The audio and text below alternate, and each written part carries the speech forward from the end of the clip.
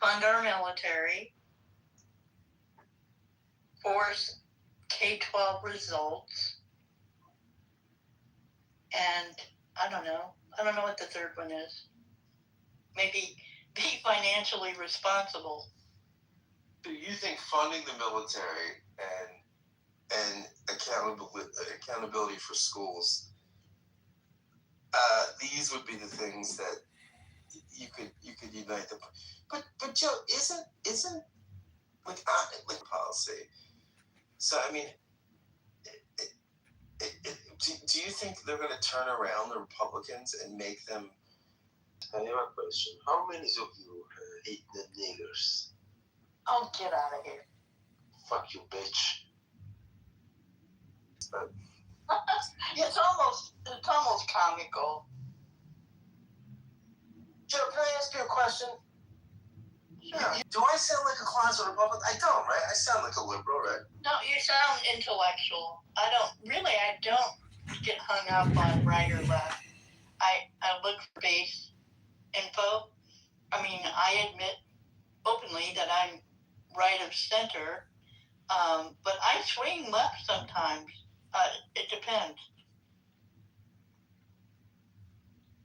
Yeah, I find myself sometimes as a man without a country, because I what I value most is candor and honesty. It's one of the reasons I love my Senator Fetterman. I think Fetterman's great, largely because he's intellectually interesting, right? He's willing to go against his own. He's willing to do perpetual sister soldier movements, which for me is huge. And I think, most on both sides of the aisle don't have an appreciation for that kind of candor. So I don't know. And Marshall's on the phone, so let's bring up Sean B. Sean, do you want to come up and take a fresh five or no? Sean does not. On the phone. I invited Leanne. I don't know the others though. All right, let's bring Leanne up. I don't know Leanne, but that's great. You do know Leanne. She's a fan of the Critical Thinking Forum. She's always in our chat. Good lady. All right, well, Leanne, you can come up. Marshall, I should use on the phone, sorry. No, I did show you on the phone, but sometimes it doesn't work. So Joe thinks your party is going to pull it together, and you don't. I mean, you don't.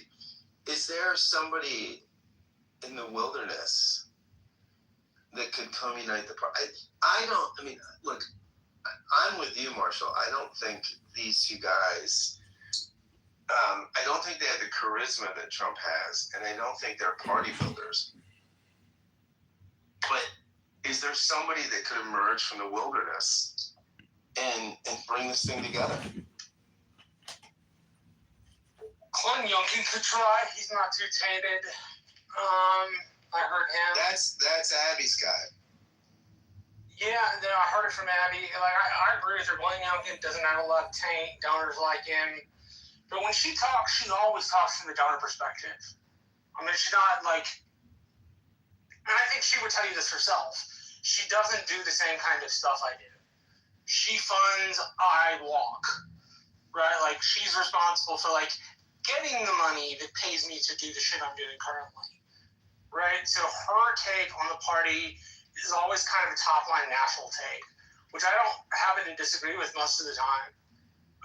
It's just, like, she approaches it a little bit differently. What's up, Jennings? How you doing? What is CTF? What's up? Oh, the Critical Thinking Forum. It's this guy who's a radio talk show host, and he does news work at night, and so he gets up during the day and holds a mini talk show on Clubhouse, and he runs it like an AM talk show. Oh, so that's what it is. I don't know. He likes it. I enjoy it. And you end up listening to interesting people. So what's going on with you, man? I'm in the heart of Atlanta right now. Nice. Atlanta's a pretty fun place. Yeah, not good driving. I every 5 minutes. Oh no, I wouldn't want to drive it. Yeah. That just seems not very much fun. We're just kind of generally talking about like midterms. Like Joe thinks like we could pull one out in 28. I'm a lot more skeptical. I think that like, hey, typically when presidents have their terms, if there's been 2 terms of a president, even if it's a Garfield style, which Trump is, then people get tired and they want the other side. And so you get the opposing party as the president. You may not get the opposing party as Congress, but you get the opposing party as president. So Joe thinks it's a little bit more rosier. I think it's a lot more, I think it's a lot less rosy, personally. Yeah. Well, I mean, there's no, whether there's not going to be a Chip in however you feel like, man. I'm sorry?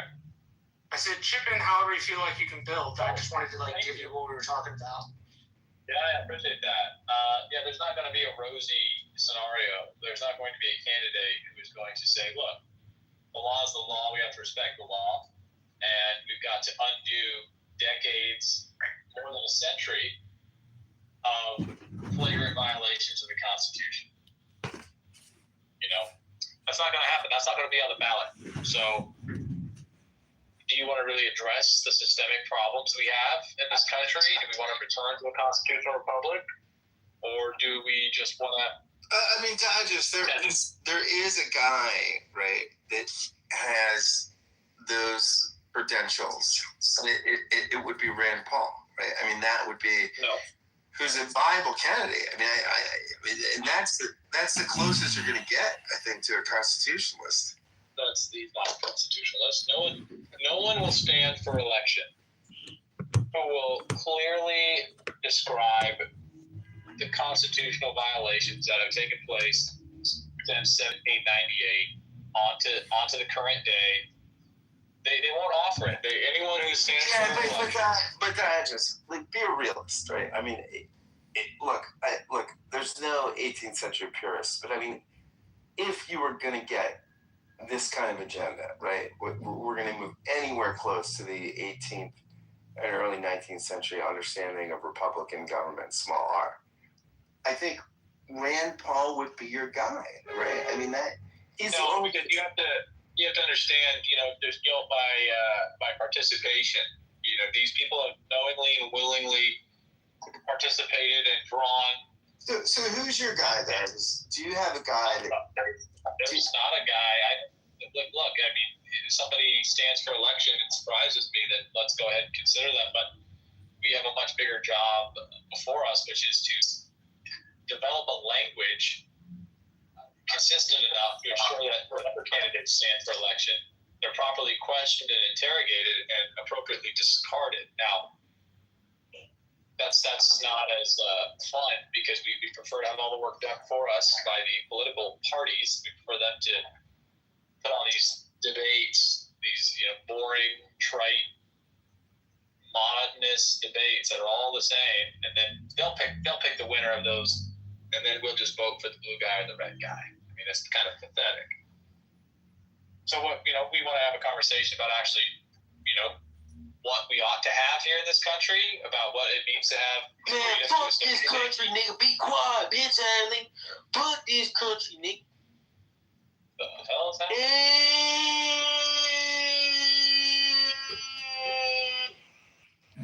What is going on? Are you all right? We have a cantankerous room. P, what's going on? P, JP. What are your thoughts on the issue? I don't know how you vote, but what is your hope for the country in 2028? I'd hope that you held a national convention. Based. Yeah. Based. Yeah. One question for you guys, because I'm not even in the States. I'm an outside observer of the United States, but a scholar of it. But I want to ask people. I hate about the sense that you need to problems and the solutions to be given to you top down. But if I must talk about people, because that's what people talk about, what do you think of Thomas Massey? I'd love to tell you that Thomas Massey is going to solve everything, but you have to be willing to speak in a certain way and avoid certain things to make it in this illegitimate system of governance at all. And he's been willing to do that. I assure you that he will not provide you with some relief.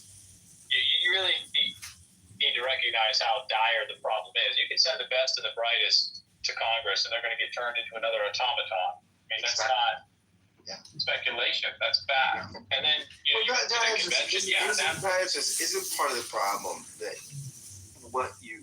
if you're a House member, which is most of the Congress, you're basically spending all your money raising millions of dollars to keep a job that pays like $150,000. I mean, it's ludicrous. I mean, you're not spending your money. That's the problem, is that you're not spending your money. You're not being elected based on money you spend. You're being elected based on money other people spend to get you elected. And in order to get elected, you've had to play ball. And ultimately, the House of Representatives should be important. There's several. I mean, the United States has one representative in the House, and again, I'm violating, a policy here, one of my own policies to tell you this.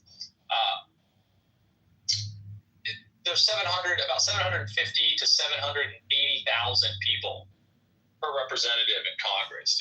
That is the worst in the developed world. There's no one even close. I think the next on the low side, actually, the high side's about 1.2. 1.2 million? Yeah. The founders wanted about 30,000, but it's anywhere between about 700,000 to about 1.2 million. Yeah, the founders very clearly forgot. They didn't anticipate states willingly giving up their right to maximize the number of representatives that they could send. And then, in 1912, we stopped increasing the size of the House, and we end up with something that would not be necessary if we just did what the Constitution had originally laid out, which was that you need, no more than one representative for every 30,000 people. You'd think every state would be saying, okay, well, every 30,000 people I got, I'm sending another representative. A lot of California's complaints would be resolved immediately if they just demanded this, but they don't. So you have to understand, it's like when you tell somebody who's morbidly obese, that you need to stop putting food in your mouth. It's like they'll give you these excuses. At the end of the day, they just won't stop putting food in their mouth. That's absolutely all there is to it. And as far as the Constitution, the rule of law is concerned in the United States, the prognosis is clear, the therapy is clear, everything is clear. No one is willing to do it because no one is going to hold them accountable if they don't. And we continue to play this game where we say there's a serious systemic problem, and then we just pick a personality and say, well, they've got the right stuff. For Christ's sake, we elected Donald Trump. People endorsed and supported Donald Trump for the office of the presidency. I mean, it's embarrassing. But you said pick a guy that's right of center. I'm sorry? Is that fair to say you're right of center or no?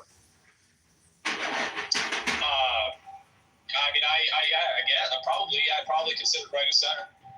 So you and Joe. I don't know. I don't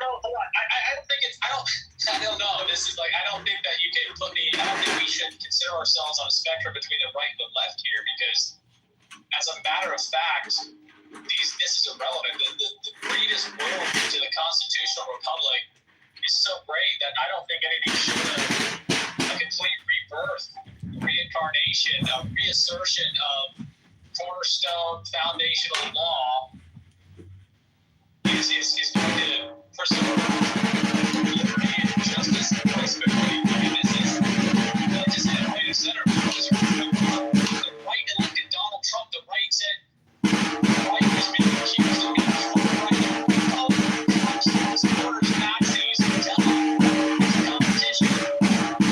It's a lot of those to take the number of kids back from this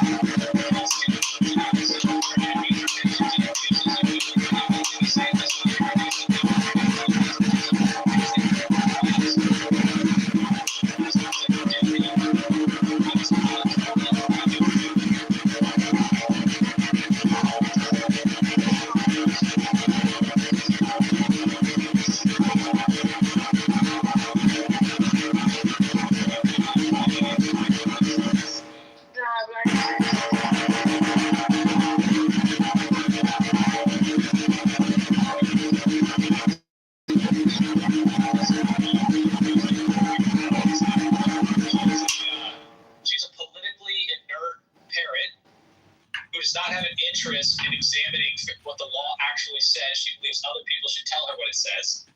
She believes that we should blindly and unquestioningly. Joe, I'm nodding heavy-handed today. Joe, what are you? That's not true. I'm not being heavy-handed. I'm just trying to keep the smart people on the stage. So, how do you respond to that, Joe? I mean, that sounded to me like somebody that's going to lose elections. I was responding to him. What he was saying is not true. I think the right takes each individual topic and measures it according to their core beliefs. And that's where the difference lies. The Democrats and the Republicans have different core beliefs. Yeah, I'm with you. I mean, I think, look, I think my own party, I actually think the best chance we had at taking back the country was in 2016 with Bernie Sanders, because he was a working class guy. He was not a culture warrior, right? He didn't want to be in people's bedrooms. He didn't want to talk about religion. He wanted to talk about resources and sustainable living. What we did was we put our thumbs on the scale and we sent him to the political wilderness, right? And we basically said, no, there's no Bernie Sanders allowed. And the only thing that's allowed in the Democratic Party is Hillary Clinton and Kamala Harris and Joe Biden, these people that are stewards of a welfare state that no one, I think a lot of people would like to see us go either to the right or to the left of. So I don't know, Joe. I don't know. Don't know. Marshall, are you still on the phone or no? I'm not on the phone. I was doing math. Oh, what's the math saying? The math says I have more work to do. Wait, you knocking on doors, or what are you doing? Yeah, I'm counting how many doors I knocked on. Do you get paid per door or no? No, I negotiated a flat rate of $1,200 a month, plus other campaigns. Oh, that's not bad. How do I get that gig? When your senator goes up for re-election, volunteer, see if you can be a paid door knocker, and then you go knock on people's doors, and hopefully the next year they'll pay you more. They probably won't pay you a ton the first year, but if they're well financed and they can afford to pay, ask for something decent. But don't think you can't ask them to pay you. Just don't ask for $5,000 a month. They're probably not going to pay you $5,000 a month. Door knocking's hard, though. It really is, Marshall.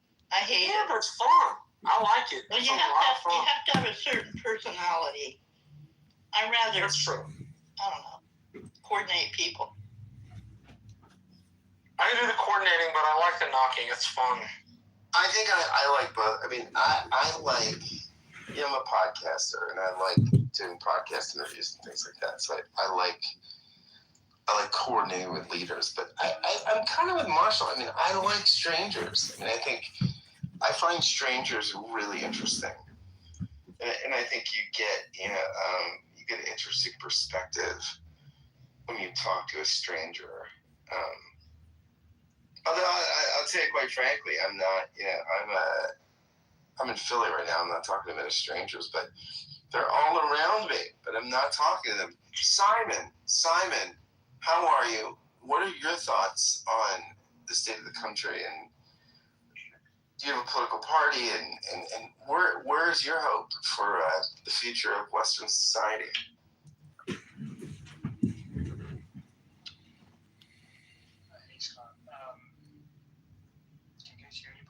Yep, you sound great. Yeah, I can hear you, Simon. Go ahead. outside? Yeah, I'm extremely pessimistic for the future of Western civilization. I would not affiliate myself to any political party in the U.S. at the moment.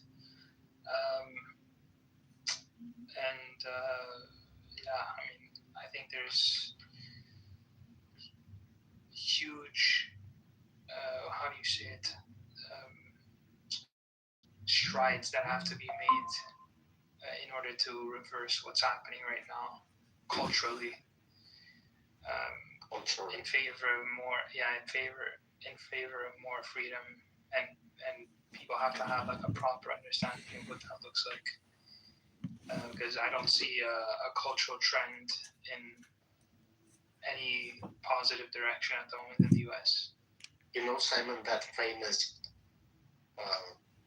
maxim, I would say, by Andrew Breitbart, that said, politics is downstream from culture. Yeah. So if you want to influence politics, do you go upstream or downstream?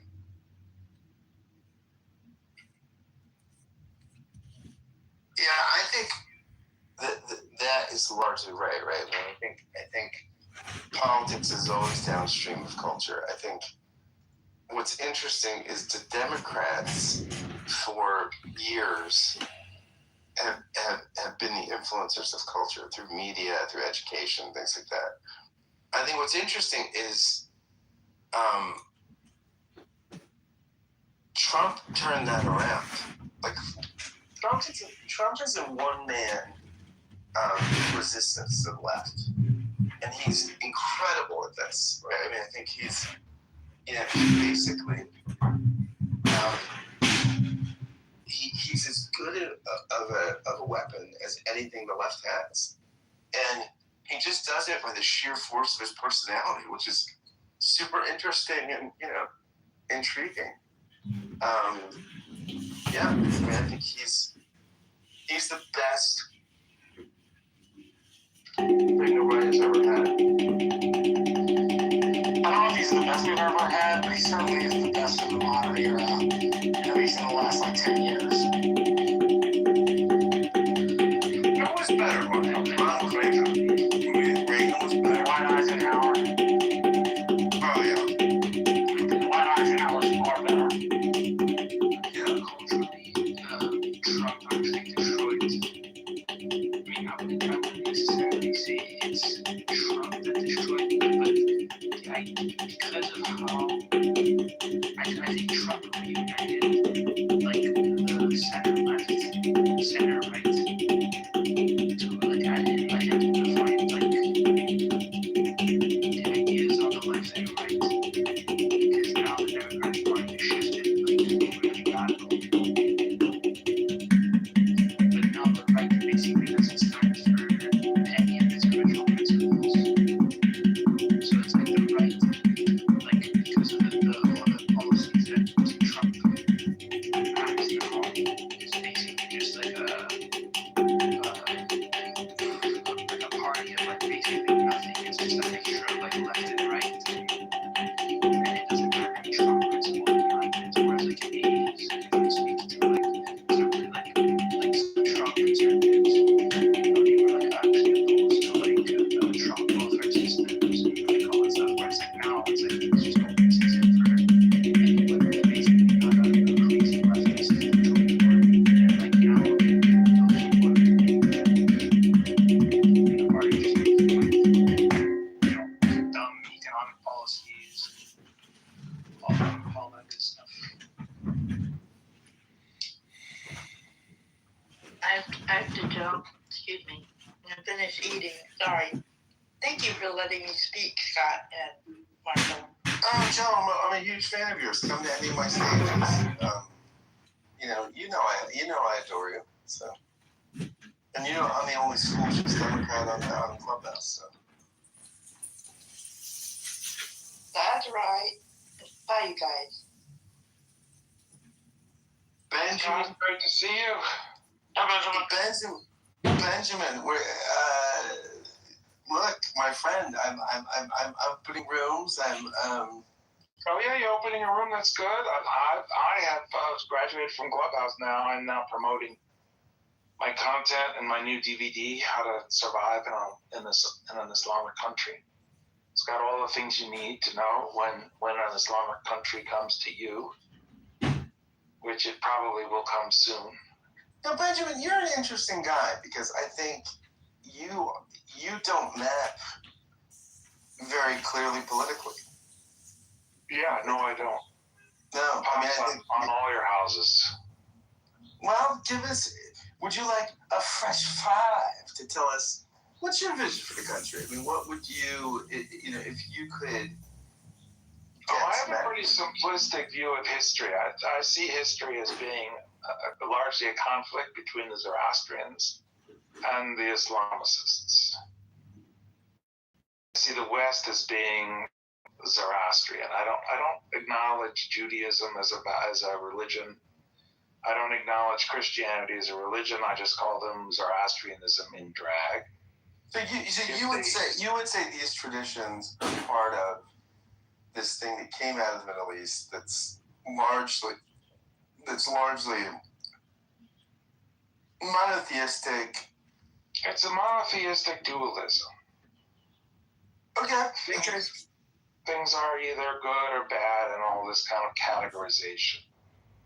And, and it matters how much good you do, and when you die, somebody gives a damn, right? All of that is Zoroastrian as far as I'm concerned. It's not really present. Like, if you read Job, you wouldn't get the notion that the dominant religious view is a monotheistic, dualistic religion, right? You get this weird kind of God character who plays with his food and has no other redeeming virtues. So I think that religious thought died a long time ago. And what we have today is much more aligned with what the Zoroastrians, the Persians, had 600 BC. And then we have Islam, which is dead set on destroying Zoroastrianism. And I think that one of them is better than the others. I think Zoroastrianism is pretty good. Not great, but it's pretty good. And Islam is just god-awful, horrible, nasty, and must be defeated. I think that it's a shame that we're going to have to elect monsters, cretins, that you wouldn't want your daughter to have anything to do with, right? Like the worst people in the world. In order to defend us from the Islamicists, because the people that you would want to have in government refuse to do it, are incapable of doing it, are so confused. They can't bear to tie their own shoes. So we end up with the politicians we need, not the politicians we want. Because the only agenda item that matters is beating Islam. And that's the only agenda that's mattered for 2,000 years. So you're a Clash of Civilizations guy, and probably I am, right? This is all Clash of Civilizations. Yeah. I hate being that guy, but I'm in your camp. I mean,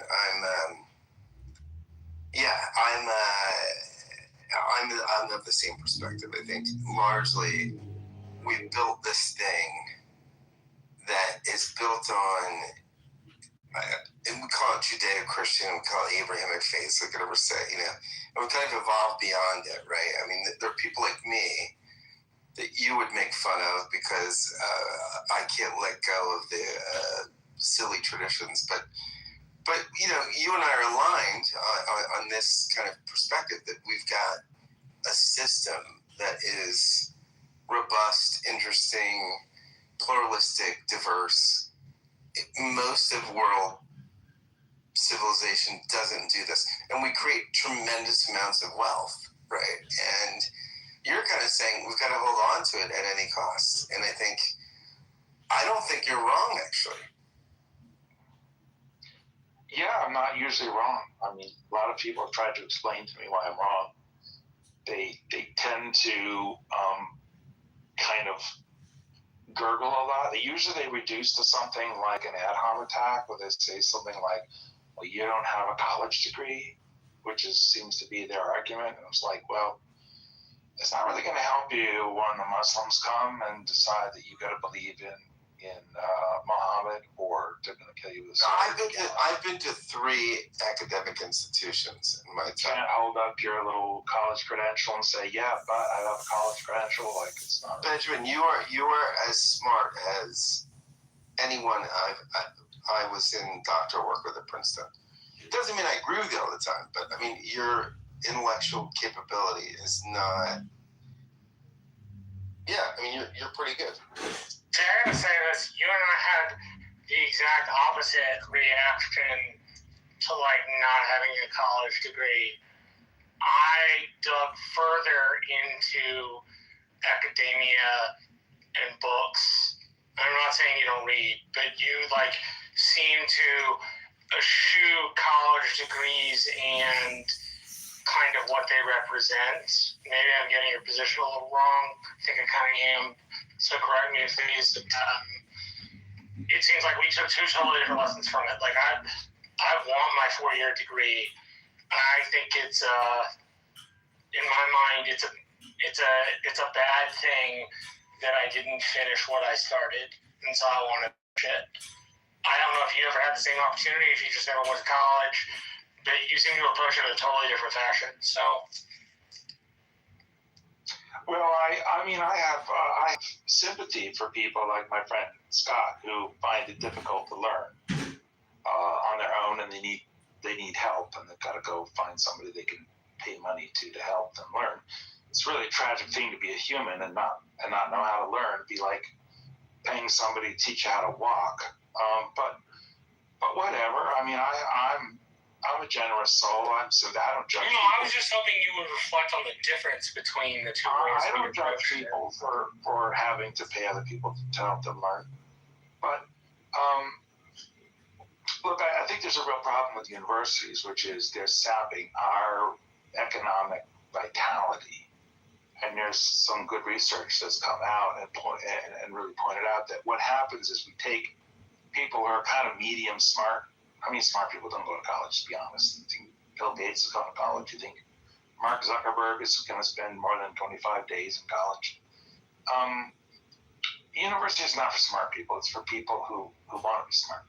Now, the second is the universities are taxing young people, and they're loading them up with debt. So they leave the university with $150,000 in debt, and that really curtails their options. So these people who should be going out and creating new businesses are instead going out and accepting kind of an old school job that they hate, and they sit in there and they rot, and they don't do the job very well.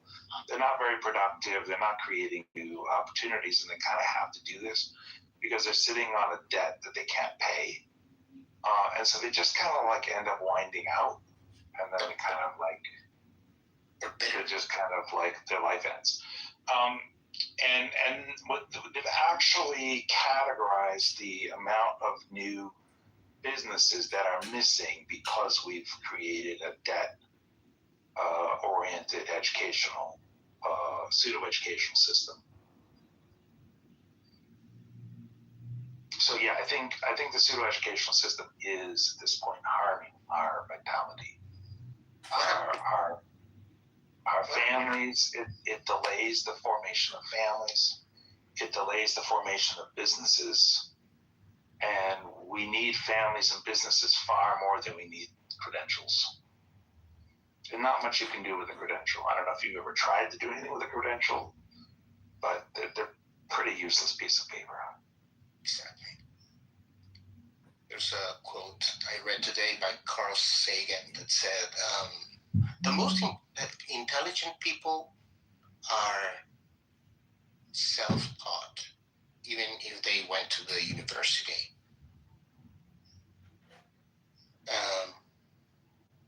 And so, and it proves true, Elon wouldn't be, well, Elon did finish, but Gates wouldn't be Gates, or jobs wouldn't be jobs, you know? Yeah. I don't know. I think there's a case in which we've like overemphasized degrees and underemphasized practical learning. But I still, as somebody who never finished school, I regret not finishing school. It's not a piece of my life where I think to myself, God, you know, I escaped that boring old university system. It's a case where I often think to myself, man, you know, I really wish I finished my history degree. Right? Like I think about that often. What do you think? I had a different approach Marshall, to what do you imagine is in the history degree? nothing. I just want to be able to say I did it. I don't like the fact that I quit something halfway through. But Marshall, do you really think that a history degree is anything other than a collection of lies that the victors tell themselves? You know, I don't think it's a collection of lies. I think your point is like, can't I learn that stuff other places? And it is. I think the reason it matters more to me is because I quit halfway through. Well, what I was not in a, just give me a second. Like I was not in a place, like headspace wise, where school was a good idea. It just wasn't. Like I had a bunch of shit wrong with me, and like couldn't have told you it was wrong with me. But I want that piece. I want to be did it. Maybe that's stupid, but I want to be able to say I finished what I started. There you go. So this is nice. This is wonderful. I'm going to be giving down. Thanks, guys. Has Marshall broken up for everybody here?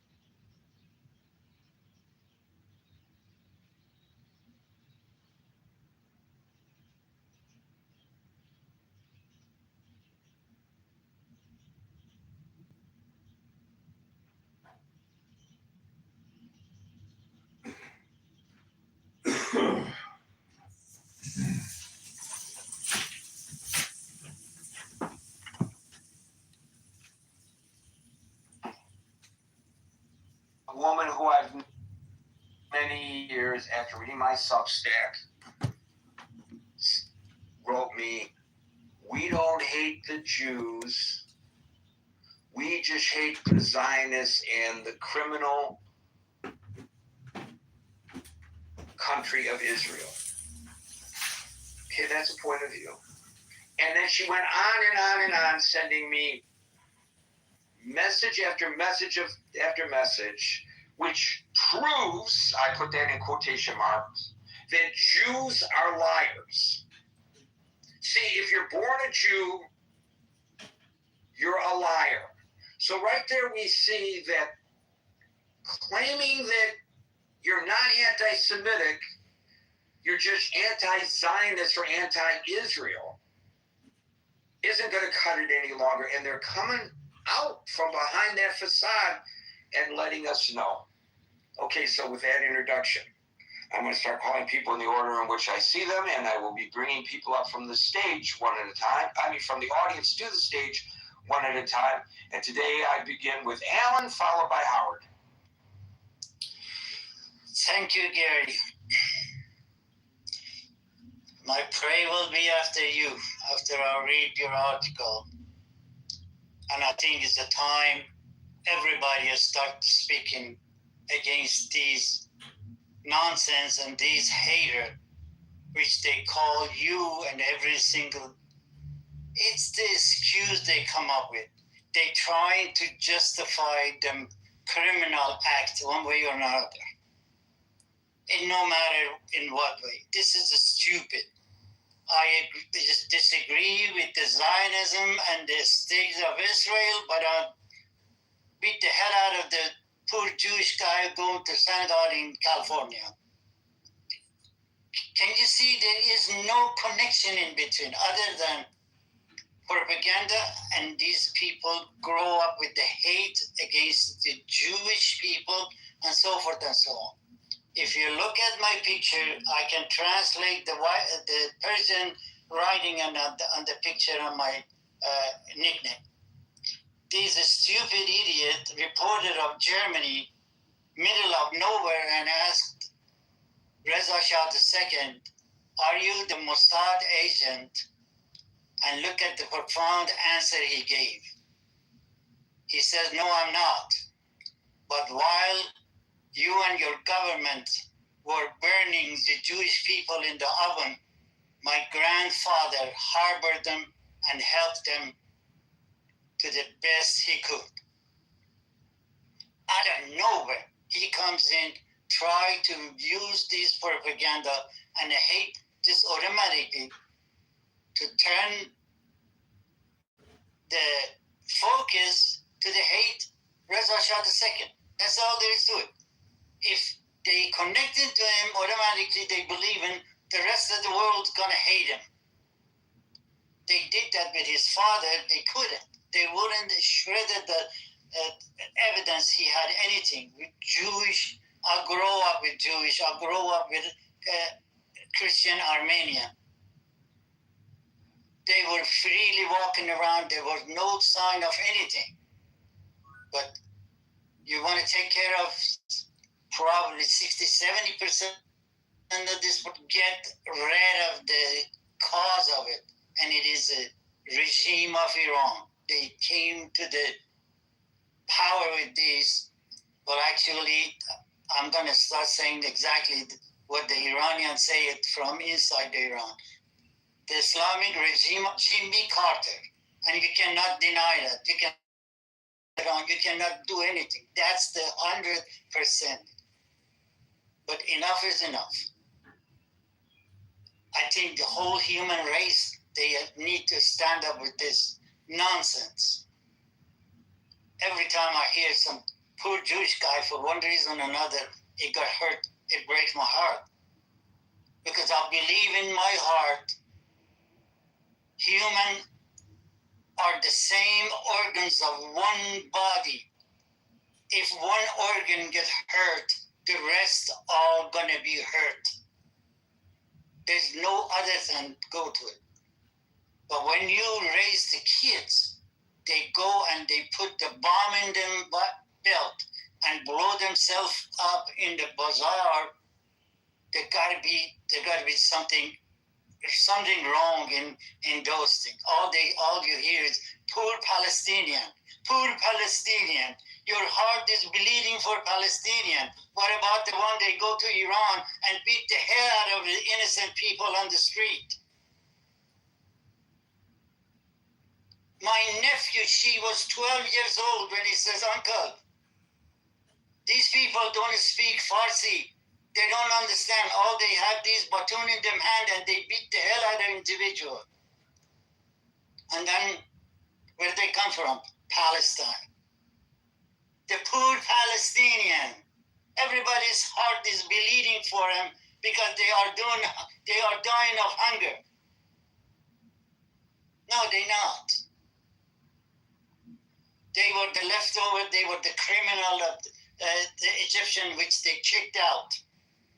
And they didn't have no place, no name, no nothing until that bastard ambassador came around. And the things start going. And right after that, the no human Khomeini came in and started saying Zionism. But we say not Zionism, but Zionism. Zion means the person love his country, is ready to die for his country. those 14, 15, 16, 17, 20 years old Jewish people, they joined the IDF by heart just to defend their own country. Back to you, Gary. But people need to start talking. So thank you very They much. start going exactly the same. So thank you, Alan. You're absolutely right that in modern Iran, there was an affinity between the actual body politic of the country by this regime. And it is also true, you're absolutely right, that they are the greatest exporter of terrorism in the world. And their number one targets are not just Israelis and Israel, but Jews.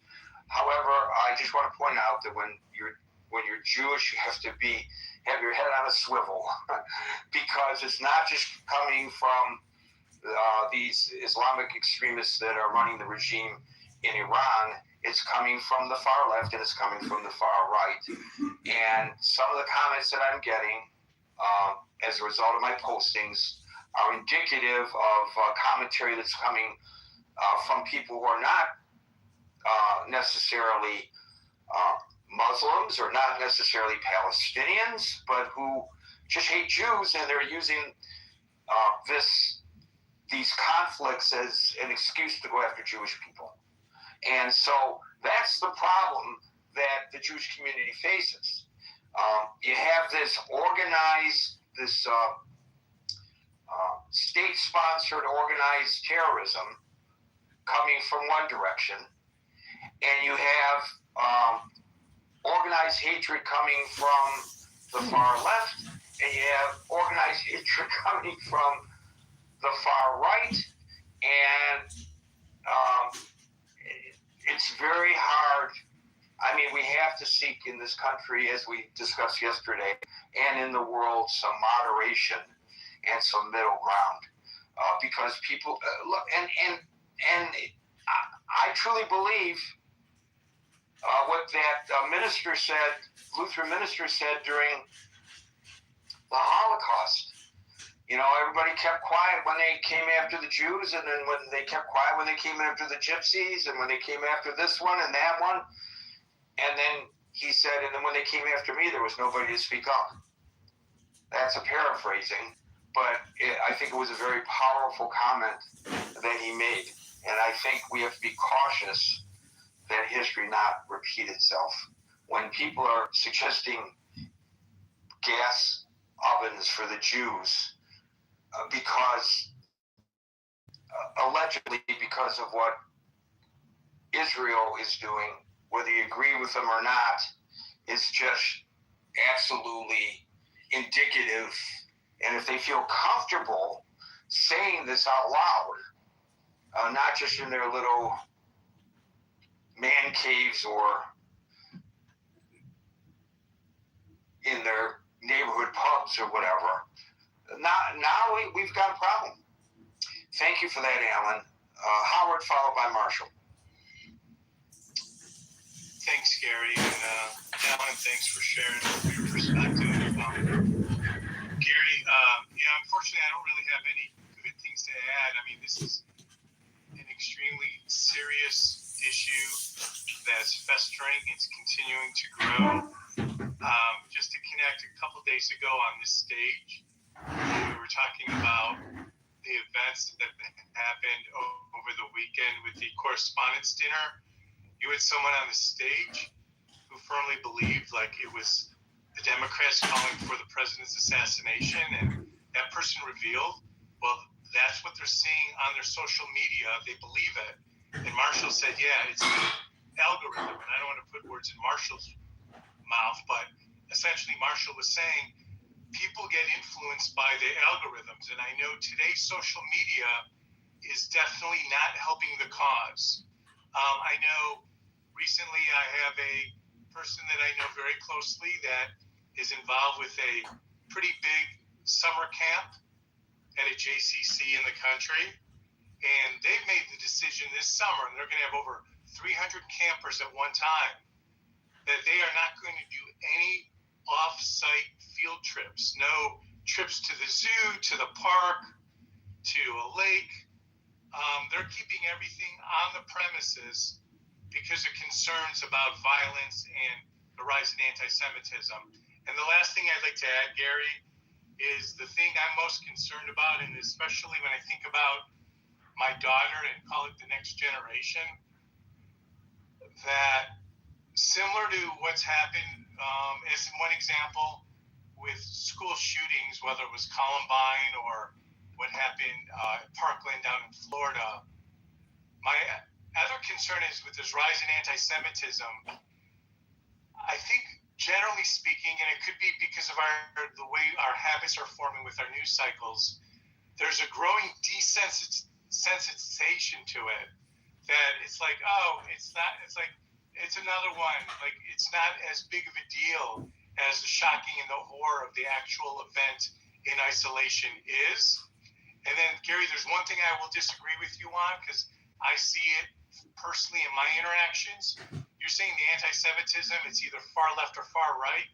There's growing anti-Semitism straight in the middle. Just people have views and attitudes based on current events.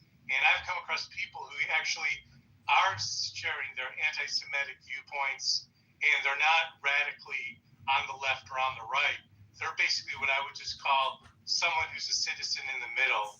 And with that, Gary, I'll crash Skylab right now. So that last observation is accurate, and I'm not disputing it. It's even worse. Having your head on a swivel is not enough. You got to look straight ahead. And I think your descriptive analysis of what's going on with the summer camp.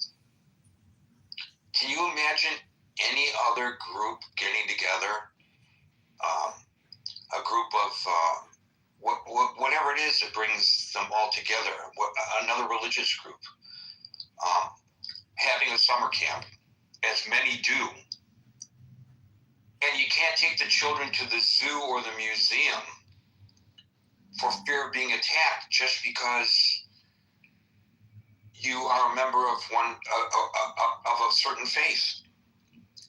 That happening to another faith group in the United States? I don't think so. And again, just because you're born into a faith doesn't mean you have anything to do with the decisions of Israel. And I'm not here to argue for or against Israeli policy. That's not my point. It's okay to criticize the Israeli government. It's okay to support the Israeli government. It's not okay to intimidate and attack Jewish people because of what the Israeli government does. And yet, it happens with a degree of impunity in our nation, and not enough people are standing up to it. That includes Jews. We need to be tougher, but that's another story. Thank you, Howard. Marshall, followed by Scott. Well, my Jewish friends, I wish there was something more I could do aside from speak out. I don't know what you can do personally other than when you find it, oppose it. Participate if your local synagogue needs something, like help out. I don't know. Hating black people and hating Jews seem to be two of the oldest kind of hatreds in the world.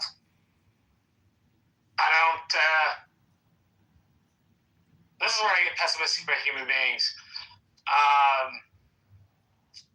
That seems to be rather easy for society to blame Jews. I don't know what the history of blaming Jews in China is, but seems like things get tough, you blame the Jews. I'm not talking about those that criticize the Israeli government. I agree with you. They ought to have their right to have their opinion. I'm talking about the folks that are specifically anti-Jewish. That seems to be rising with an alarming regularity. And I don't know what you do about it. I wish I had something better to say or more encouraging. But I don't know what you do about it aside from in your private life, stand up against it. Make sure where you have influence, you speak out against it. Make sure where you can put yourself in the way and protect people, you do. But short of that and joining organizations that help out, I don't know what an individual can do on their own. You know, I don't want it to be one of these things where we just like have this show and we just like lament this is happening. You know, if there are any organizations people get involved in, obviously that's the way to do it. You know, find nonprofits helping out, help out. That's about how that hits me. I don't know, my local temple needs something, I'd be happy to help. So I'll leave it there. I don't know how to say much more. I think I've said all I got to say. Well, you know, Jews have been expelled and scapegoated for centuries, long before the establishment of the State of Israel. In 1290, expelled from England. In 1306, expelled from France. In 1492, expelled from Spain. Then it picked up after the establishment of the State of Israel in 1948. 1 million Jews forced out of Arab and Muslim countries, including Iraq, Yemen, Lebanon, Syria. Under the Roman Empire, there was an expulsion that triggered a nearly 2,000-year diaspora. Yeah, 70 AD, I think. Right. That was long before, obviously, the establishment of the State of Israel. And if that doesn't include expulsion from specific cities or regions, not entire nations, you know, leading to forced migration. There's plenty of documentation of all of this.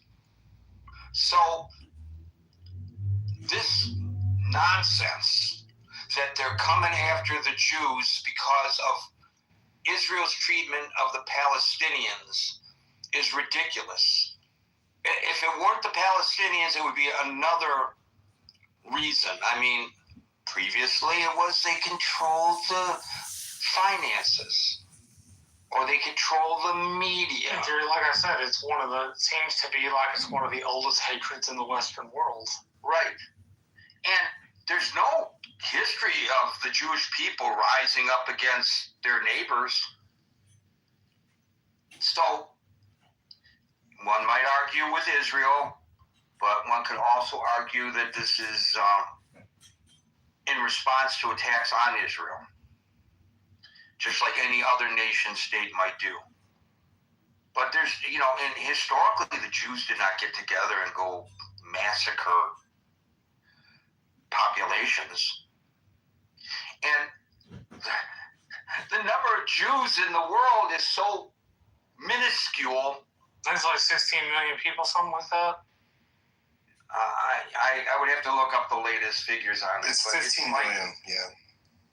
You know, it's like, okay, now, if you get rid of all the Jews, now what are you going to do? What are you going to do then? Who are you going to turn your hatred to then? Or are you going to be living in some kind of utopian world? Oh my God, the world suddenly got better. By the way, when it comes to the State of Israel, people who hate the State of Israel think it should be wiped off the map. Ought to look at all the contributions Israelis have made to society in the medical field and the technology field. We wouldn't be talking on our iPhones right now if it weren't for what the Israelis developed. Others are building the iPhone, but it was the Israelis who developed it. We wouldn't be using our car navigation. We wouldn't have, maybe eventually somebody else would have come up with it, but we wouldn't have pacemakers, so many other things. Good reason to get rid of the Israelis and the Jews for their contributions. It's, as Mr. Spock would say to Captain Kirk, illogical. Scott, followed by Dave. Gary, You're killing me with the Spock reference. By the way, both Jews, Shatner and Leonard Nimoy were both Jews. But and I'm a huge Star Trek guy. If you turn down the volume on Wrath of Khan, I can say all the lines. I want to say where the anti-Semitism is rooted is in Genesis 37. If you look at it, so Joseph saves the people of Egypt and saves the whole world through his storehousing and of grain. And the Pharaoh says in that chapter of the Bible, your people can be where, we owe you. But you can only be in Dothan because people hate shepherds. I mean, the Egyptians just hate shepherds. And I think that's part of the thing. I mean, I think why people hate Jews is because they've been able to have identity without power, which the Western world just doesn't understand. And it finds, the Jewish people have had a sense of continuity and connection without political power. And sometimes they've, had some influence and sometimes they haven't. But that is, and then I think, it's very interesting. Scott Galloway, who is a secular Jew and, a pretty prominent guy, in public discourse, his argument was we're just not comfortable with Jews waging war the way Gentiles do. So we would have been comfortable with a defensive war or something, right? Which no one fights, right? Everybody fights asymmetrically. If you have the advantage, you press it and you force it. Just what everybody does. But we're not comfortable when Jews do it. And it goes back to Genesis 37 on the fact that Jews are shepherds. And, what is Israel? What is Egypt? Egypt is not a shepherd. They're a manufacturing sort of agrarian megapower. And that's just not how Israel has survived. And we're just fundamentally, we don't like it. We just fundamentally don't like it. I mean, in the West, we just, the anti-Semitism is so deep in our bones, which I think if we could admit it, that would be great. We could, admitting racism, admitting anti-Semitism, admitting, but it's just so hard to do. I don't know. But I think they're the best liberal democracy in the region, and if I could go volunteer for the IDF, I would do it, but can't do it now. But thanks for the room, Gary. Thank you, Scott. Dave, followed by Perusian. So since Scott talked about Bible, I would try to explain your observation that why there's anti-Semitic coming from the far left, far right, as well as the center. It all date back to 70 AD when Jews are distributed throughout the whole world.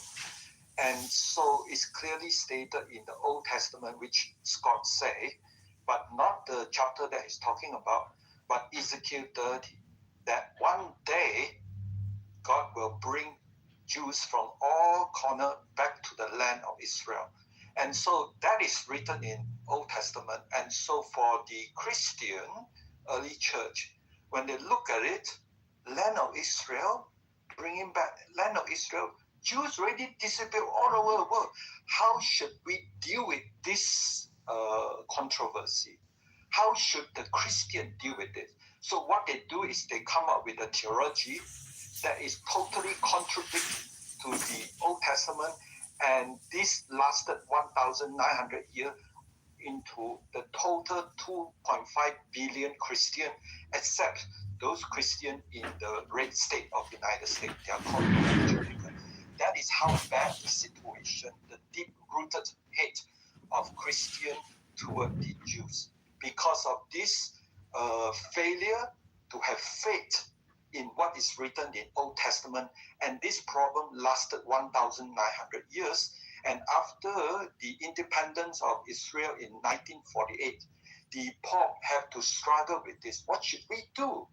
Now, the Bible in the Old Testament actually is coming to the truth.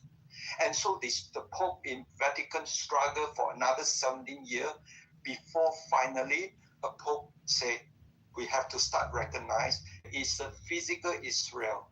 But in 2026, if you speak to Catholic from South America, from those swing states, from Europe and other part of the world, there's no physical Israel. It's contradiction.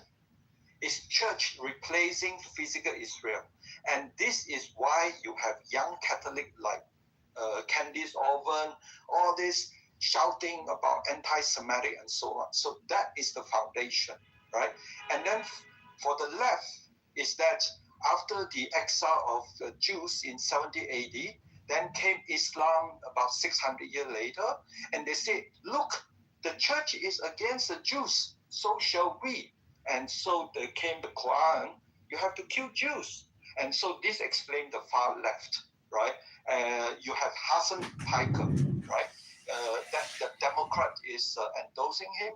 He's the number one Democrat Party representative of anti-Zionist.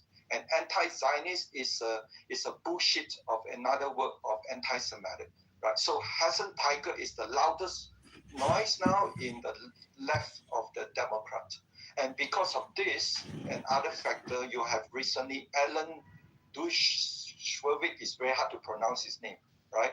He has been Democrat since 14 years old, and now he's close to 80 years old, and he publicly announced, from now on, I'm a Democrat. I can't take any more bullshit coming from Democrats, which is totally anti-Zionist, anti-Semitic, right? So, but what are we seeing the rise of threat level in UK? Is all coming from the mother of propaganda machine, which is since 1979, the Iranian Murad IRGC regime, like Aaron said, these are the propaganda machine behind pro-Palestine. Why?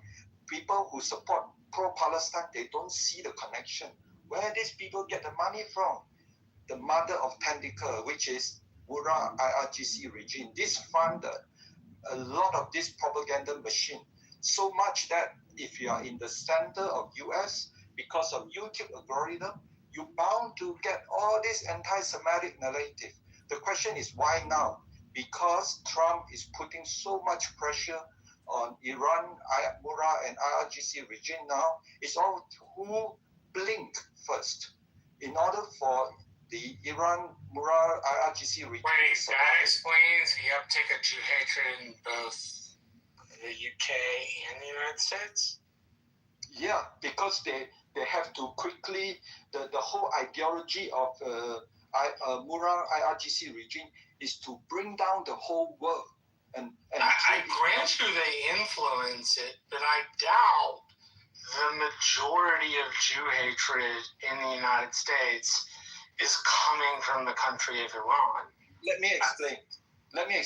So the whole idea is the Murad regime promote end time of Islamic war, right? And this end time of Islamic war it involves shooting missile to the Gulf state. And so the Muslims say, my God, we are in the end war. So we have to start killing Jews. Otherwise, by the time we reach the judgment day, we have to be peaceful. Unfortunately, a lot of the attacks on the Jews, probably most of the attacks on the Jews in the United States, I won't say this is true for Europe. It's not coming from the Muslims. All of this organized nonsense that occurred on the college campuses did not come from the Muslims. It came from the far left. So I think you speak too much in absolutes on this issue, David. So, for example, you said a moment ago that the Democratic Party is entirely anti-Semitic. And I think even you know that that's hyperbole on your part. Hakeem Jeffries Cory Booker, Richie Torres, Dan Goldman, who is Jewish. These are just off the top of my head. They've been vocal supporters of Israel and combating anti-Semitism. There are democratic advocacy groups like the Democratic Majority for Israel, which is promotes pro-Israel policies within the party, and then they back candidates who support those views. And Jews are well represented within the Democratic Party. A significant percentage of Jews are Democratic elected officials in Congress. I don't know the exact number. I can look it up. So to say, what's that? I don't disagree if you speak to Alan Dershowitz. He's a Democrat since 14 years old. Why he now publicly wrote that he's switching to Republicans? Well, because there is some within the Democratic Party anti-Semitism that is beginning to raise its head, and the party is struggling with how to handle that, because they have this open tent philosophy that we're open to everyone. So they try to accommodate everyone. So how do I accommodate the anti-Semite without... The Michigan case is a prime example. The Muslim guy running for the Board of Regents as a Democrat at the University of Michigan at the state convention, I discussed it the other day. He was cheered on and nominated, acing out the incumbent Jewish guy after posting a tweet in support of Hezbollah, because you don't want to be seen as a Democrat as, God forbid, being anti-Muslim, and if you stand up to this guy for his support of terrorism, it may be misinterpreted as being not anti-terrorism, but anti-Muslim. So the Democratic Party is having a difficult time, which you don't see institutionalized in the Republican Party. And so as a result of that, and as a result of some prominent members of the Democratic Party making statements about the right of Israel to exist, etc., and I know you know to whom I am referring, there are Jews who have traditionally been Democratic voters who are now leaving the party. Not just the example that you give, but I know many Jews who are at least considering themselves no longer Democrats and independents, many of them now declaring themselves to be Republicans. So that's the reason. I think that's the reason why, David, is far more nuanced, though, I believe, than the way you present. I agree. The way you point out is much more accurate. And what I want to go back is the campus. So the whole idea is the campus protest is a recruitment of the far left, recruitment of the student. How do you recruit them? Indoctrinate that into the university curriculum, and where the money come from the Middle East. The whole idea is the end time ideology bring down the whole world by systematically indoctrinate the West, so that they have this idea of pro-Palestine. Everything is to bring down the whole world, recruit the far left, try to provoke the far right, and then keep on telling the Muslim living in the West, you want to kill the Jewish now, do it now. Otherwise, you are running out of time. Thank you. I think you're absolutely correct about the undue influence of certain Arab countries on our universities, and there's been some research into that recently as a result of the attacks on Jewish students on campus. Because once again, because they are Jewish and because they might support the state of Israel, they are legitimate targets. How dare you have that point of view? My point of view is just moral and ethical point of view. So you are deserving, by virtue of your faith of birth, of whatever pressure pressure I can put on you. And some of that pressure, and I have documented it in my reporting, has been academically based. I have done stories about students' grade point average was diminished because of their views on Israel. So it's pretty obvious that there's a causation there with all that money flowing in. You're absolutely right about that, Dave. Perusian followed by agent. Hello, Gary. Hello. Sorry, was making coffee. It's a little bit late here in Germany. So just want to share also my concerns about the rise of this anti-Semitism in also Europe. And as I understand now, as I wrote that article that you've shared, I was shocked about that incident in Manhattan. We also in Germany, I know that the German officials are also concerned about the security situation. I know that security has been leveled up. So me, myself, I am working in different projects with also the Jewish community here in our state. Very trustworthy since more than 14 years. And maybe I just want to share that we have founded an association that is studying about the roots of anti-Semitism in Iran, especially because since the state where I'm located in Germany, it is the state of concentration camps of Buchenwald. Sadly, the city of Erfurt, the company of Topf and Söhne were the producers of the crematoria, so that has been used in Auschwitz and all the other concentration camps around Europe. So the local government and city has a huge asset of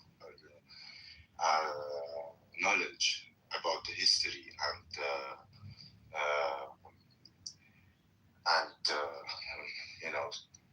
unbelievable size of this, of the Shoah and of this human catastrophe. This is some kind of reason why we are trying to transfer and translate this knowledge for the Iranian audience to understand. During our study, we found out that really anti-Semitism in Iran is the biggest part is a modern phenomenon. The first, actually, Jews lived in Iran since more than 2,700 years. So compared to the living of the Jews in Germany, it is 3,000 or 2,000 years more.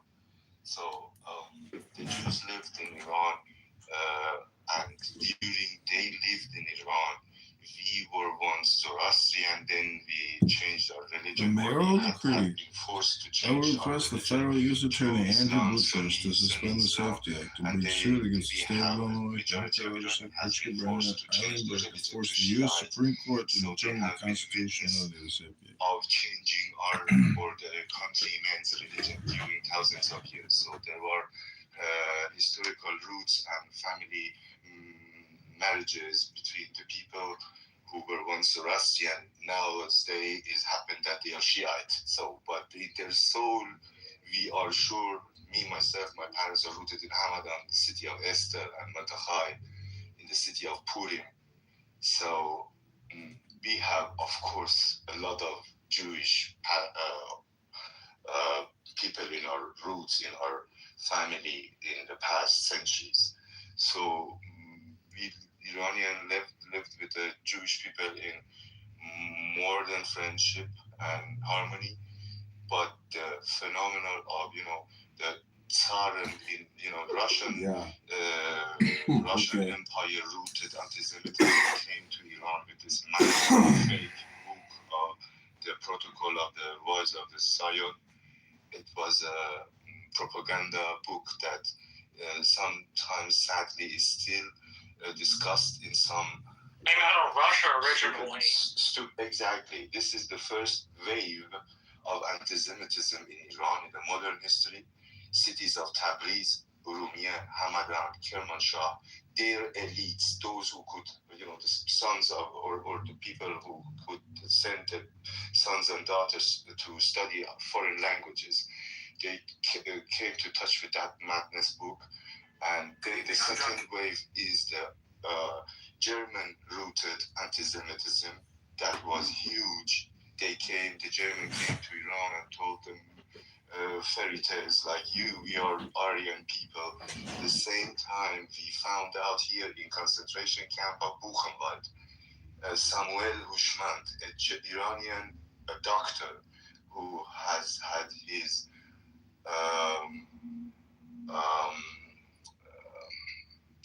practice in Frankfurt am Main, was captured and killed and murdered in Buchenwald.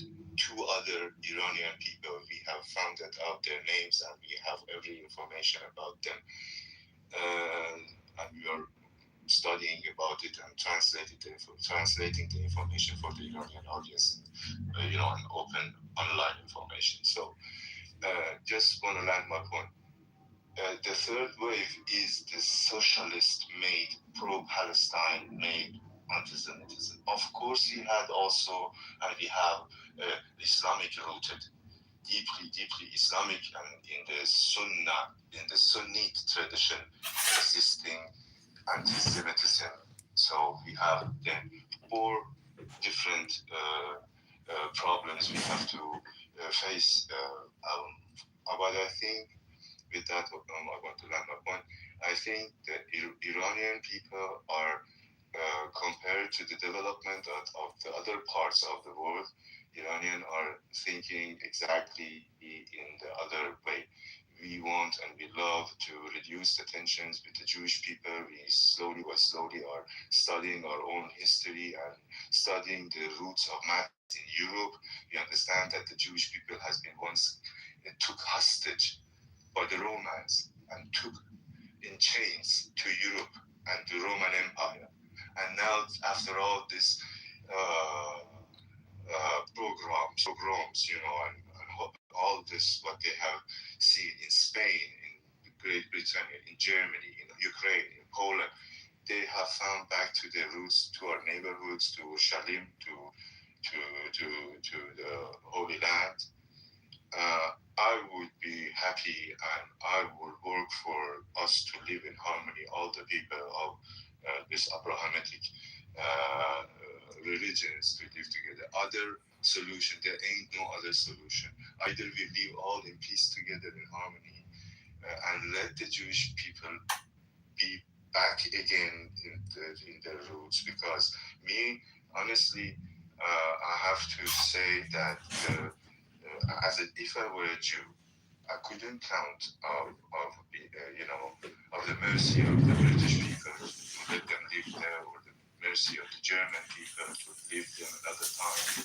Germany, for them to trust Germany, that no, never ever will happen. That stuff. So it is necessary for them to have their own country. We have understood that modern phenomenon 70, 80 years now. I think that is the time that we learn to live in harmony with our Jewish neighbors. Thank you. I want to kind of reset the room a little bit and go back to what's going on in London today, in addition to what we've already discussed. A yeshiva in London today, we do not know the cause at this point, but there was a major fire there. I want to, not that they're listening, but if they were to be listening, I just feel compelled to publicly thank the fire brigade there in London, because they immediately ran into that religious school and removed the Torah scrolls to turn it over to the leaders of the community, save the scrolls. That's the first thing they did. So So thank you to the firefighters of London. There's just so much going on there. The Prime Minister went to the area of the stabbing and was called a traitor. He was heckled because he went to show support for the Jewish community. You're a traitor, Mr. Prime Minister. There were people today driving down the roadway in London, waving Palestinian flags, and they were shouting, they were shouting, F the Jews, rape their daughters. F the Jews, rape their daughters. I mean, it just goes on and on and on. So they feel unencumbered now.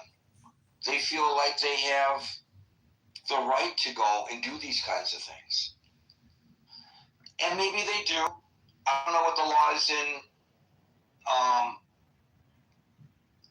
the United Kingdom. I think they have similar free speech guarantees as we do in the United States. If you want to scream insults at the Prime Minister for supporting the Jews, I guess you can. It's just, you know, if some Muslims were attacked for their religion, God forbid, and the Prime Minister went out to show support for them, would people be calling him a traitor for supporting a community within his nation that came under attack? I really would hope not. Thank you for that, Perusian. We'll go to Agent, followed by our Maze. Gary, thank you for having me. I think, you know, zooming out a bit, there's a few things to say here, but I keep being reminded of this term that I think describes our current political system in the West, or at least increasingly in many Western countries, and that is anarcho-tyranny. It's a political system where the state fails to enforce basic laws against criminals while simultaneously over-regulating and law-abiding citizens. The other day, for instance, I was in California and my car was broken into. All of my things were stolen. My IDs, my computers, you know, a huge amount of my life, my work computers, everything. But the, you know, local defunded police is a highly defensive posture. They said when all the things were settled and whatever, they could maybe send a police escort to front my, you know, if I could go collect my things, and they'd maybe send someone to accompany me. Okay, so what does that have to do with today's? I'm sure there's a correlation. I mean, it's just top of mind for me. I'm not trying to make it about me and my situation, but I think it relates to this concept that we are not focusing on the basic things that are going to keep people safe in society. People are more concerned with defending the status of, with not offending people by public officials, for instance, or by people with high status in society, rather than actually protecting the citizens and the population. And I think Jews, as many people talked about, become a particular target for hate and for just victimization from a lot of different people.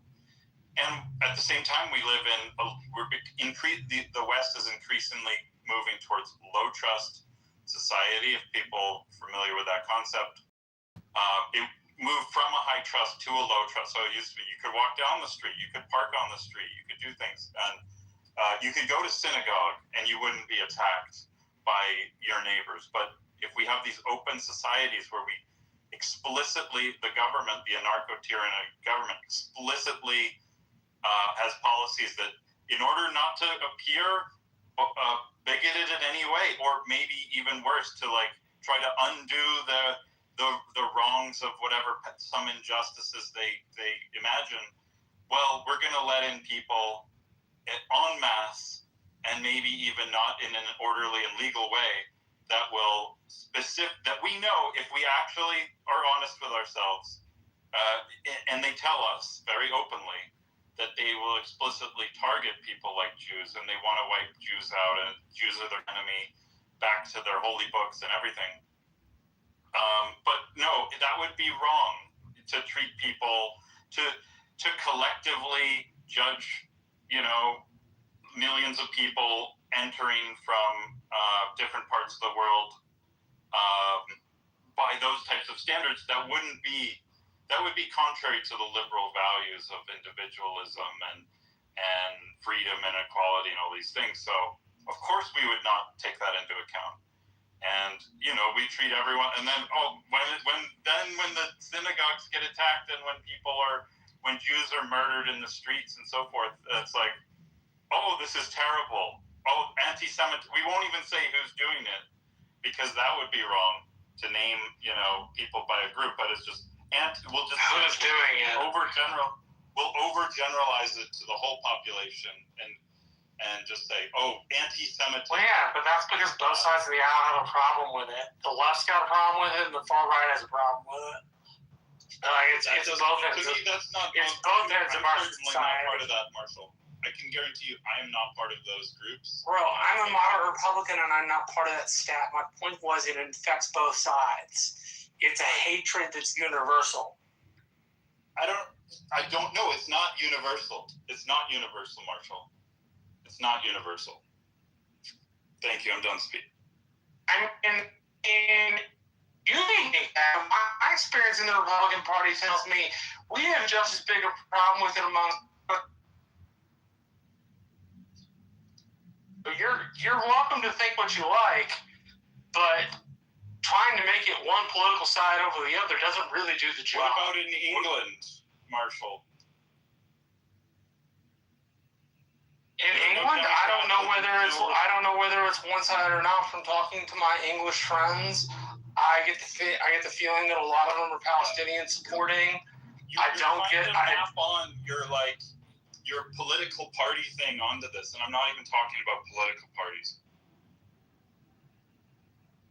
Okay, thank you, Marshall. And Agent will go to Armaze, followed by Les. Thank you, Gary. Good evening, good afternoon, everyone, or good morning. This is really sad. I don't like to hear that kind of stuff where Jewish people or any other group is being attacked, right? Or the threats of attack. I'm always making references to Mexico, and we have a huge community, a Jewish community here in Mexico City, and we don't have problems like that.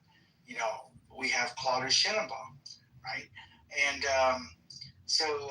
Gary earlier was talking about how Jewish attorneys were protecting Black Americans when no one else would protect them. Maybe it's time for the Jewish community and the Latino community or Hispanic community, in particular the Mexicans, that we unite, that we come together. Thank you for the mic, Gary.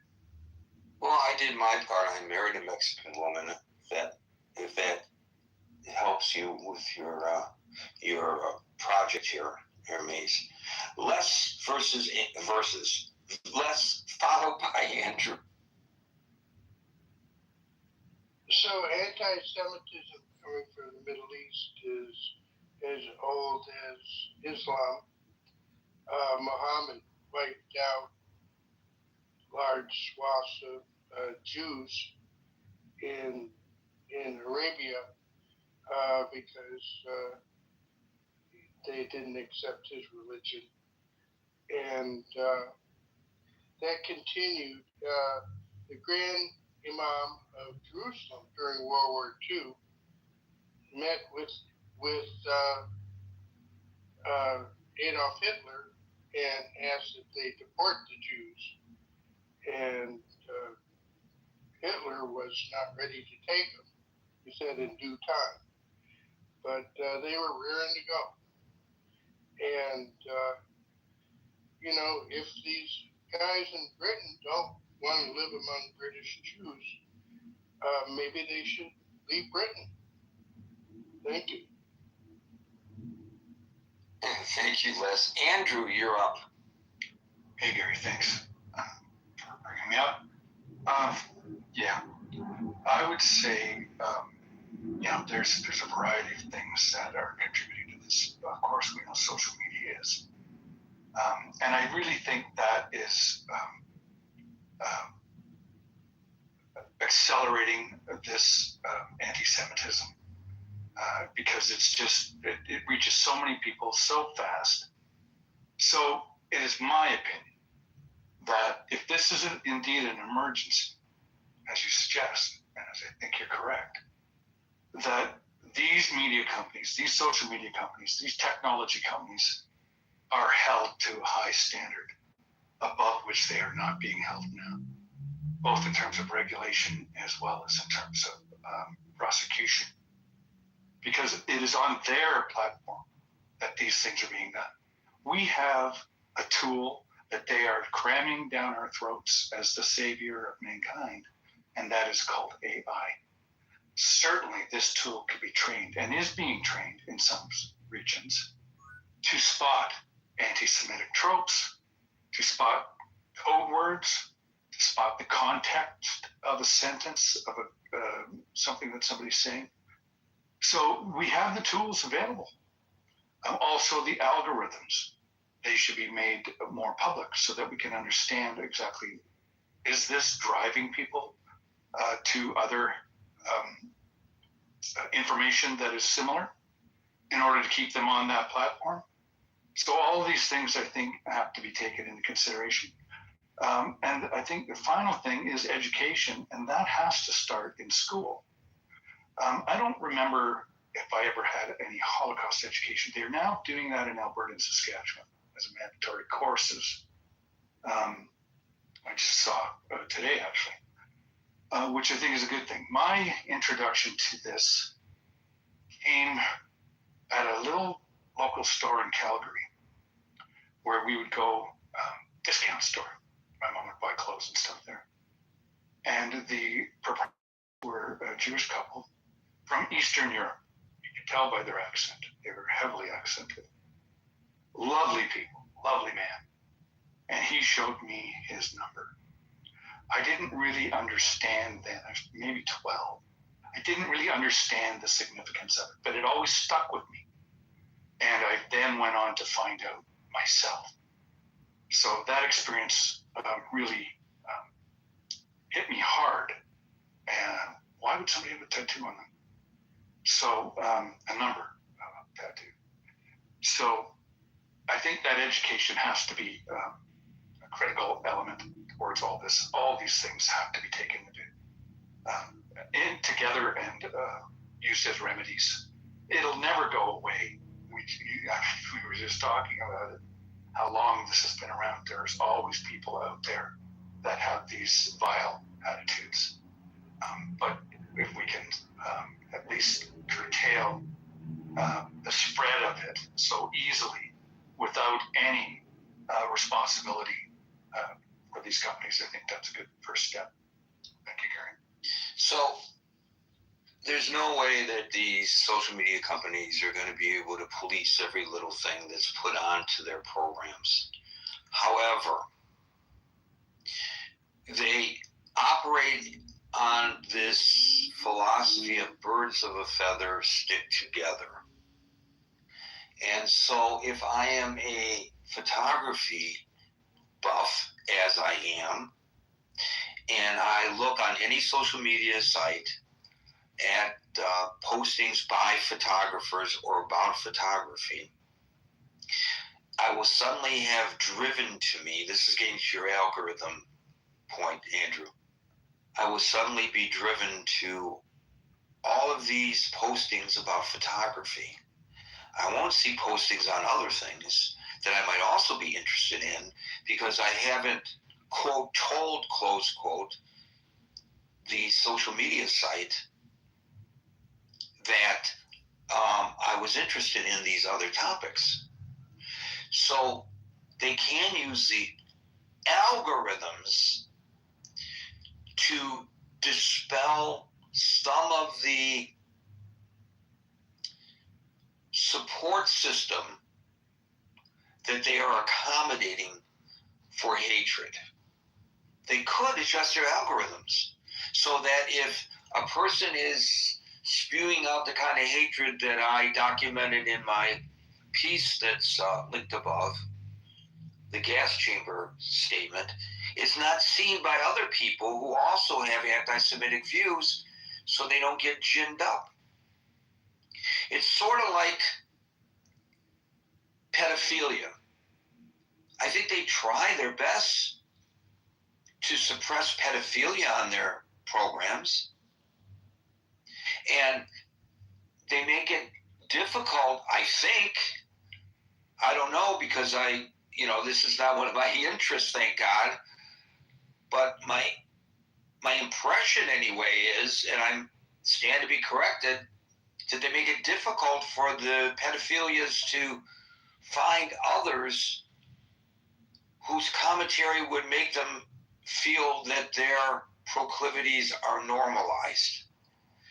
So I think you're onto something here, and I would tell you that given the amount of legal duress companies like Meta are under right now with these lawsuits about these AI companions and how they might affect the minds of the developing minds of children, negatively, obviously, that if I were the head of one of these major social media programs, I would tell my extremely talented staff of developers to develop algorithms that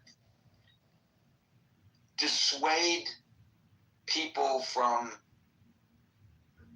sharing their views of hatred with other people who have similar proclivities. What do you think about that, Andrew? Do you think that's possible? I think they have the tools. What they need is the will. And they've forever been, it's not us, we're just the platform. We're not responsible for what's said on it. But we know that that's a lie. That's not true. If I host a party full of Nazi sympathizers, then it's, or they just come, well, I'm still I want to get them out of there. But just to your point, Sam Altman is now being sued by residents of Tumbler Ridge after that shooting in British Columbia because of their inaction. And I think this is what needs to happen. They need to be held accountable. They need to be hit in the pocket. And in large sums, too. People are making billions.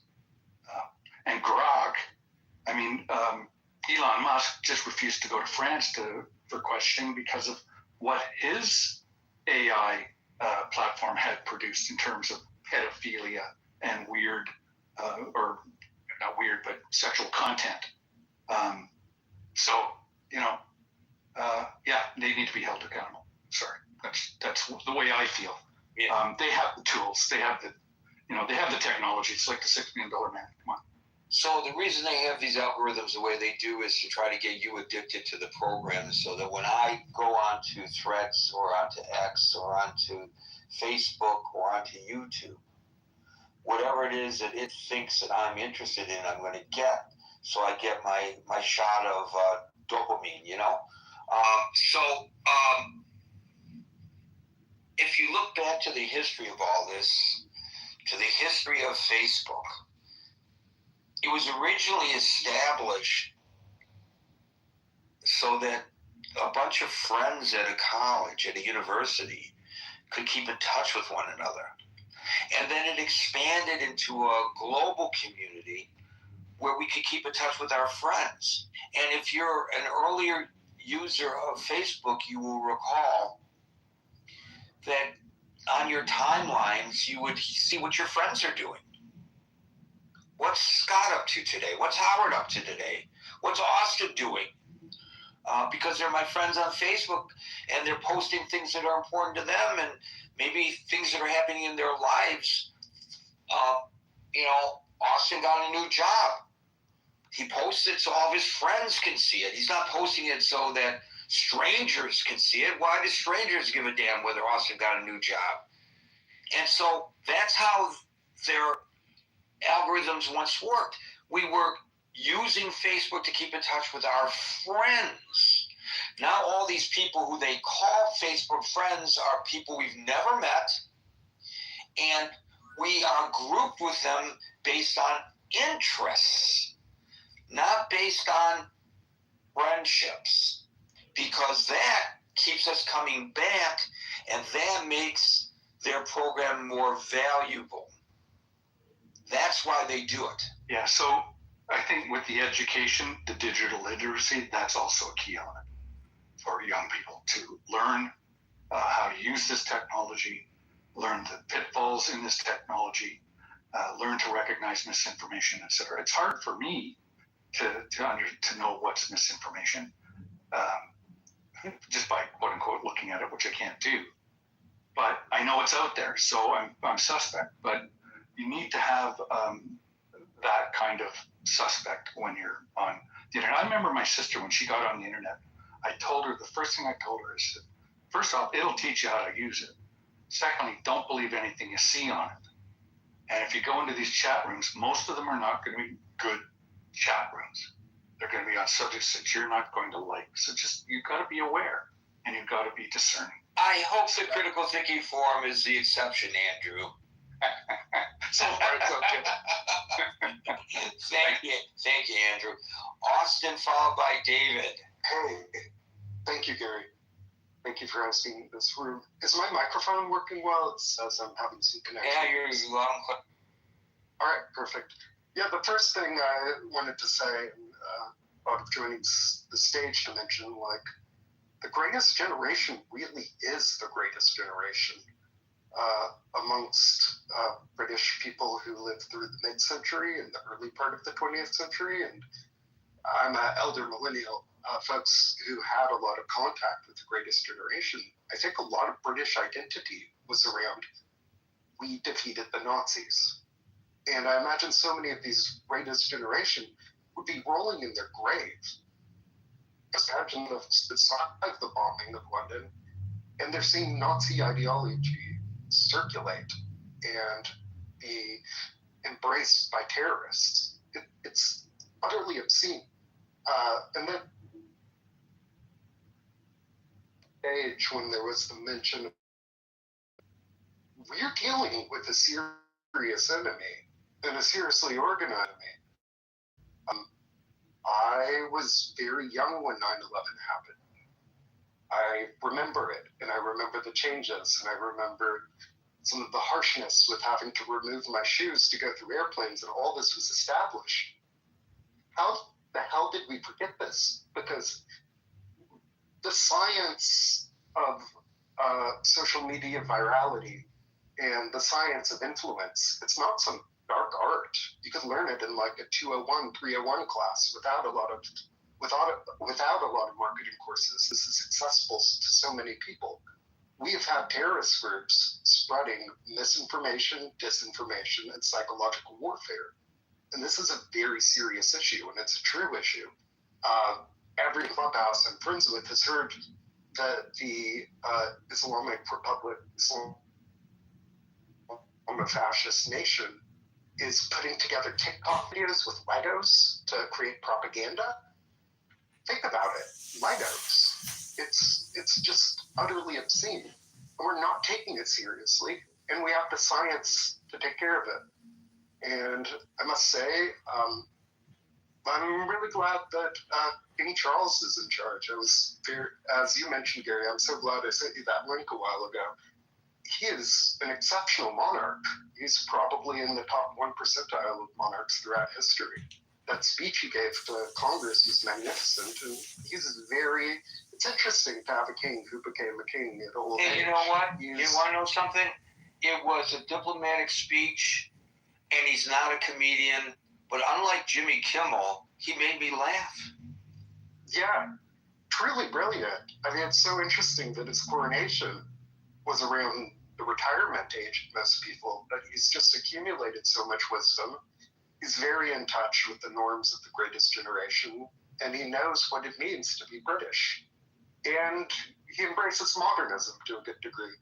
And it's just absolutely terrible. Like, just confusion and irony. Like, throughout the history of Palestine was a European colonial endeavor. And to see the irony of people so unlearned, so biblically illiterate that they can't look at a map and see the Hebrew words of the ancient cities, or the ancient cities that were from Hebrew language and became Islamicized during various caliphates. It's just boggles my mind. But again, I guess it's a theme that keeps coming up. We're living a pick your own adventure book. We need to talk to our friends. We need to speak with the downtrodden and confused. And we need to elect leaders that are truly leaders and truly care about people. And I love London and I love grad school, and this is just deeply disturbing. Really brought me down to see what happened with all the attacks on universities. I want to get more degrees very soon, and part of delaying was definitely that spring of hatred that popped up. And it's just so strange. Like I said, what happened? We developed all these plans during 9/11. Are there these contingency plans that were drafted then, and someone just threw away the paper files, what to do if there's co-option or psychological information, disinformation, propaganda of terrorist groups? These are very concerning things. And I miss London being, I mean, I'm sure London's still fabulous for the most part, but it's such a cosmopolitan city. And higher education, what I loved about it is how collegial it was and how we came together as a community. And I hope I'll find that again. I'd be really disappointed. These days I'm really cognizant of my Ashkenazi roots and more connected with the spirituality. I'll be really disappointed. I cringe every time I see headlines of anti-Semitism on campus. It's antithetical to the purpose of a learned society. We need to avoid illiberalism and how it's scapegoating. We need to choose good leaders, and we need to make an impact locally. And I don't know how to address trolls and stuff, but there's some of us that are very learned in the psychological sciences and marketing science. Maybe there needs to be like a service corps of public relations professionals, because I don't know what's happened with the PR, the public relations world perception of Israel. It's an ancient nation. So, Austin, you mentioned you're dismayed about the denigration or the degrading of a lot of things and places in society. You mentioned London in particular, as we have throughout our discussion here today. I have a friend, she's a university dean, and she and her husband and their preschool son went on a trip to London with great anticipation of having a wonderful time, and came back feeling that they were nervous the entire time they were there because of the atmosphere of the city. And they subsequently didn't have the time that they had anticipated when they went. So I don't know. I'm not there. I haven't visited London. I don't know what the situation is there. I haven't talked to her in depth about it. But she said that to me. So I know that's anecdotal, but they didn't feel comfortable in London. I don't know whether anybody ever said anything to them or anything like that, but whether there were nuanced things going on, but they just did not feel comfortable. I imagine the graffiti and dumb posters from dumb kids that are illiterate about history. It's just unfortunate. And I think King Charles will try to do something about it. And I hope the future of the monarchy embraces this wisdom that we saw with Charles and Elizabeth. Well, I will tell you, and it's not supposed to come from the king and the queen, Camellia, but it's supposed to come from the elected government, and the elected government is starting to get it. The prime minister went to the location of the attack. He came under duress for doing so. Well, maybe that comes with the territory of being prime minister. You have to open yourself up to that. And the various offices, they're quoted in my story above. They're taking this very seriously, what's going on there. And I don't know that we in the United States have caught up with the British government's understanding, our government, that is, of how serious a problem it is right now. And maybe they will serve as an example to the United States. I hope so. Thank you, Oscar. We'll go to David, followed by Hulk.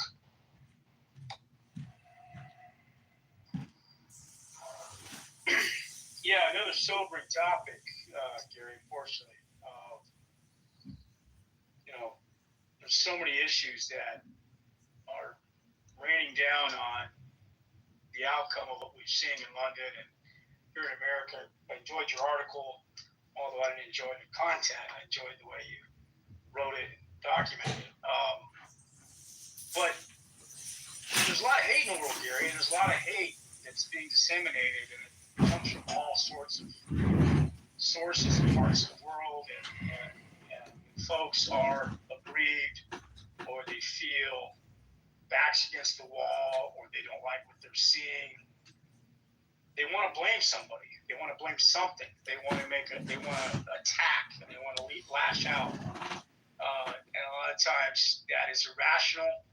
It's guttural. It's visceral, and it impacts minorities. Impacts the weakest in society, or the most vulnerably exposed to what it is they're perceiving as being the cause of the pain that they're seeing in the world today. I mean, God forbid, Gary, that this United States would produce such smart and sophisticated, or these educated children that have to score well on these SATs and write these commanding essays and to best their peers to get into these universities, to only then, as you put it, adopt these anti-Semitic positions against Jews or their fellow Jewish classmates in a rabid form of response to what they're seeing play out in the Middle East. But transpose that to a radical in London, somebody that's raised in a poor area of London and under theocratic strictures and not able to really enjoy the West or have the opportunities that the West provides.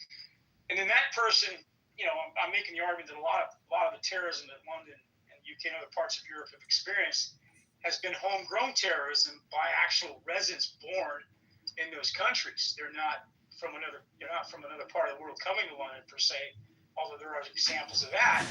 But they're people who are growing up with these ideas toward the West and toward the very country that they're allowed to live in and have these freedoms. And so,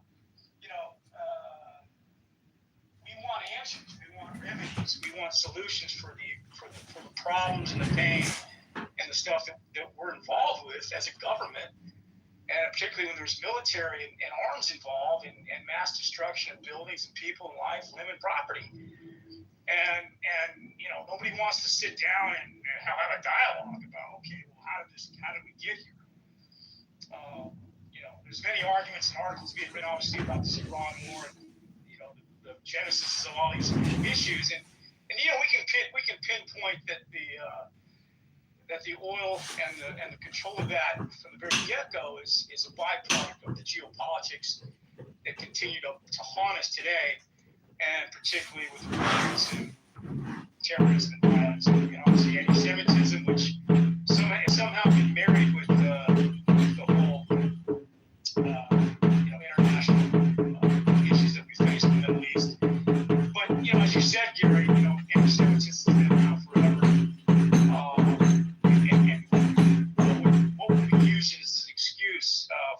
fails us as a society. If Jews didn't exist, who would we blame? There'd be somebody else. There'd be some other culture. There would be, and of course, Gary, I want to just, again, we have a stage here. We have limited time. Other people want to speak. It's very hard to parse these massive issues out here on stage. But for the most part, I think at the end of the day, the United States, Britain, the West, we need to do a better job of reminding.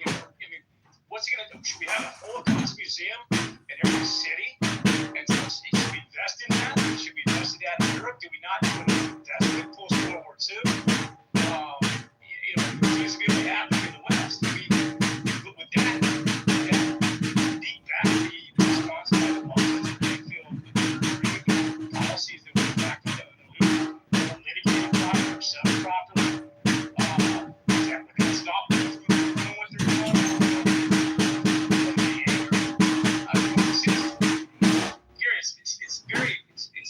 It's mind-boggling to think how we solve the problem, and how do we get to Abby's on the stage and she's articulated the money and the time and the energy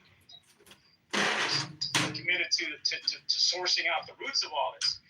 We got better things to do in our life to protect ourselves, to spend money in our holy of holy places in America, around the world, which are bastions of spirituality, peace, and why we exist as humans, because the targets of this anger and hostility that does things everywhere now. So, and the social media, let's specifically there in terms of the technology piece that is leveraged by the hate, by the monetization of that, and the ubiquity of how it can be accessed in imagery and ideas.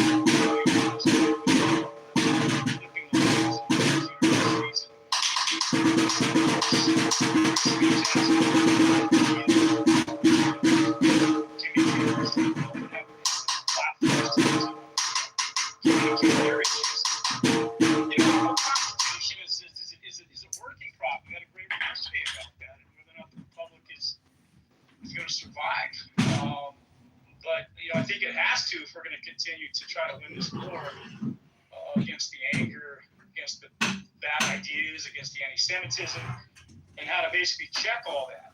I know war is war theory. There's a lot of winners and losers with that, and unfortunately, in today's America, today's world, there's going to be a pullback with regard to whatever we decide to do when it comes to defending the Middle East and the Jewish interests and Israeli interests there, and to keep them safe and to keep the Jews safe, as well as the other minorities in this country. We just had the Supreme Court, and I don't want to pivot too much, to tell minorities in this country that your vote, your political communities may not produce the candidate you want to vote for. So I think those are bad omens for us with regard to the crisis. And that can somehow be married as well with how Jews are impacted as well, because they are part of that tradition of having to fight for their rights in the country. So I think if we wrote rights there, then we're not going to necessarily support rights over here. So I think the whole nation has to somehow get its arms around how real we are now. I don't want to get too involved in the politics of Trump, but a lot of that is also playing out in a way that I've never seen before in this country. And I saw an interesting piece I wanted to post in the chat, and it was comparing the 8 years of Obama to the almost 7.5, 6 years of Trump now, and just the disparity in these types of scenarios that have played out on the national stage. Comparison is just mind-boggling in terms of where the country's at today. So Gary, I want to just reiterate the points. I know England is a great country, but it has changed. It has changed. It's anecdotal, but when I was last in London in 2015, I was visiting a British friend of mine going to a wedding at a museum Kiwi Buddy, and I wasn't walking on the street. We were walking through this Hyde Park area, Marble Arch. Those are the tracks, you know exactly what I'm talking about. And you couldn't find a proper British breakfast. You couldn't find restaurants that catered to any of that. It had gentrified in a more Muslim direction. And I was walking sort of in the path of the parking on the road, and I was a couple feet off from the sidewalk. And my Kiwi buddy goes, "Hey, mate, get over here." What do you worry about? They might run you over. And I go, "Is that rational? Is it because we're Westerners?" So, this is the fear that's out there here. This is the stuff that is haunting, our Western world on some level. And it was irrational, and I kind of say, "Hey, you're out of control here." But are we? Are we out of control? On the stage today, I appreciate the room. Thank you. Actually, if he was speaking in British English, he would have told you to get onto the pavement. I didn't realize that, but the Brits call the sidewalk the pavement. You and I finally caught up with him. Gary Baumgarten's rumors that drained him of all his dopamine today. He was claiming that America is going fascist. Dan, this conversation has been fast. They can do for you. What do we? Well, the Substack today's Substack posting refers to our discussion. No, I can reach out to him. As long as you stay on the topic. Which is good for him. Or evil. What will benefit his life or endanger it? What goals he should pursue in the body of man and in the body's fundamental alternative in the universe, existence or non-existence. Thank you for that, Hulk. I think if you cross post, you'll get is not a, deserve. With regard to the United Kingdom, I have.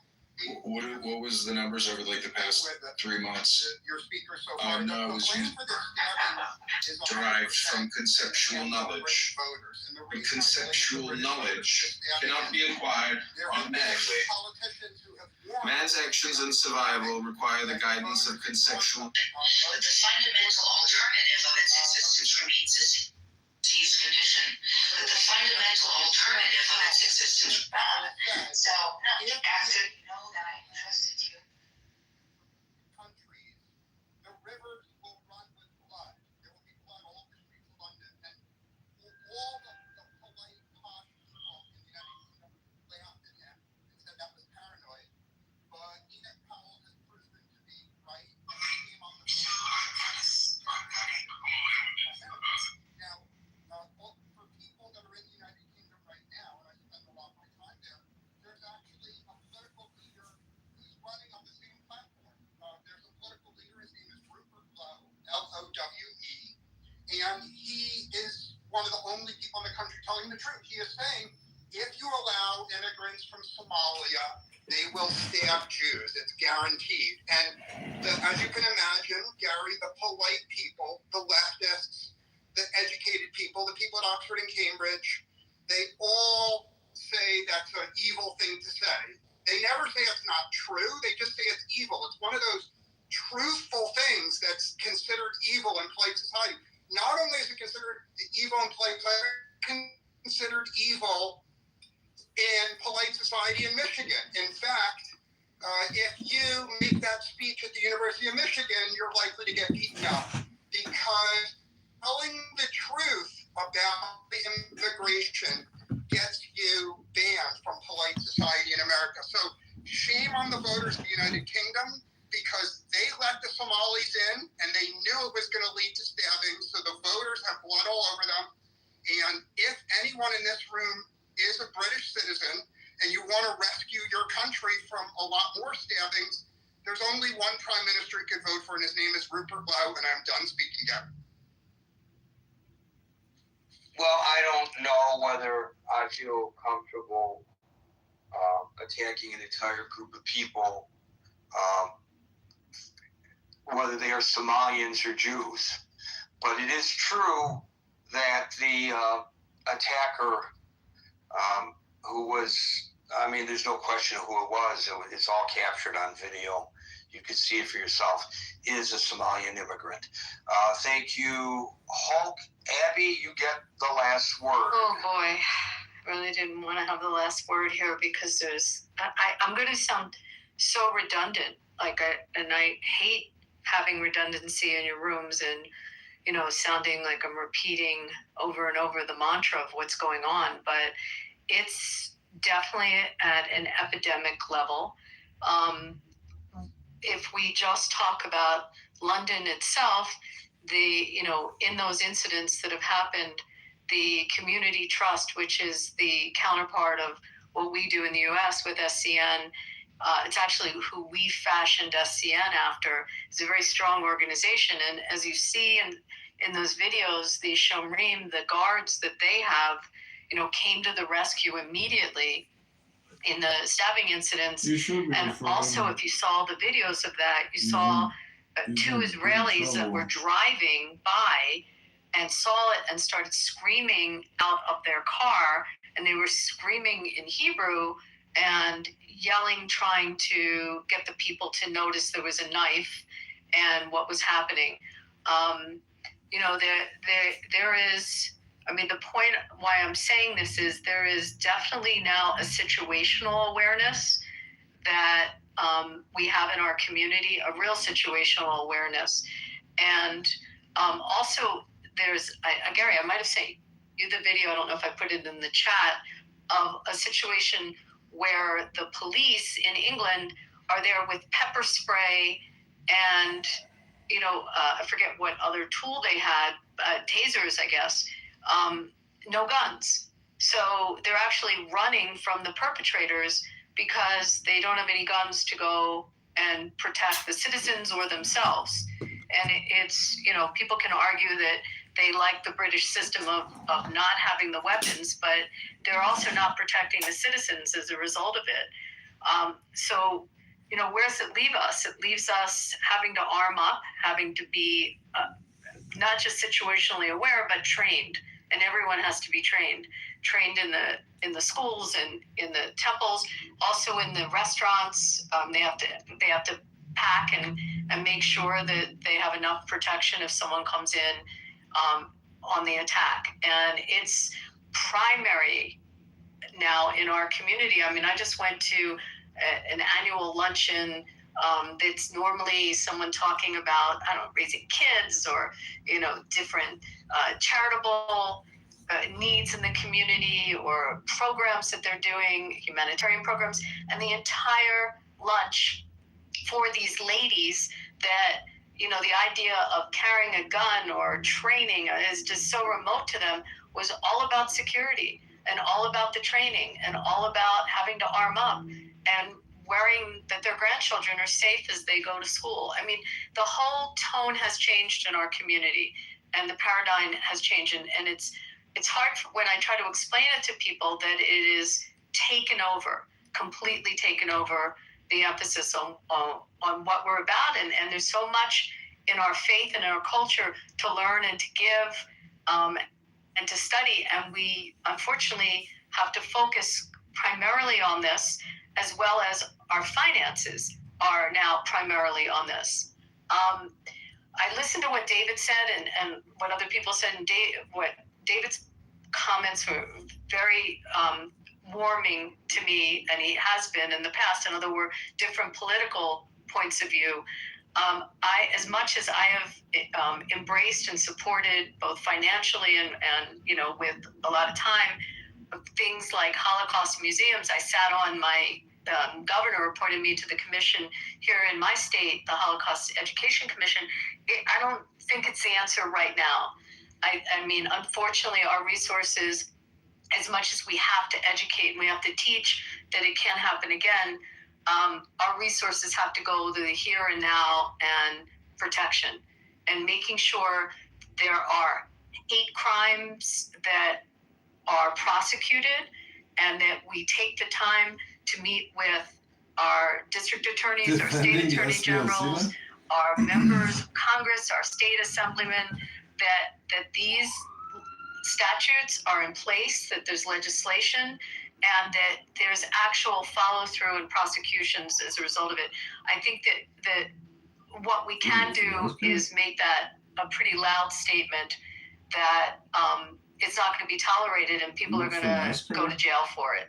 And they're not being prosecuted throughout. I mean, in England, and there's just story after story, but also in the United States, we have cities where we have district attorneys that are just not, they're not following through, they're not prosecuting. And what we can do is, and this is not the infamous Israel lobby or the Jewish lobby, these are American Jewish citizens that have to go to our elected representatives and tell this story and say, please help, and please ensure that the legislation is there, or the laws that are in place are actually enforced. I mean, I do as much as I can on that. Actually, tomorrow I'm supposed to go and testify at a hearing with respect to something with an education department in my state, to make sure that the schools are safe and what they're doing to take affirmative action. I mean, silence by people is permission. And, you know, when we need, Jewish schools needs guards, and students are hiding their Stars of David, and every parent and grandparent has to worry if it's safe to walk to synagogues, while, you know, you listen and you see mobs chanting slogans that make us feel like we're being hunted down where we live, in places that we've called home for generations, and our parents and grandparents have fought to protect, and now we're at risk in those same cities.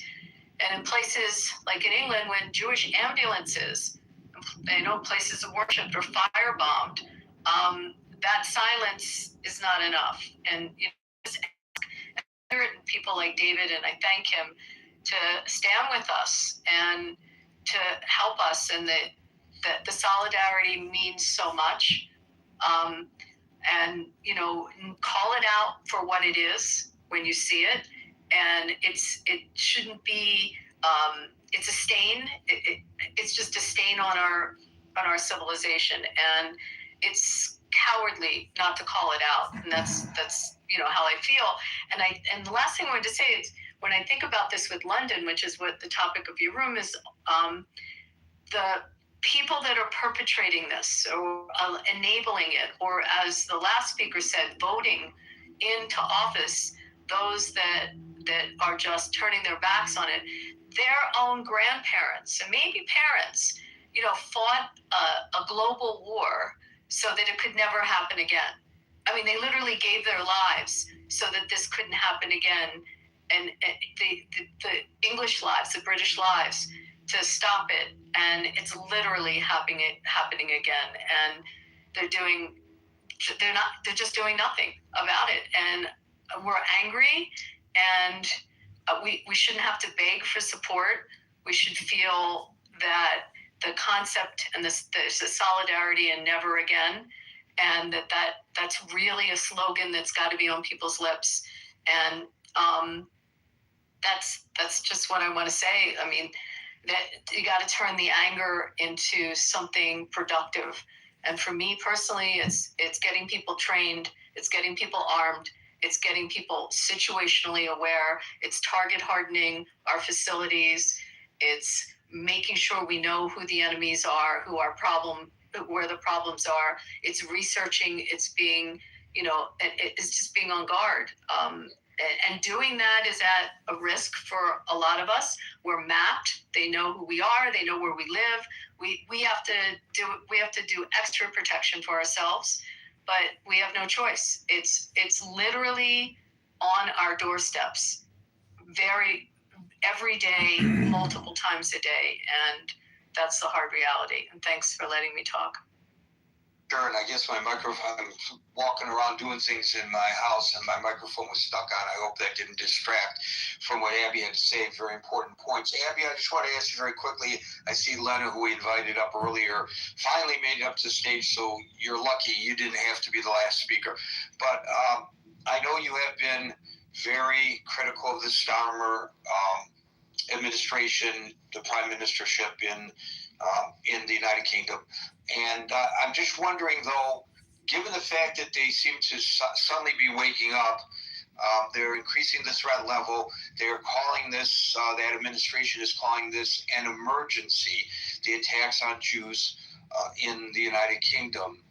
Are you a little frustrated that they're doing this and we're not hearing this in the United States from our government official?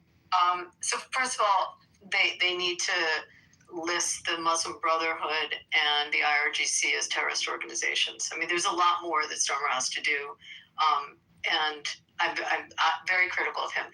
I am hearing it now. I don't want to get political. I swore to this, and some other people did, but I am hearing a call to arms and a protection from some of the leadership in our government. I definitely hear it from senators.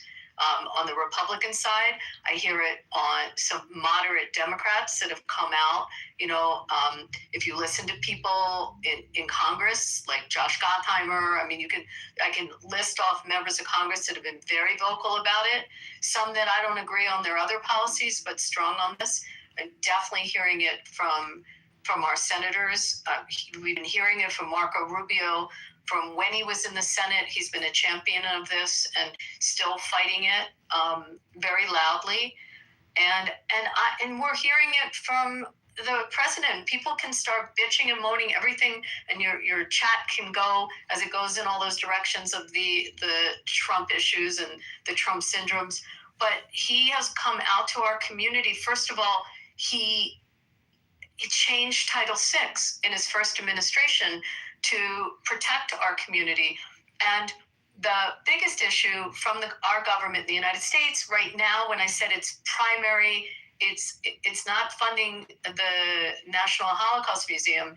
It's making sure the security grant money is there to protect these facilities. And the security grant money is not just for Jewish facilities, but they are for at-risk faith institutions and at-risk institutions in the United States. And that money comes from Congress, and Congress has appropriated it. There are problems with the program. There are problems with how you get the funding, and you have to put the money up front. And a lot of these institutions are poor, and they don't have $150,000 to put up front to pay for the systems that then ultimately it'll take them 2 years to get reimbursed. And they need to fix those programs and to make them user friendly. But there are people within our government that, Ted Cruz has been amazing and a real strong leader in the Senate on this. And there are people in the government, including Leo Terrell, who's, exceptional. But I think our president is aware of it, and he's communicated that, and he has been proactive on it. So obviously there's so much more that needs to be done because it's at an emergency level. But I am happy that it's this administration that's in now. I would be scared, much more scared, and probably having a different conversation if it was a Harris administration. So, and again, I didn't want to get political on this, but I'm answering your. Thank you. We saw in New York City that the pressures can make people change. The idiot mayor, Mamdani, blocked protections that were put into place by the previous mayor, Adams, of religious institutions, houses of worship. And while it was motivated by attacks on Jewish houses of worship, as you point out, in the example that you used, it meant all houses of worship. And he blocked that, and he recanted. He allowed it ultimately because of the extreme pressure put upon him. But he felt that setting up a buffer zone so people can have ingress and egress to a synagogue or a mosque or a church infringed on New Yorkers' rights to protest. No, it did not.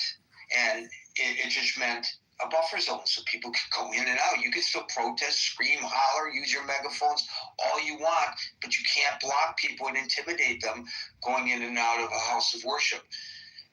Why do I say the idiot? Because a companion bill that would give related protections to schools has been vetoed by the same mayor.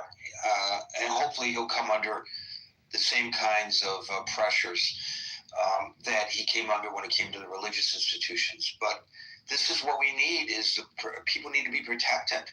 You can accommodate both people's rights to protest and people's rights to not be accosted. You can accommodate them in our society, and to say that one has to be done to the exclusion of another is stupid. It just shows that you're too lazy to make that happen. Lena, you've got a minute and 30 seconds, if you don't mind squeezing it in.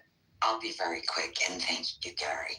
I think, this is very confusing. We're living in a globalized world, and information travels at the speed of light. And I am a baby boomer, so my parents, they were both in the resistance when Nazis occupied Greece, and I think those of you who know me know some of the stories.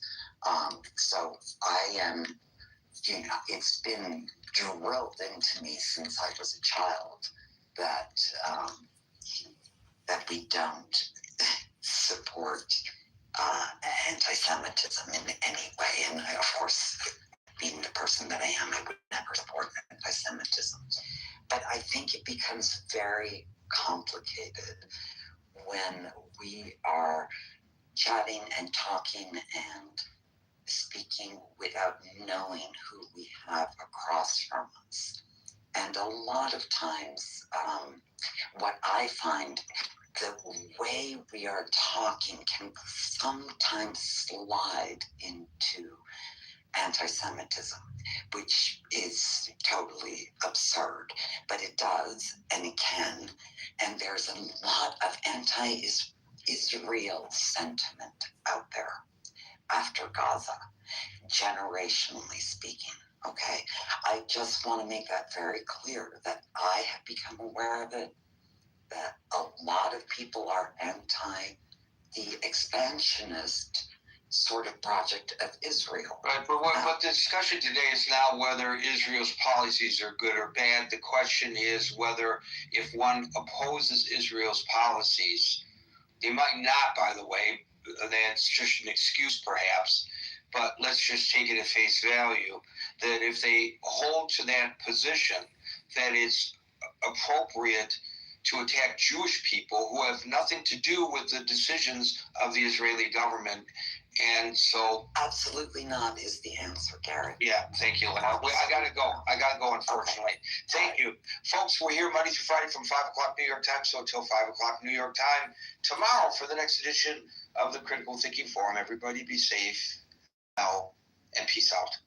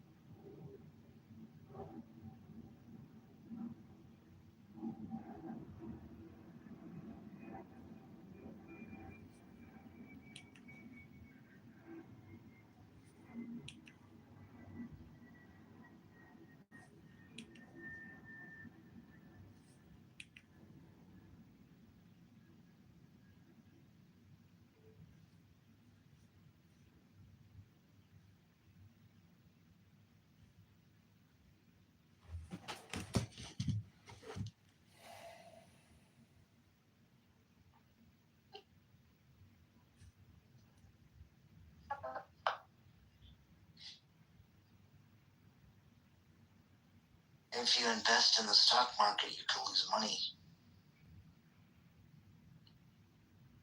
What did you say? I said, if you invest in the stock market, you could lose money sometimes. Yeah, of course. I mean, that's quite. See, I mean, you're right.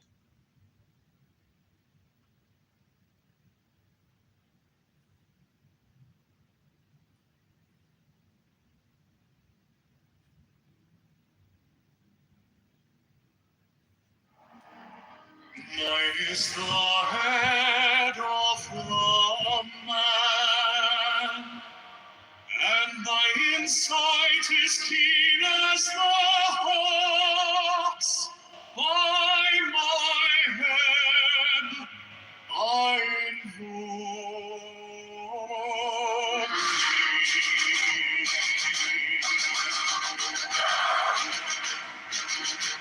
I am the only begotten child of my father and mother. My father is dead.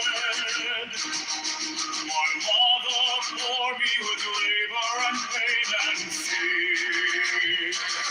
By my body I invoke thee. About me shine the diamonds of radiance white and pure. By their brightness I invoke thee. Mine is the red triangle reverse, the sign given on unsacred deed of thee, O Lord. By the Lamb and I invoke thee. Mine is the garment of white, sewn with gold, the flashing light of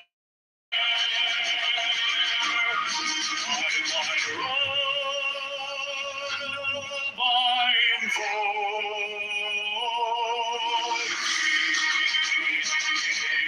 Mine is the sign of harvest and tide.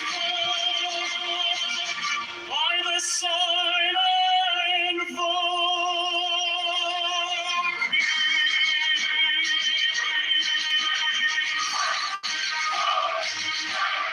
Mine is the turban of white and gold, and mine the blue vigor of the intimate air. By my crown I invoke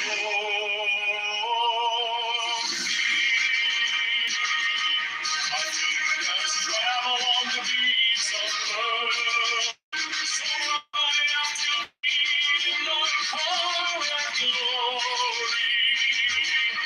By my fingers I invoke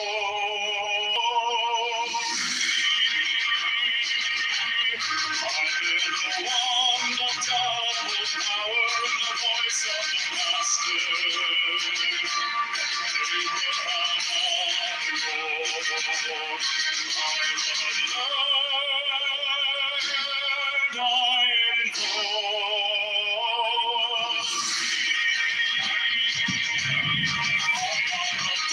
Waves of music in the sun that I made to invoke.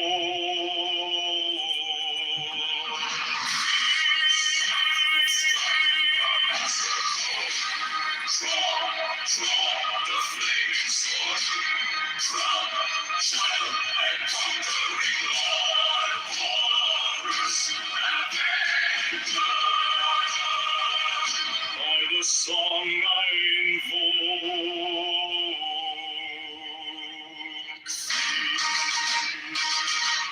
in my hand is thy sword of revenge. Let it strike at my pity. By the sword I invoke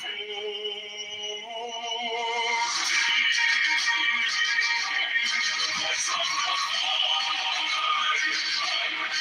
voice of the saints. Eleven of the voices,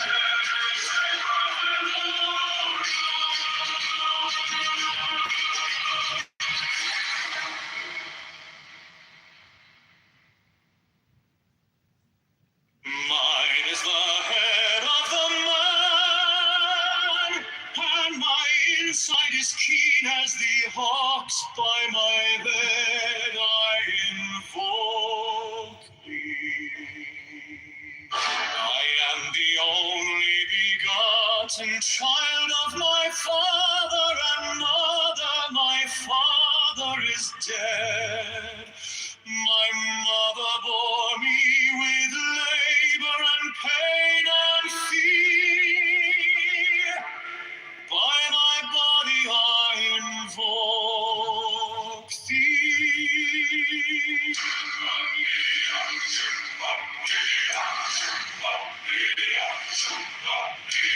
About me shine the diamonds of radiance, white and pure.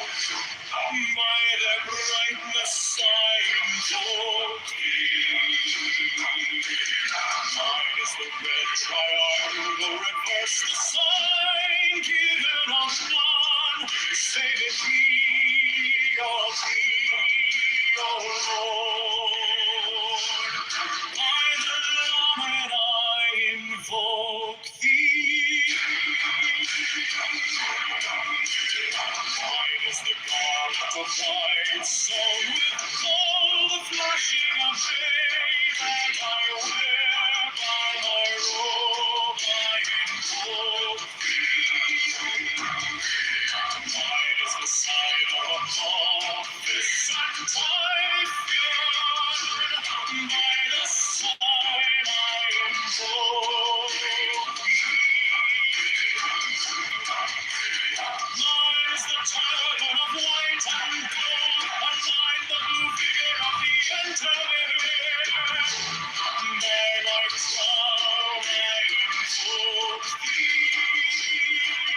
My fingers tremble on the beads of oil, so run I after thee in thy car of glory. By my fingers I invoke thee. I bear the wand of double power in the voice of the master. By the word I invoke thee. I know the dark blue waves of music in the soul that I sing, to implore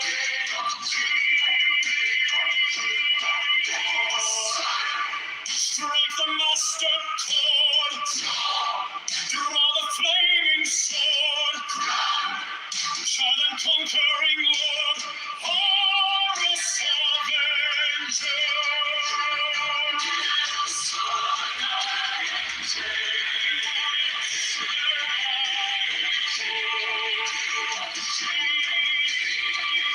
In my hand is thy sword of revenge, that strike thy teeth. By the sword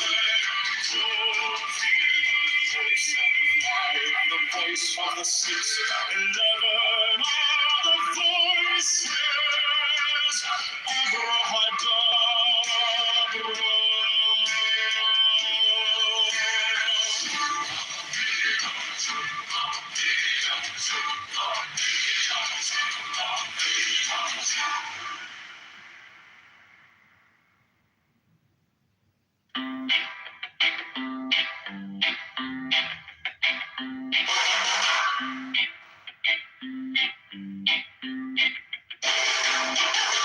Mine is the head of the man, and my insight is keen as the hawks. By my head I invoked it. I am the only begotten child of my father and mother. My father is dead. My mother bore me with labor and pain and fear. By my body I invoke thee.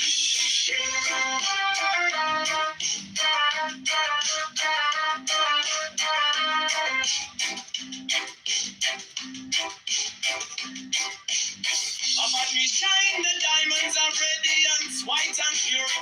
By their brightness I invoke thee.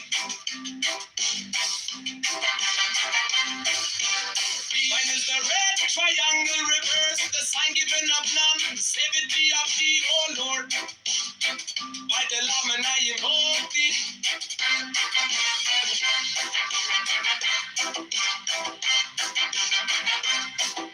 Free mine is the garment of white, sewn with gold. The flashing of eye that I wear by my robe, I invoke it. Mine is the sign of a prophet and typhon. By the sign I invoke it. For mine is the turban of white and gold, and mine the blue vigor of the intimidated by my crown. My fingers from the beads of so run I after thee in thy car of glory. By my fingers I invoke thee. I hear the band of double power in the voice of Master Abrahadabra. By the word I invoke thee. Be mine not the dark blue waves of music in the song that I made up to invoke thee. Strike the master chord. Draw the flaming sword. Charge and conquering Lord. Avenger. By the song I invoke thee.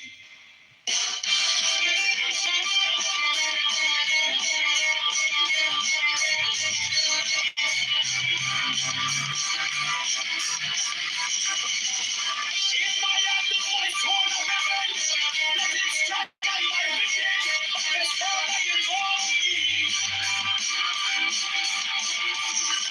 The voice of the fight, the voice of the sexy living, the voices of the heart of love.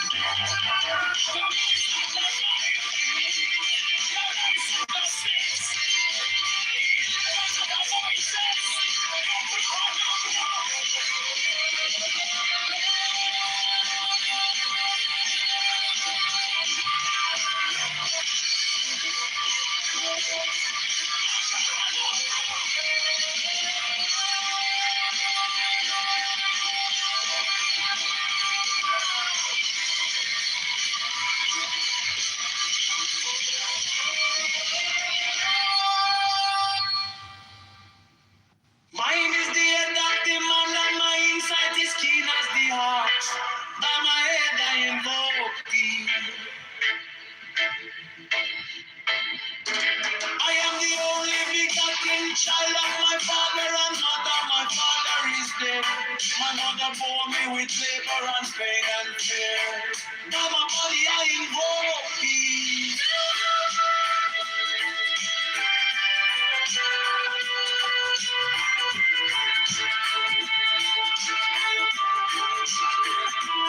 Around me shine the diamonds of radiance, white and pure. By the brightness I invoke thee. Mine is the red triangle reverse, the sign given of none. Save it be, oh keep me, oh Lord. By the Lamb and I invoke thee.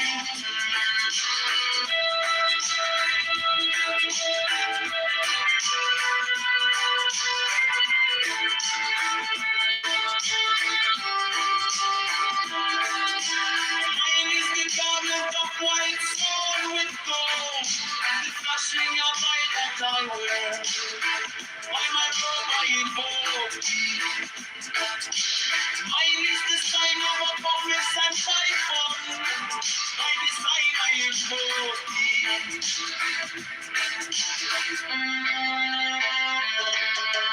Mine is the turban of white and gold, and mine the blue vigor at the intimate air. By my crown I invoke thee. My fingers travel on the beats of pearl, so run I after thee in thy car of glory.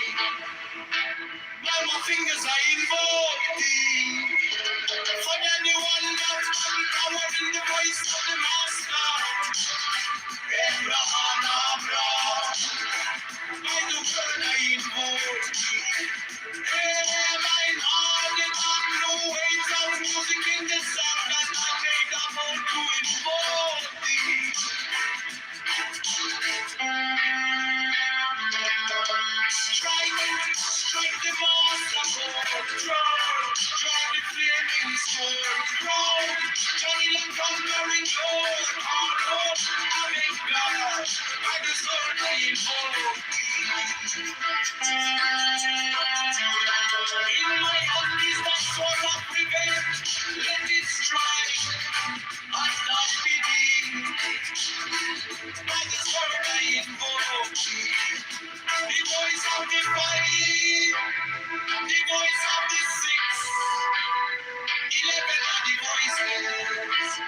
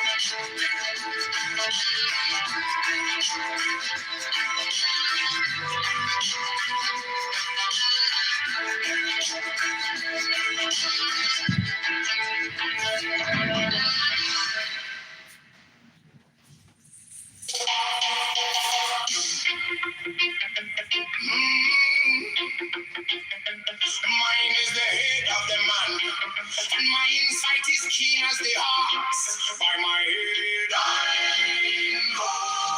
invoke thee. I am the only begotten child of my father and mother. My father is dead.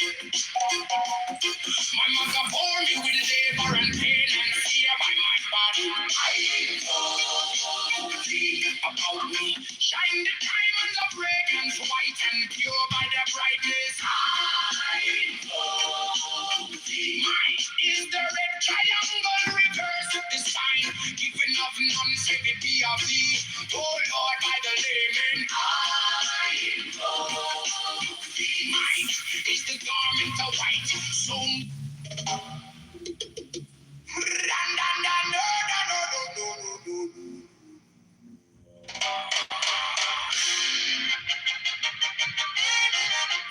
is the head of the man, and my insight is keen as the ox. By my head, I invoke thee.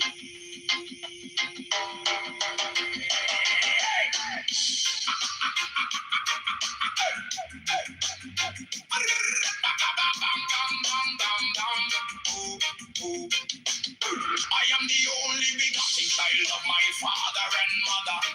My father is dead. My mother bore me with labor and pain and fear by my body. I invoke thee. About me shine the diamonds of radiance, white and pure. By their brightness, I. Wide is the head of the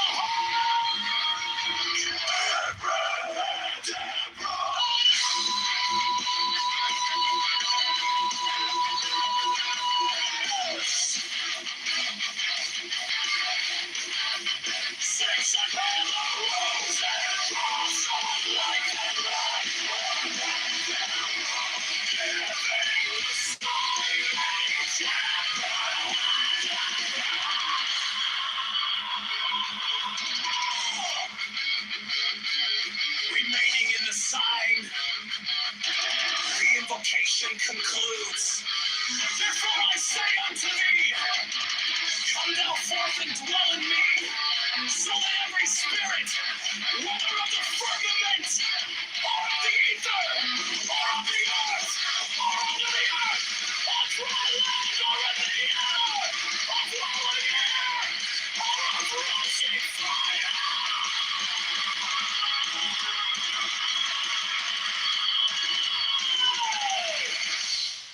every spell and scourge of God, the vast one might be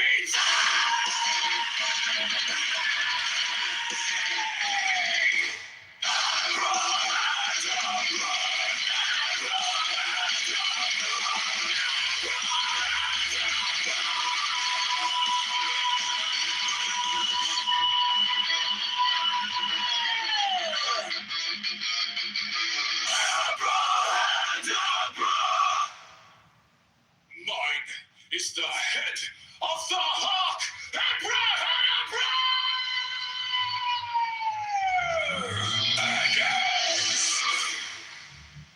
I bear the rose and cross of life and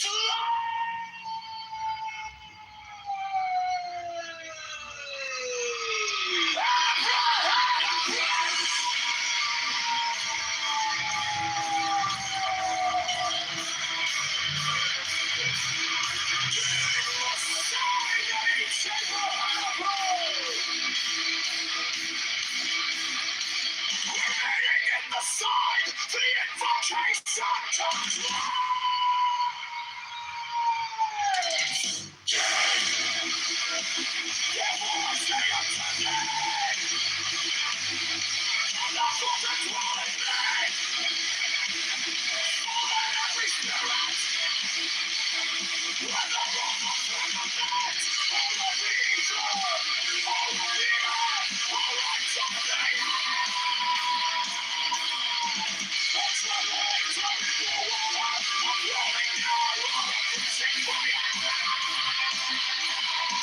and every spell and scourge of God, the vast one might be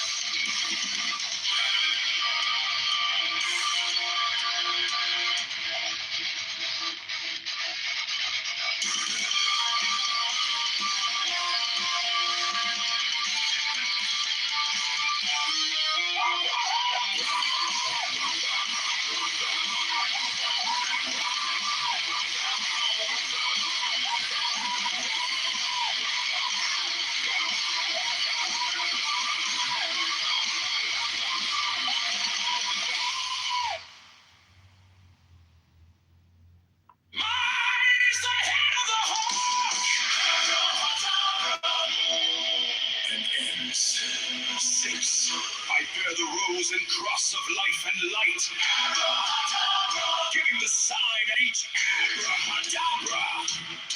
Remaining in the sign, the invocation concludes.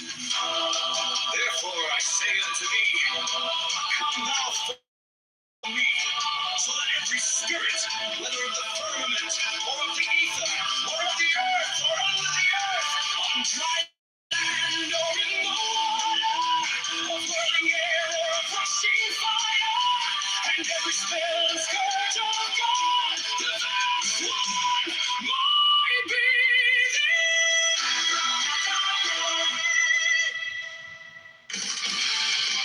Mine is the head of the hawk, abracadabra, and ends.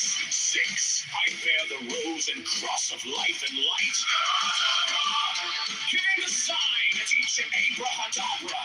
Remaining in the sign, the invocation concludes. Therefore I say unto thee, come thou forth and dwell in me, so that every spirit, whether of the firmament, or of the ether, or of the earth, or under the earth, on dry land, or in the water of whirling air, or of rushing fire, and every spell and scourge of God, the vast one,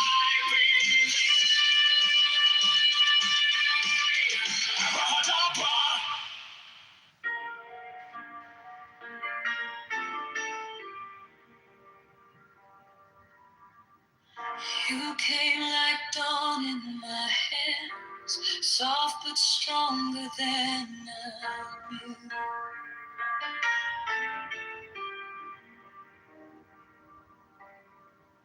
My fear turned gold in your eyes, and my whole night broke in two.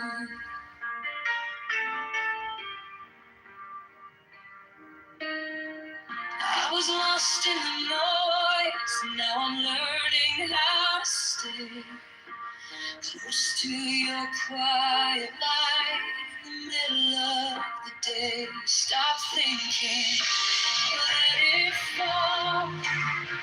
Take the deepest breath of them all.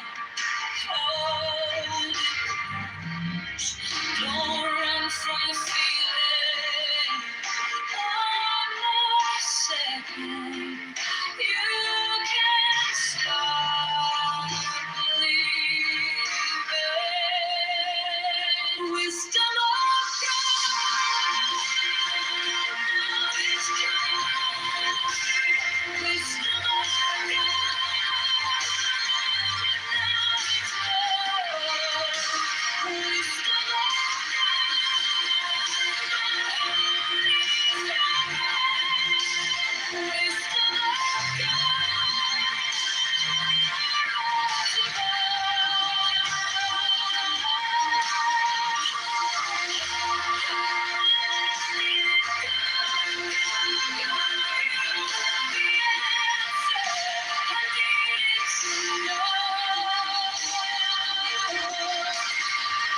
Your touch is a steady rain on the dust of who I was.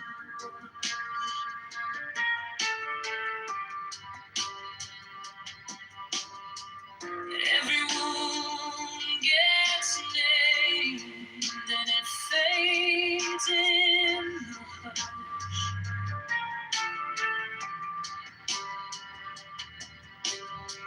I don't need 1,000 signs when your name is in my chest. One deep breath, one brave step, and the rest can be blessed. Stop thinking, let it fall. Take the deepest breath of them all. Hold it close. Don't run from the feeling. One more second. You can start believing. Wisdom of God. It's God. Wisdom of God.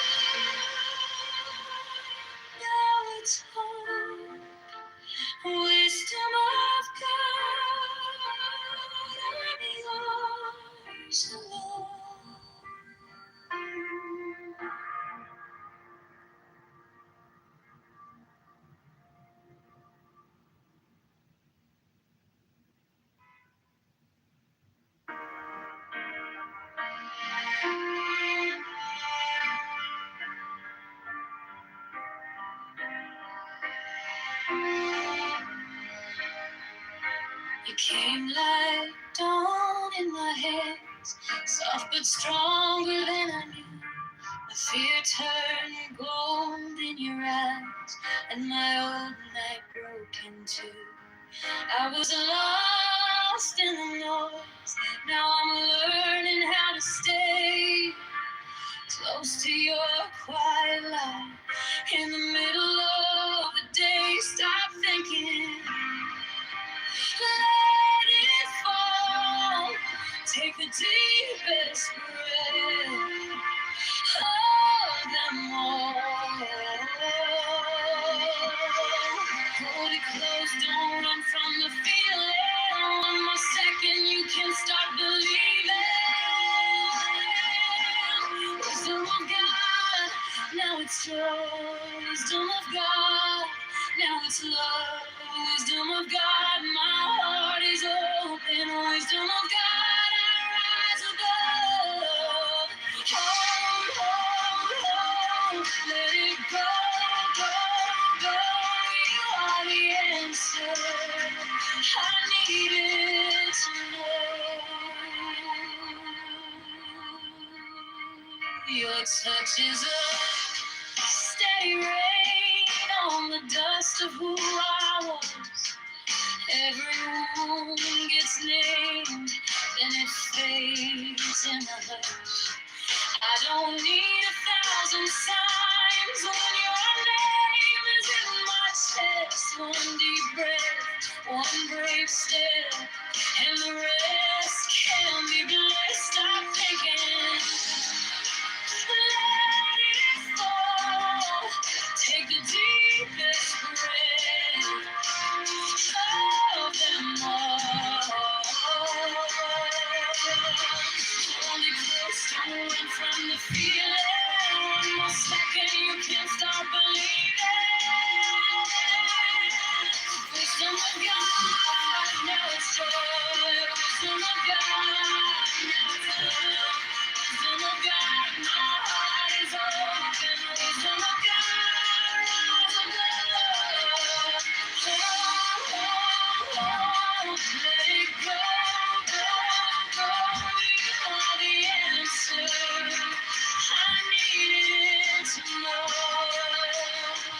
If I tremble, stay near. If I break, pull me through. Teach my hands to release what I cannot hold with you.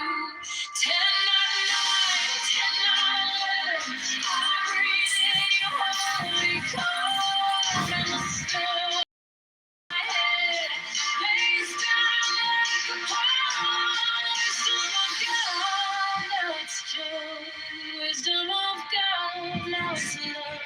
Wisdom of God, my heart is open. Wisdom of God, I rise above. Hold, hold, hold, let it go, go, go. You are the answer I needed to know. Wisdom of God, now it's home. Wisdom of God, I'm yours.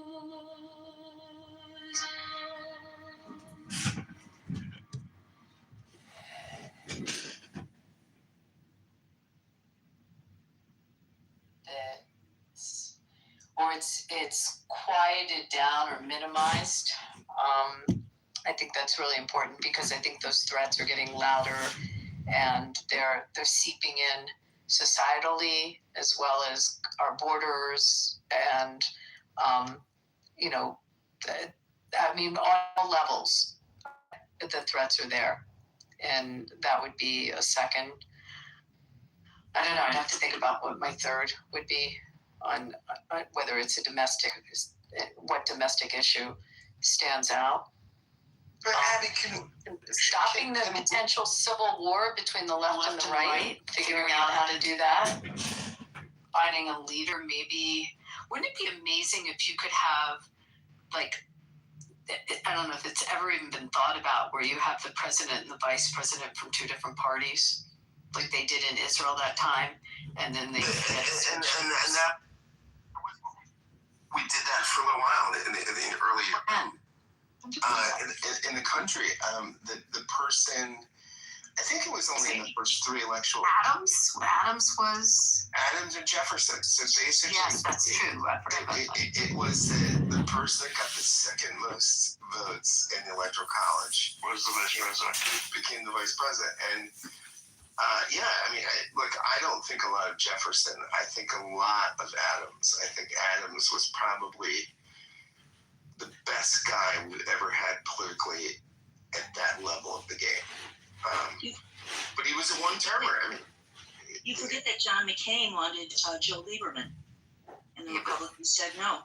Was Lieberman already an independent by then? Independent by that time. Right. Yes, Do you know that this group that I did a documentary with a long time ago on Begin, I didn't invest in this, but they then did a second documentary on the life of Joe Lieberman. And while they were doing the documentary on him, this is just a side note, he died like before they were finished filming. So they had to kind of regroup and rewrite the whole second part of the documentary, but it's out. It came out. I mean, he's a remarkable man. But would you say that probably was the most contemporary reach over between the parties? I didn't even think about that one. Yeah, he wanted to. McCain and Lieberman were very close friends. It's very interesting how very, very close friends you don't have anymore. You had Joe Biden and Joe Biden and John McCain. They were like brothers. You had Bill Clinton with the Bush family. We don't have that anymore. You don't have Chip O'Neill with Reagan. You don't have that kind of thing. And we got rid of John Bonner. But they're actually, so here's two members of Congress that I know, and it's weird. Remember when I went to the State of the Union, they sat together, even though they're different parties, like the parties are split in the room. Mike Lawler from New York and Josh Gottheimer are very close, and they've introduced bills together. Like their politics are very similar. And you see some of those alliances in Congress, kind of what you're talking about, but you're talking about more leaders like Boehner. Yeah. Historically, it's not as far back as Jefferson and Adams, but there's one other time. But I think it is that Lincoln Civil War. Lincoln's second term, I want to say, he was a Republican and Andrew Johnson was a Democrat. I didn't realize that. Were their politics that different? I think again it was more unity because how fractured the country was. Even the parties were fractured. Lincoln winning the first time was almost an accident, right? Because he was way out in the woods and kind of wedged his way through the New York establishment. How long was he in office for a second term before he was assassinated? Not that long. It was about a year, right? It was less than a year. But the Republican Party was fairly new. No, it was months. It was about 4 months. It was April of 1865. Because the Republicans replaced the Whigs, right? The Whigs could have done that. Republican Party was fairly new. I don't think there was a lot of discernment as there is today. It only had started in the early 1850s. Wait, I got a shout out to the Union League on that, Scott, because wasn't it all kind of started there and he came Yeah. It was, the Union League was started to raise money for the Union, right, in the Civil War, yeah. Sorry, guys, that's a club in Philly. Scott and I had drinks at. Yeah. It's interesting, Adam. You and I,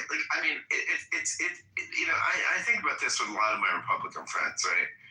When you and I sit and hang out, I don't think we actually disagree about that much, right? You and I could probably, if you and I were senators or something, we could probably cut a lot of deals, right? Because we both love the country and we both, we value similar things.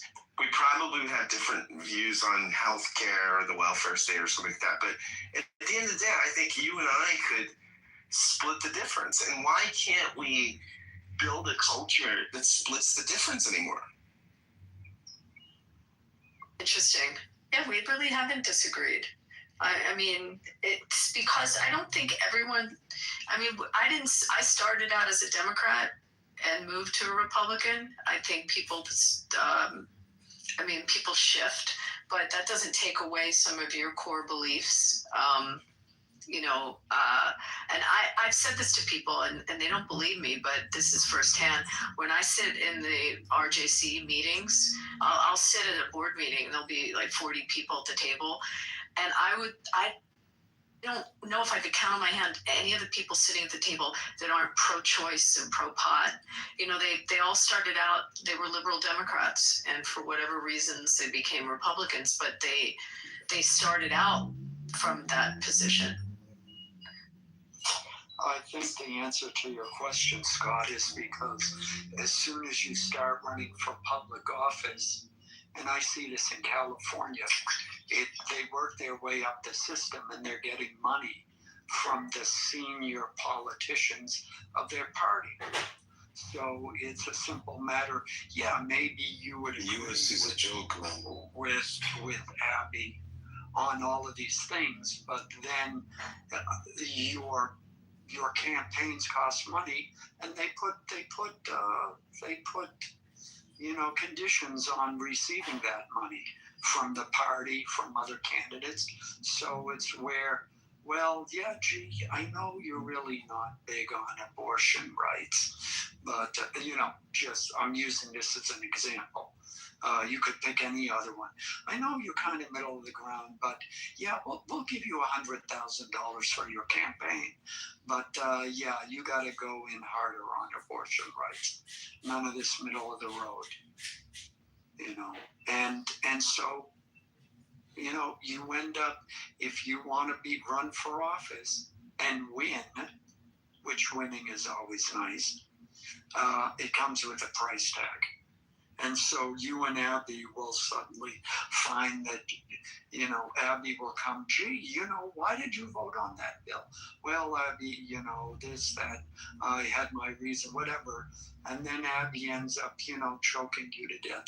And then it becomes a big, scandal. And, and then you can't have that. So that last part might have been made up. Let's go to Universe. My man, John Kitover.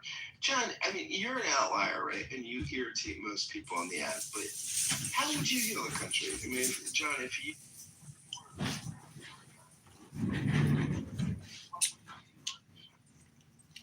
Well, if you look at my PTR, I'm reading Ayn Rand's The Virtue of Selfishness. And if you show that to people, they say, oh, what a horrible title, Virtue of Selfishness. There's no virtues in selfishness. Well, it's a clickbait. Are we going to talk about the Bill of Rights 2.0?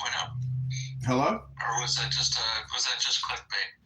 Hello? Oh, yeah, Jakob, you're a mod. You can, you can take over the room if you want. No, I'm not taking over the room. I thought it was an interesting concept. To be honest, I've always been thinking about Talmud 2.0, like if rabbis got together again and sort of like talked about it. So like, it's a really intriguing idea. Yeah, I think on some level, right? Part of the Bill of Rights, I think affordability is the issue, right? I think that's the thing that the parties, and they're both fumbling it, right? We don't know how to do this, right? Like basically, most Americans that are functional can't afford to live in the country, and it's awful, and I think that's that would be the set. That would be 2.0, right? That would be how can we get to affordability? But I think the left would say that you do it through taxation and redistribution. The right would say you do it through deregulation and lower taxes and prosperity. And I don't know that either party has been successful in making life affordable for most Americans. How do you come back from 9% inflation under Biden? That's what I'd like to know. Because we're still reeling from the effects of that. Yeah, so I think what Biden did was he made a strategic decision that we could say was a fail. I think he was facing a recession on his watch. So what he did was it's so great, the inflation, the Anti-Inflation Act or whatever. Inflation Reduction Act. Yeah, what he did is he drove up prices, right? I mean, he put $1 trillion into the economy. And I'm not an economist. I don't know anything about economics, but I do know if you have more money chasing the same amounts of goods, the prices go up. So he inflated prices. So, but I think it probably did stave off the recession. It might have not been the right decision politically, right? I mean, it just pragmatically. I mean, I think probably a more disciplined president would have just let the economy go where it went. I'm curious where Greece is now, because Greece was having a lot of problems, and I haven't kept up on it. And I don't, but they had hyperinflation, I believe, or bad inflation. And the idea, look, if you've spent too much money, you have to stop spending money. That's not a difficult concept to understand. It might be difficult. Hold on a sec. Thank you. It might be difficult to sell politically, and we've seen time again, like in France and in other countries, where politicians try to propose austerity budgets, and people just lose it. And you'll see protests, things like that. But I mean, the idea that you spend too much in the last year, so this year you have to spend less so you can get back on track, is that a difficult concept for people to understand? And why wasn't that being sold? No, but this goes back, I think, Alan, to an Indigo Girls song. The hardest to learn is the least complicated. It's not complicated. It's just a hard lesson to learn. I don't think, Yeah, I agree. Yeah, I mean, Abby could speak to this, right? Because she is, the dean of conservative politics here. But even Ronald Reagan, right, was not a fiscal conservative, right? I mean, he was claimed to be one, but his actions were otherwise. Yeah, he cut taxes and increased spending. I mean, no, he did try to sort of pare down the government, and he was Doge. But there were more employees after he left than before he entered. So he tripled the national debt. Why do we revere him? Why do we revere him so much? What do you think it is? It's his persona. It was. I want to say one more thing. When he took office, the United States was the largest creditor nation on the planet. When he left office, it was the largest debtor nation on the planet. All in one administration. To answer Abby's question, we revere him, I think, because we had a clear and present danger in the Soviet Union. And he, for all of Reagan's faults, he saw that there was a good guy and a bad guy. And that's part of what sped us into our debt, right? I mean, it was deficit spending on the Cold War. But, and we won it. I mean, I think that's why we revere him, because I think you're right. I think that's one thing, but I think there's a lot more. He was a very good communicator, and he brought the country together after a decade that was very difficult and full of malaise and whatnot, and brought hope, and people bought into that messaging. When it comes to Reagan, I think people forget how politics work and our Congress works. What I remember is that Reagan proposed all these cuts, and I forget the name of the budget guy he hired who was just slashing government programs. David Stockton. Nick Stockton. No, David Stockman, yes. Okay. Stockton. No, Stockman. Yeah. What was it, Stockton? I've heard the name Stockman 17 times now. We've got his Okay, we know what you're talking about. in any event. Because Stockton's a basketball player. Yeah, in any event, in order for Reagan to do what he did, he had to make a deal with Congress, which was Democrat controlled. So Reagan drove up military spending, and the Democrats said, "You're going to do that? You're going to spend more money on the military. We're going to spend more money on the stuff we want to spend money on." So that was the deal. So together, they drove up the budget.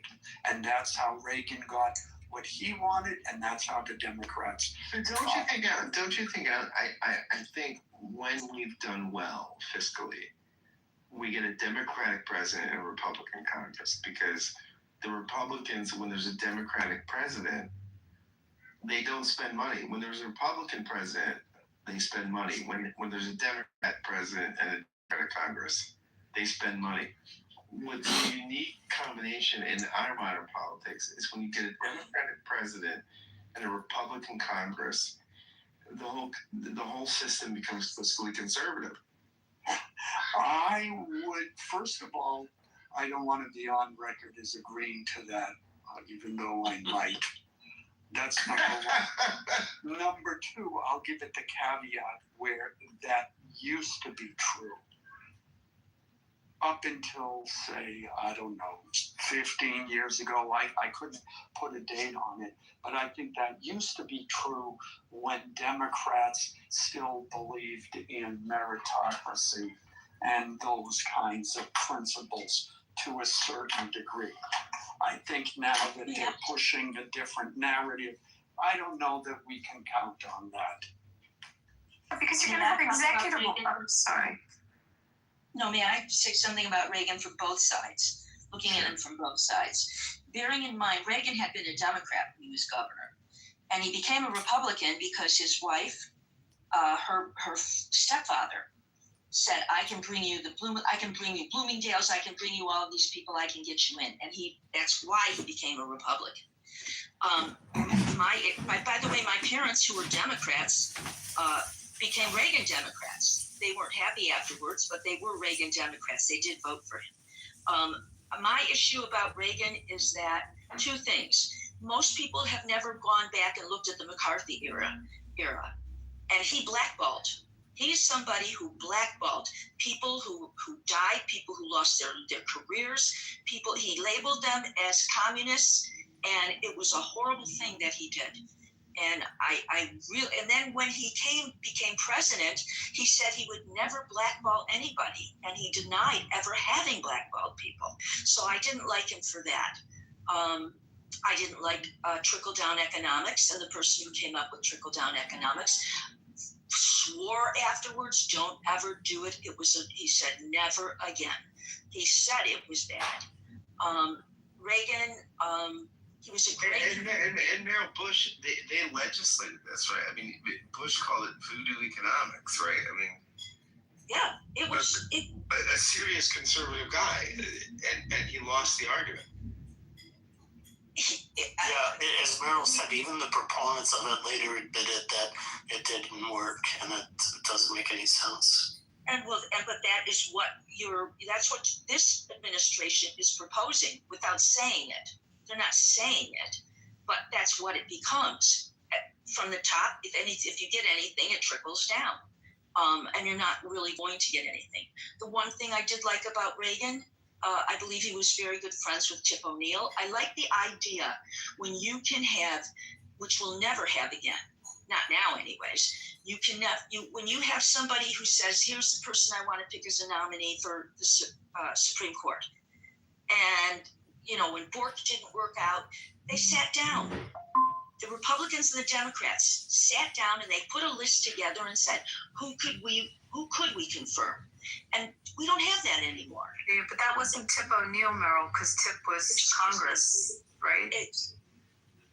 Tip, who was running the Senate then when he was Tip was Speaker of the House. Tip was in the Congress. So right, when you're talking about who, he was very close friends with Reagan and had that kind of influence. They did have drinks. yeah, no, I know. I was just curious who was the Republican in the Senate. Was it Kennedy? Would have done the deals Oh, with you mean the majority leader? Bork and no, what she's talking about with Bork confirmations. scared everybody. Bork scared everybody. Oh, I know. But Realistically, he scared everybody. I was just trying to remember who. Yeah, I'll look it up. Joe I Biden. can't remember. Joe Biden was there then. Yeah, but he wasn't a leader. He wasn't Kennedy a leader, was but he the was- Dem leader, right? Or no? No, to Merrill's No. point, yes. To your point, yes, they were much more cooperative with each other. Absolutely. But to And we say, lost that. yeah. And that started with, I'm blanking on his name. But Mitt Romney, no, Ted Cruz, and No, Harry Reid was an asshole, and he's my senator. Mitt So. Romney. Yeah, but Ted It's, Cruz made Mitt Romney lose the presidential race. the agreement with America, Jesus Christ. I have the names. Yeah, but That was Gingrich, the contract with yeah, America. Newt Gingrich, thank you very much. But to say Bork didn't work out, Kennedy and the Democrats said, this guy is not going to go past. We are not going to vote for him, and we are going to assassinate his character. And Bork answered the questions honestly, which you will never get again from a Supreme Court nominee, because whoever nominates them, the other side will assassinate their character, as we have seen time again. And that's why Mitch McConnell said, okay, I'm not going to forget this. The Senate Majority Leader were Howard Baker, 81 to 85, Bob Dole, 85 to 87. Yeah, so when I look at the budget of the Reagan administration and the federal outlays as a share of GDP, you see that the total outlays dropped slightly. Revenues dropped from 19% to 17%. Defense went up from 5% to 5.5%.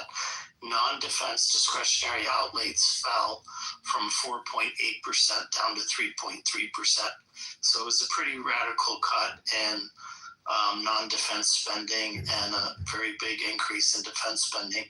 But the real killer, of course, was the drop in revenues. But Euro, that defense spending. So if I were to put on the yellow tablet and draw the line down the middle of the pros and cons on Reagan, I mean, and I'm a little older than some of you, so I lived through as a kid. I don't know how many of you had to go under your desk and do the drills and the fear of the Cold War, but we I've seen the YouTube videos. Okay, so I mean, we all had that. So I guess for me, the strength, or the real thing from Reagan, was that strength abroad, and it kind of took away that fear of the Russians. I mean, we had a fear of them. We had a fear, not the Russians, sorry, the Soviets. We had a fear. They were our real enemy. I mean, although we had finished Vietnam, I mean, in terms of actual fighting and some smaller, smaller battles along the way, I mean, the Soviet fear was what we grew up with, and for me, he took that away. Like he cured that. Yes. So that's on my pro side of He Reagan. also removed the Malays after Vietnam through Carter and the bungled Iranian rescue operation. America was fearful of using its armed forces. He put short-range ballistic missiles in Germany to combat the Russians. I mean, major spending programs, and I think he turned the perception that it's okay to use military force. Well, that's the point. So the spending Euro's talking about, like, for a lot of the heads of Americans, they justified it because he took away that threat of that enemy I mean, I'm not articulating it well, but that's. No, I think you're articulating it just fine, and I think I agree with you. I don't have a particular problem with the defense spending. I mean, it's a little high, but I think to some extent it was justified. And you know, he did have this little squabble. What was it in Grenada and stuff like that? That lasted 10 days. I mean, you do realize that was during him, right? Grenada was during him.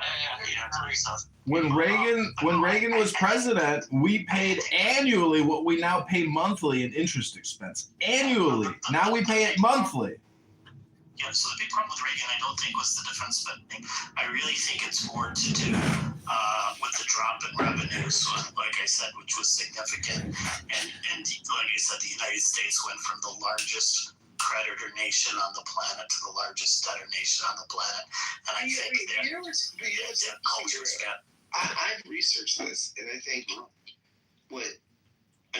his tax policies did increase revenue.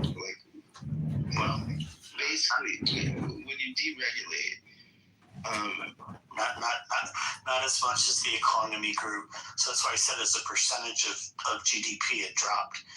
So it went from 19% down to 17%. So it's a pretty significant drop, which is one of the reasons. I mean, part of that is we didn't cut spending, right? I mean, the debt went up. This is what I'm saying. Like, you don't want debt to go. Like, it's not like a small difference in debt. He tripled the debt. So it's significant. There's something I don't understand, though. Merrill, you said that he started out as a Democrat. And yes. I'm having a fleeting memory of him being at the Republican convention and not getting the nomination. And he was 76. Yeah, okay, he was viewed as an extreme right wing. Like, he was extreme right. So it's weird that he started out as a Dem because he was perceived, compared to the other R's at that time, as like far right. No, that's actually incorrect, Abby. That's totally incorrect, Abby. Abby, that's totally wrong. No, Abby he was a Barry Goldwater disciple, and Goldwater. I mean, it's interesting because Cheney was, in that administration, and I remember listening to him. In what role? Cheney was defense secretary. Yeah, and they were basically, Cheney basically said, Cheney was an old school traditional Republican. And somebody, one of these supply side guys came in and said to Cheney, like, let me explain to you supply side economics. And it was the same thing that Bush said. It was voodoo economic. He's like, what we're going to do is we're going to lower taxes and we're going to do all this and it's all going to work out. We're going to increase military spending and lower taxes. And Cheney thought it was insane, but he went along with it.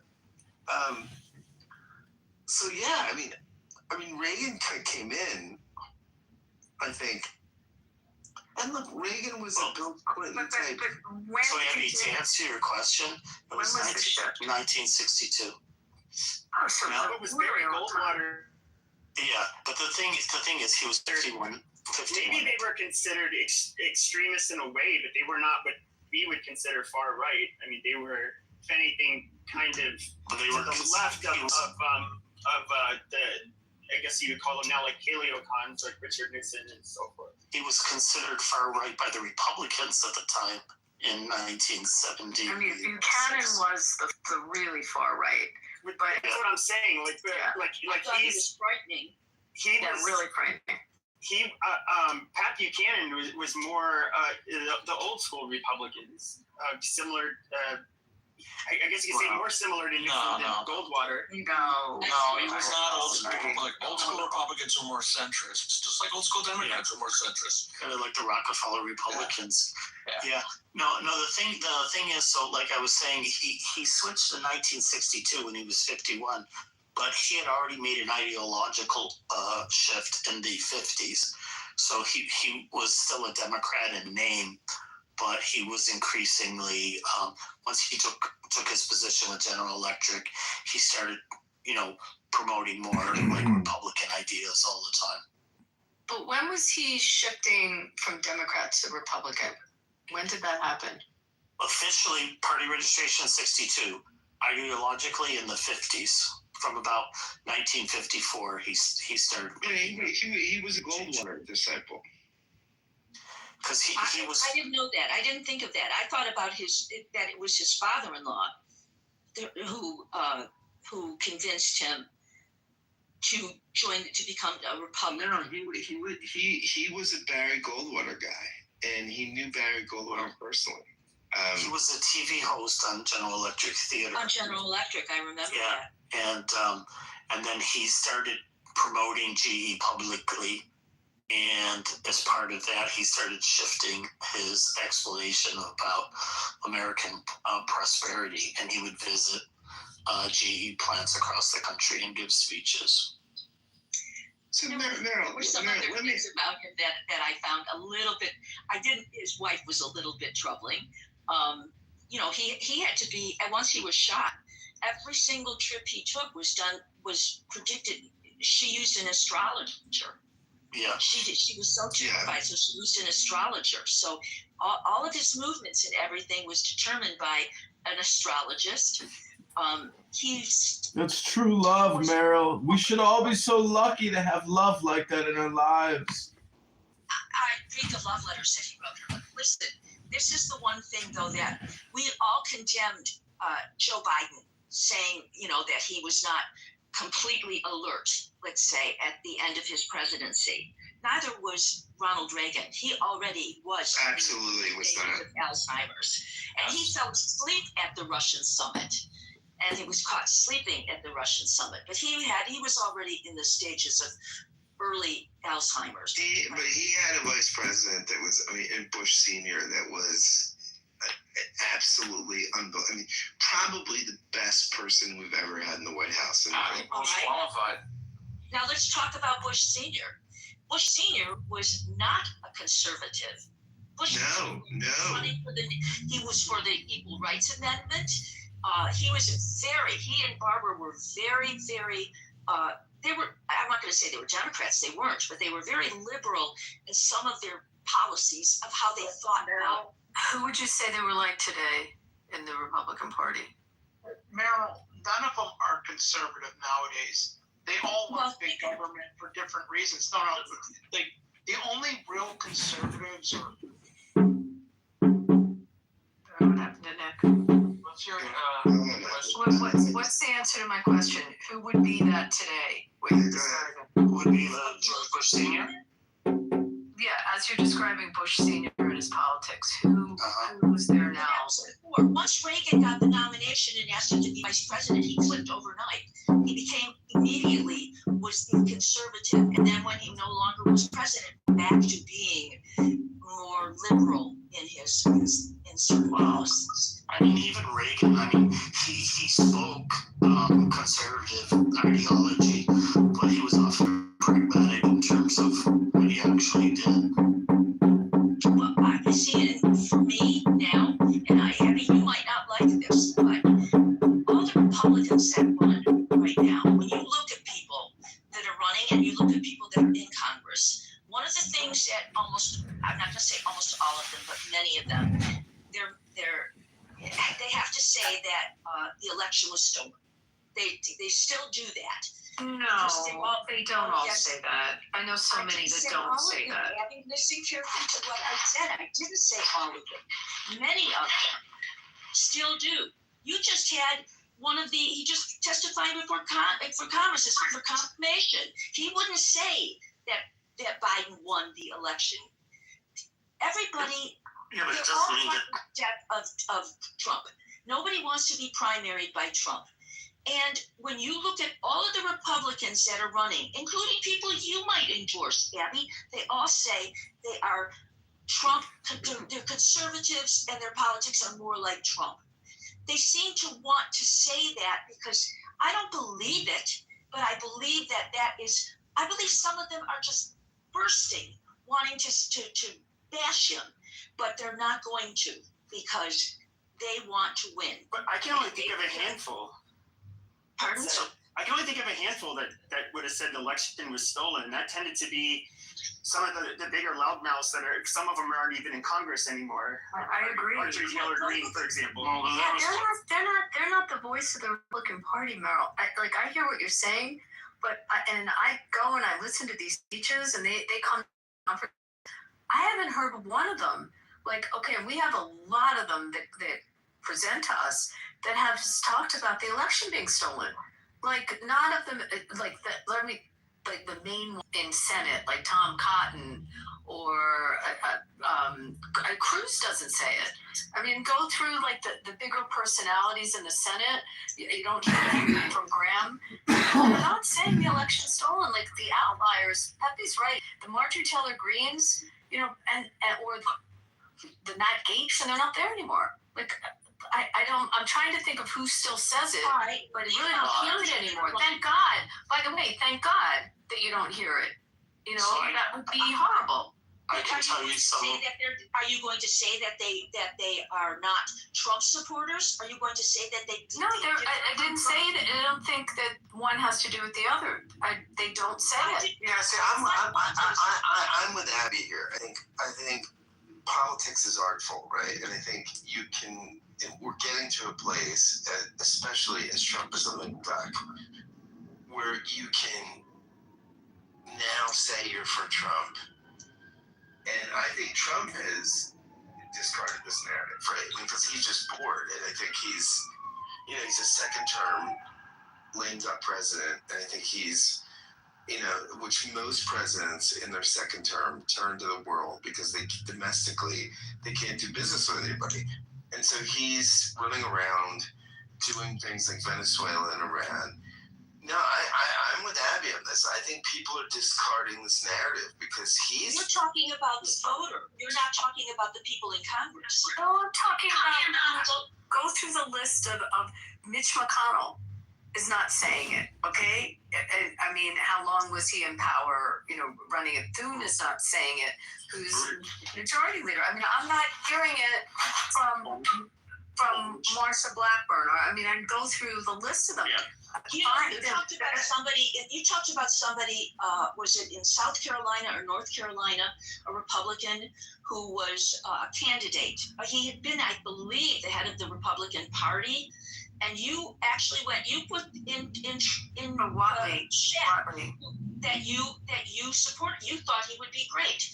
He was an election denier. I have talks about that.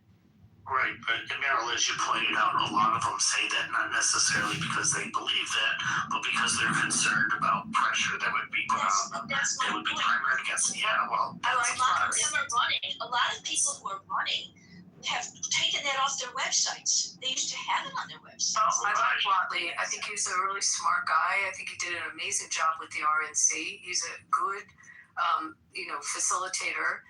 I liked him. I don't remember if that was his mantra. It's definitely hasn't been his mantra. Now the party is what, Laura Trump and is he still? No, I think that's father wants because Trump. Right, but I'm not praising Laura Trump. I'm just talking about Michael Watley. I thought he was a very strong leader of the RNC. Where was Ronna McDaniels on it? I don't remember her position when she was running the RNC. People actually mocked them. I think Republicans especially. Of course, I think they would try their best not to publicly do it, but most Republicans kind of laughed at people like Marjorie Taylor Greene, the people that were really big into pushing the election was stolen and that kind of stuff. These people were kind of loony ideologues. But you have to remember, her constituents voted for her. So it is when it's practical for some of them, they say it. They don't think it's practical, they remove it off of their website. Okay, so let's go about abortion. But Meryl, look at who are the power or really up and coming senators. I forgot about this one, who's one of my most favorite, is because it's in his first term, is Dave McCormick, who's the new senator in Pennsylvania. He is not an election denier. I've never heard him say that. He's also has a fabulous future within the party, and represents a state that's kind of a purple state. And take a look at Dave McCormick. The views are, I don't know if you would consider them extreme. I think he's a mainstream Republican. All right, Have not heard it from him. So I'll throw that name out. Let's talk about it this way. All right, every single person that Trump appointed in his administration, every single one would not say that Joe Biden won the election. They would not say it. The most they would say was, well, he's our president. That's all he was our president. Has Rubio said that? Hold on, please let me finish. Okay. Rubio, you know what I find most I know you love Rubio. I want to tell you something. I wanted Marco Rubio for Secretary of State. I thought, here is the voice of somebody with experience and someone who's going to stand up to Trump. He's not going to be the sponge. He's not going to fold like everybody else is doing. And I think that Marco Rubio, the best thing that he can do by the end of this administration is remove himself, get further away from Trump and not do Trump's bidding for him, because he is smarter. No, I agree. He's the only one that I really wanted to see. And when I looked at every single one of the Republicans confirmed it. Every single one of the people that had absolutely no right being in that administration. They had no qualifications. They're terrible. And I know the question was asked about what would be the 3 things that you would do. The first thing I would do would be, of course, I'd get rid of all of them. I would put experienced, well-qualified people in there. And when you talked about the fighting terrorism, the DOJ got rid of that, and the FBI got rid of that. They don't do that anymore, the terrorist investigations. I bring that back. So, Abby, I was going to try to take a stab at answering your question about who in the Republican Party today would be most similar to George H.W. Bush. So my initial reaction was nobody, because he had quite extensive experience. Because before becoming president, he was a congressman, he was a UN ambassador, he was the chair of the Republican National Committee, he was the envoy to China, CIA director, and of course, vice president. But in terms of overall establishment temperament, I would probably say Mitt Romney comes very close. He is, of course, retired now from the Senate. Experience says he decides business. He's business-oriented, political family, institutionally conservative. He was an internationalist, and he's uncomfortable with populism. If you want to talk about in terms of who has a similar moderate, pragmatic New England-style Republican, you got Susan Collins and Phil Scott. A bipartisan governor type, you got Larry Hogan. You got Nikki Haley, of course, as an internationalist Republican, and Chris Sununu. When you say internationalist, what exactly are you referring to? Internationalist? Not a nationalist. Globalist. Well, I would call it a globalist. Sununu's interesting because Sununu and Hogan both came out against Trump with Chris Christie. They all joined that anti-Trump bandwagon. And it's sad that Hogan lost that election. Other people love the present governor, and he ran for Senate in Maryland, but he was from the Chris Christie camp of, I don't know, what would you call them? What Merrill was describing as these. Which ones? Sununu, I would say. Republicans? I would say yes. Sununu is like a New England Republican. Yeah, they're from the Northeast. The Northeast. I feel like they can only churn out one type of Republican. And it's a type of Republican, yeah. Are you serious? You got a Lindsey Graham fucking Republican? No, he's a fucking fruitcake. What was the last guy that talked about? What was that? Lindsey Graham's kind of a tricky one because he's all. No. Who's the Chris Christie? Man, you guys don't like Chris Christie, do you? I want to say something about Chris Christie. Oh my God! So besides that, he's a Springsteen fan, but we'll leave that aside.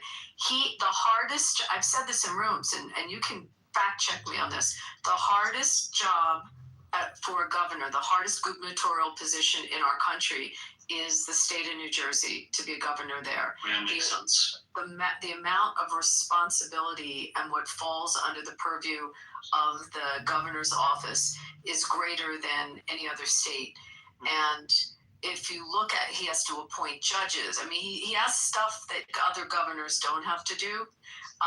And if you talk to people in New Jersey, it's a funny place because it's a blue state and they elected him. And he was a popular governor, you know, in terms of his policies, etc.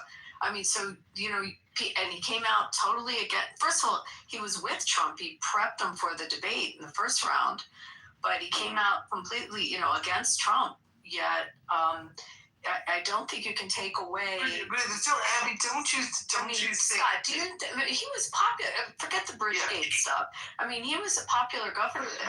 But Abby, don't you think Chris Christie's popularity, right, he actually was a conservative? Like, Trump's not a conservative. Trump is a bombastic.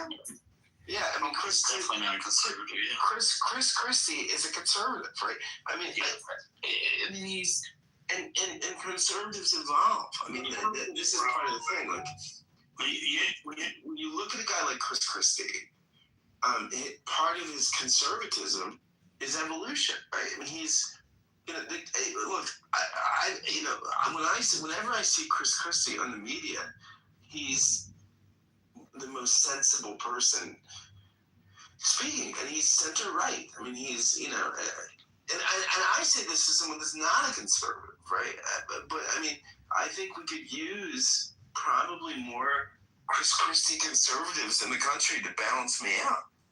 Okay, go to the 17 people that were up when Trump ran the first time. Do you remember all the 17 candidates? John Kasich, okay, so Kasich, right? Jeb Bush. All right, so what were your thoughts about Jeb Bush they thought was going to win? Absolutely, a lot of money was behind him. So what were your thoughts on Kasich and on Bush? All right, I personally, remember I said yesterday, I don't know if you were in the show yesterday, I am a Democrat. However, I always look at the Republicans who are running and sit and remind myself, which ones do I think would be good? If they win, can I live with that? Are they going to be good for our country? I might not agree with all their policies. However, I can still look at a Republican and say, I can live with this. And Jeb Bush was one. And I know everybody thought he was a warmonger, but I thought Jeb Bush was the smartest of all the Bushes. So I liked Jeb Bush. John Kasich, I liked him. I did not like a lot of his policies, but I did like John Kasich. By the way, Mitt Romney, I will tell you that I know many Republicans who would not vote for Mitt Romney because if he had been allowed to run for president as Mitt Romney, the governor, they would have, everybody, even I would have considered him. It was when he was told he had to, they were marketing him as too far to the right for people who were used to him being governor. And that was the problem. That was the problem. And but I think that, and then he came back.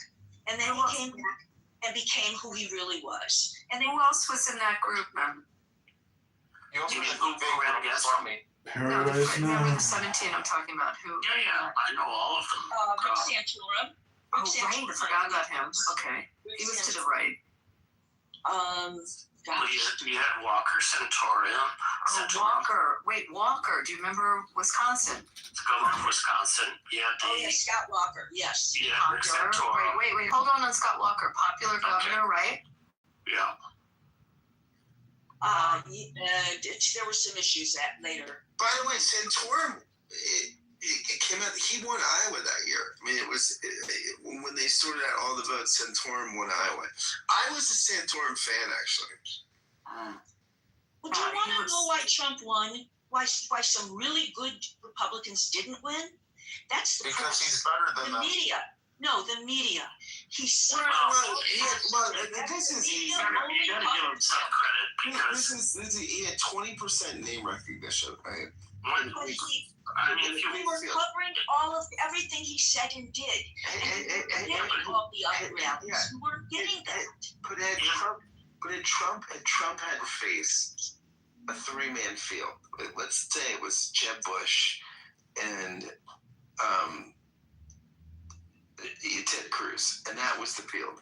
Trump would not have won that election, right? I mean, he was able with 20%. He ran against Ted Cruz. Don't you remember who was? Scott came. Meryl's right. It came down to the three. It was eight. Because I remember it was there was 18,000 of us at that policy conference, and it was three people presented, and it was Cruz, Trump, and Kasich. Those were the three that were left. Do you remember? It kind of came down to those three. And they couldn't have been more different. They were so different. But I'm saying, if Trump had to start that race with three people in the field, like a normal Republican field, the reason Trump won, I mean, I remember, one of those debates where he was like, Kasich said something critical, right? And Trump pulls out a scrumpled piece of paper and says, you know what? The reason I'm like in the middle of the stage, okay, is because I'm like at the top of the polls at like 20%, you're at like 2%. That's why Trump won. I mean, he could not, I don't think Trump could have won if it was a normal primary without 16 people. Yeah, he definitely benefited from having a lot of people for a couple of the reasons that you're saying. So one is he already had high name recognition, which gave him relatively high poll ratings.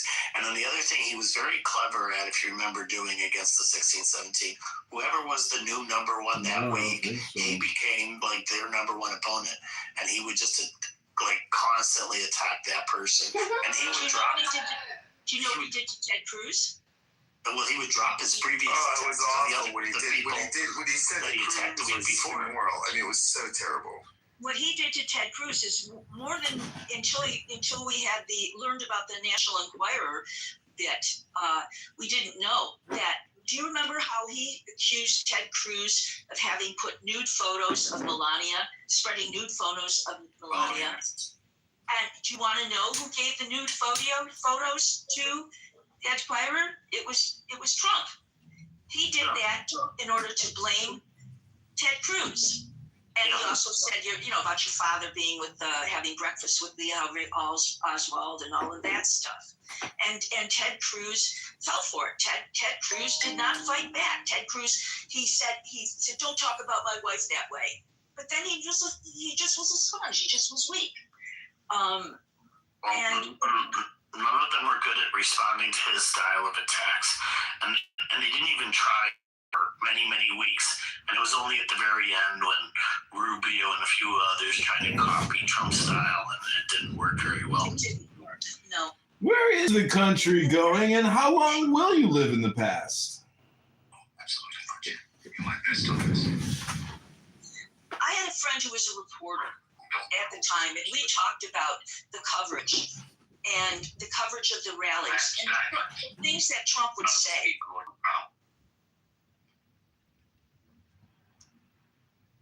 I'm sorry. I don't know what it is. What happened? Wait. Oh, here's Jane. So can you go back to Can I just say one thing real quick, Abby, about because you brought up Dave McCormick earlier. Yeah, and it's interesting because in a lot of ways he has some similarities with George H. Bush, and he has that plus like a Trump adaptation, I would say. But they're very, very similar backgrounds. Really nice guy too, Euro. He's just pleasant and not like. Well, he's a West. Have you? I mean, you see him a lot on TV in Philly, but. Yeah, well, he's a West Point graduate, and he also got an MA and PhD from Princeton. He was a former CEO of Bridgewater, so it's like one of the world's largest hedge funds. And he served in the George W. Bush administration as Undersecretary of the Treasury for National Affairs. I door knocked for him. I mean, I flew back to Philly and went into Montgomery County and door knocked. And people, I mean, that was a very close race. You remember Casey wouldn't, he wouldn't, what do you call it? The concede, thank you. I mean, it was a very close race. But can I go back to the 17? I'm still trying to remember everyone that presented. Remember that debate with Megyn Kelly with the blood in her eyes? Yeah. With Trump. So they were all on stage. I thought that was So you had who did I say? Walker, Santorum. You had Marco Rubio, obviously. You had Rick Perry. You had Rand Paul. Rick Perry, I forgot about him. Well, it was the most talented primary field I've ever seen.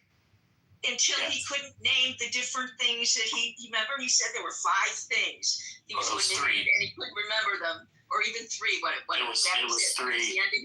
And he could, and the problem was is he's the one that brought up the 3, so that makes it really, really bad. It's like I got 3 things I want to change, and they are 1 and 2. Oh, I can't remember the third one. So it's like it just instant loss of credibility, right? As a Democrat watching, as a Democrat watching, you looked and you said, okay, that's the next Saturday Night Live sketch. You know, you look at them, and that was really bad. The same thing. Democrats had the same thing, but it was interesting. You looked at that one and said, "Oh, that's going to be on Saturday Night Live." That's it, and that was the end of him. And he made a joke about it. He was very self-deprecating about it as well.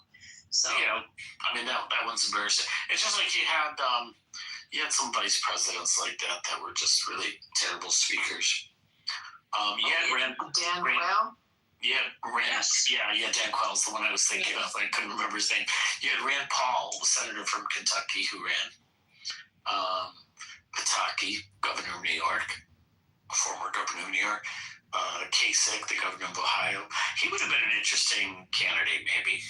I liked Kasich. I just not all of his policies, though, but at the end, when we were coming down to the end, I was looking and saying, now which one could I live with? I could live with Kasich. I had some faith in him. So remember, he also was one who took issue with Trump saying about grabbing women by their genitals or whatever. So why did Jeb Bush implode, and whatever happened to him? Jeb Bush didn't implode. He just couldn't get. What happened with Jeb Bush is you have to remember. First of all, they had him out there. They had him out there saying he's going to win, he's going to win, he's going to win, and it's in the very beginning. And along comes Trump.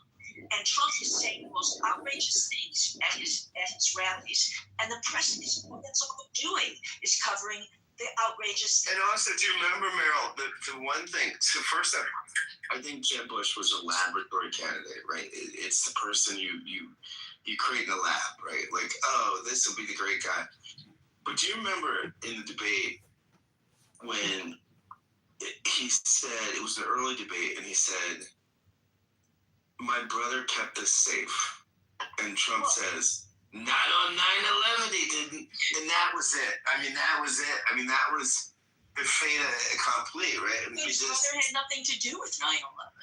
No, but I mean, it just was a fumble, right? I mean, it was just. Yeah, I know. It was just one of those moments where. Well, there are 2 other things about Jeb Bush. He was married to somebody, I believe she was Latin.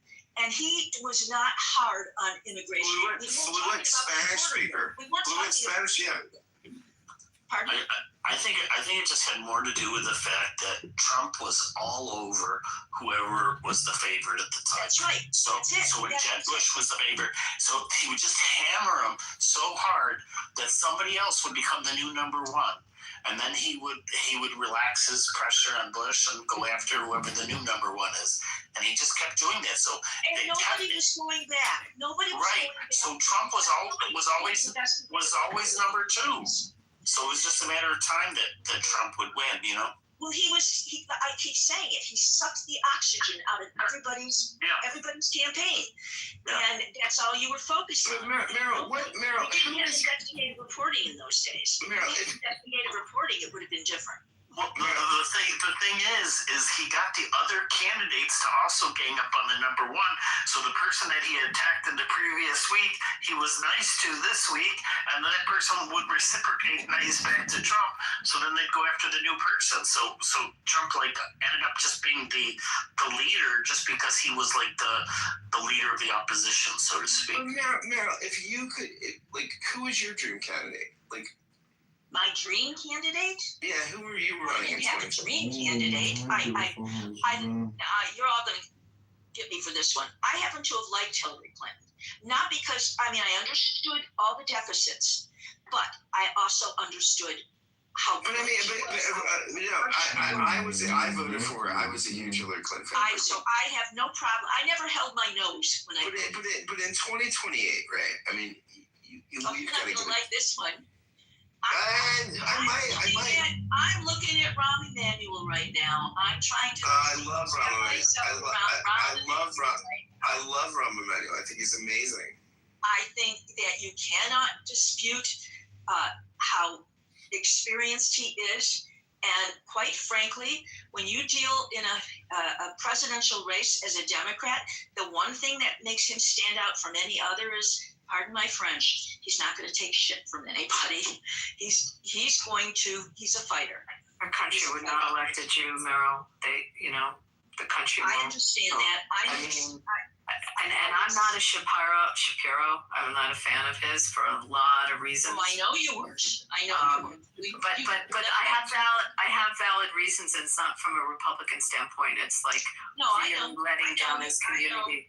However, if you took all of that away, and looked at his politics, they wouldn't elect him. And Rahm Emanuel, I agree with you. I like him more than Shapiro, and I think that he's more qualified. I don't disagree with you, but in the state of affairs as it is, even if you're looking in 2028, you think things will calm down by then?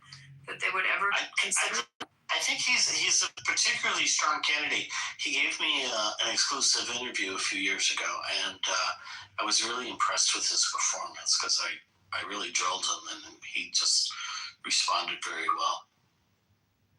I think of him. I know people say it's too soon to say anything good about Pritzker, but he's there. I'm waiting to see. I want to see all the candidates. You can't be that overweight. I think it's one of those things you can't be that overweight and be president. It's shallow. It's dumb. But Pritzker's. You can't be that fat and be president. It's just not. So overweight. What are you talking about? Don't. He'll be. But believe me, by then he'll have taken some medication and he will be thinner. Don't you remember what Chris Christie did? Thinner than Trump? He did the rubber band surgery. Yeah, and Chris Christie never he was still overweight. I think that was part of. He gained back his weight. the weight. Yeah, I think Christie. We have a fat shaming culture that will not forgive those things. It sucks. It's terrible. They forgive it for Trump. Oh, you know what? It's not the same kind of. Yeah, it's not. Abby's right. And also Trump has mastered his outfits. He's mastered his look. Foot-long tie. Yeah, because if you see him in lighter clothing, you really see how obese he is. He can handle the. Wears his tie too long. Excuse me, Meryl, I have a question for you. I've heard that it's rumored that hundreds of years from now, people will look back on Donald Trump with total awe and nostalgia and just aura. How does that make you feel knowing that so many people in the future will look back on Trump and just view him as the closest thing to God that has ever walked the earth? No. Historians aren't even waiting. Historians normally wait 20 to 25 years before they start talking about how a president will be remembered in history. And he is not. And believe it or not, Biden will be remembered as an excellent president. Trump will not be looked upon that way. I don't think so with Biden. I'm not gonna. I think Clinton, perhaps. I'll give that to the Democrats, but not Biden. I think what Biden had. Yeah. So we always talk about the Washington insiders, right? And what Biden was a Washington insider. So when he walked into office, he knows DC. He knows how to get things done. He knows how to cut deals. He knows all the people. He knows committee structures. He knows. So I think it's one of the reasons why he could quickly spend $1 trillion, right? I mean, it was. It's one of the reasons why he could put together a coalition within 2 days. You have to remember that. Yeah. No, I don't think Biden's going to go down as one of the best or the worst. I think he's someone that got in the office and knew how to function in the office in a way that Trump doesn't, right? I mean, Trump, Trump can't function in the office. I mean, and that's not a critique of Trump. It just doesn't have the sensibility. He's not interested or have an attention span. Yeah, in the way that Biden did, right? Well, when he was better, maybe, yeah. I think Howard always says that there's 3 things that matter to Trump.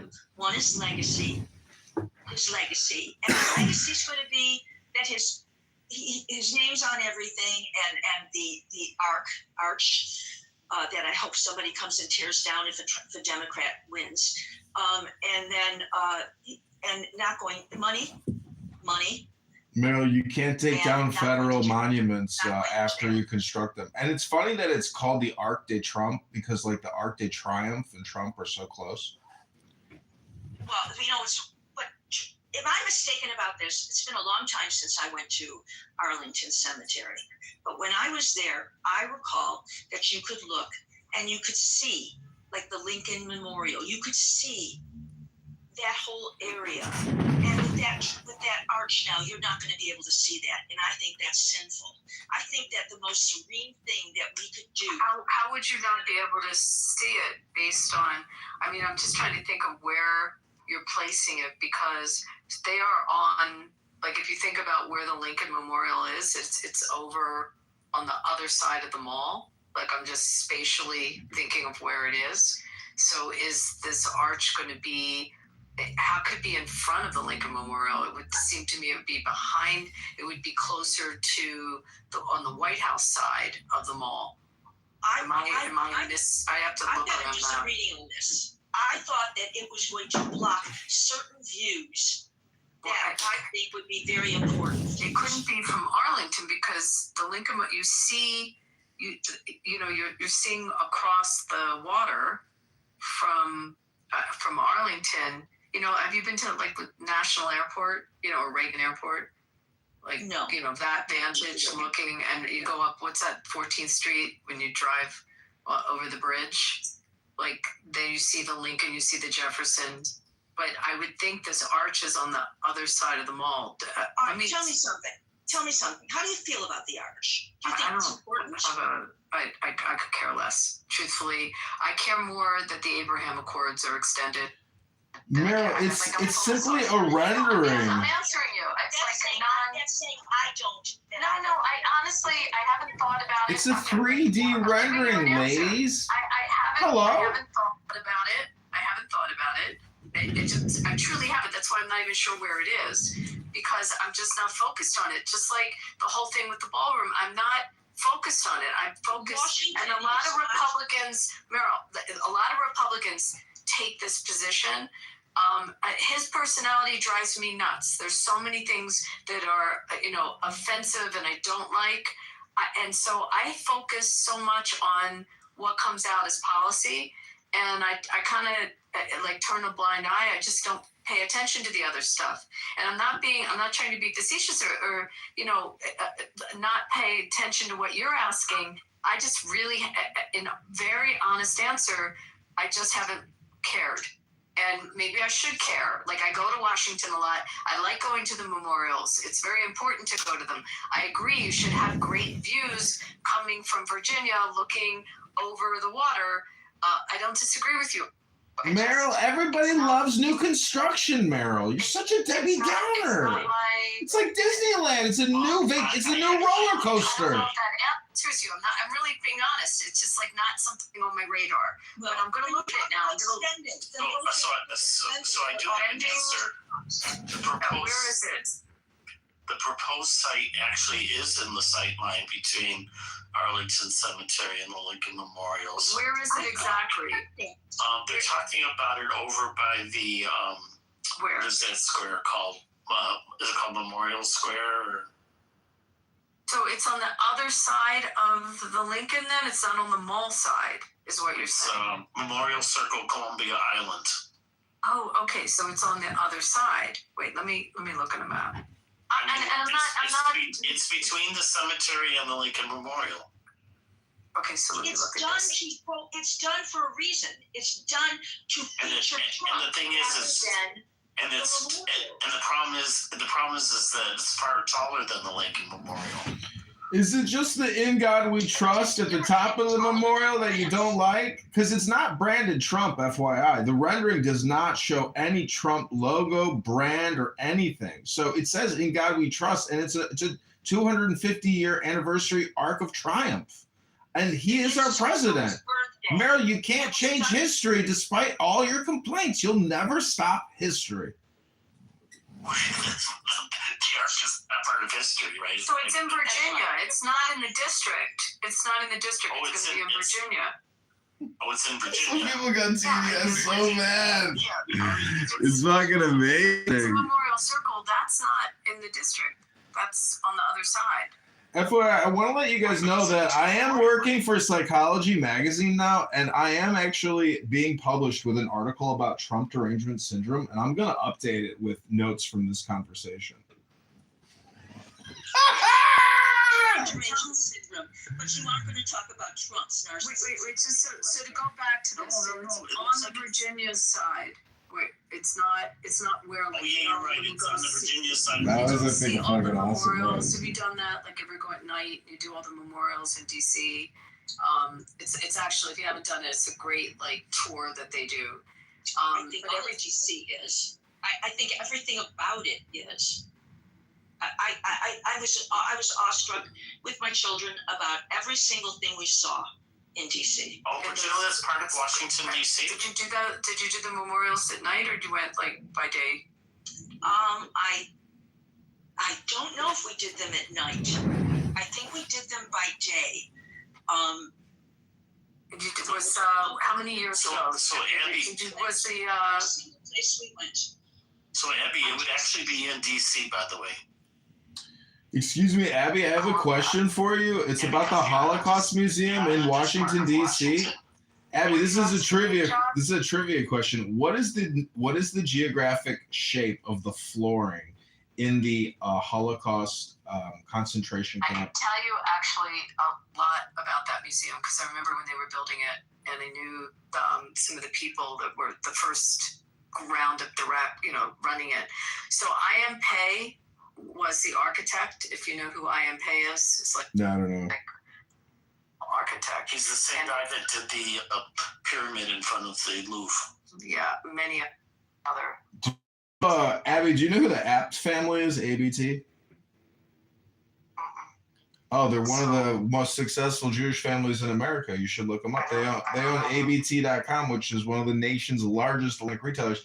And when you leave the Holocaust Museum, it says this wing was donated by Mr. Abt to his son. I was like, I can't believe you guys put all this money up for the museum. And he's like, yep. Well, there's I mean, that's a wonderful thing that they did that. It's a pretty incredible museum. But the design, the exterior design, part of it looks almost like the camp. It's like two different facades of the building.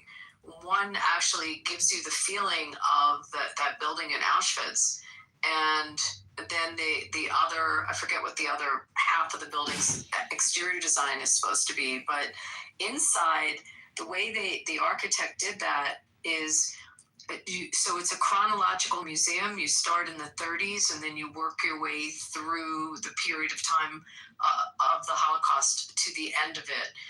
And the actual walkway and pathways through the museum physically get more and more narrow as you go through the years and you go through the process.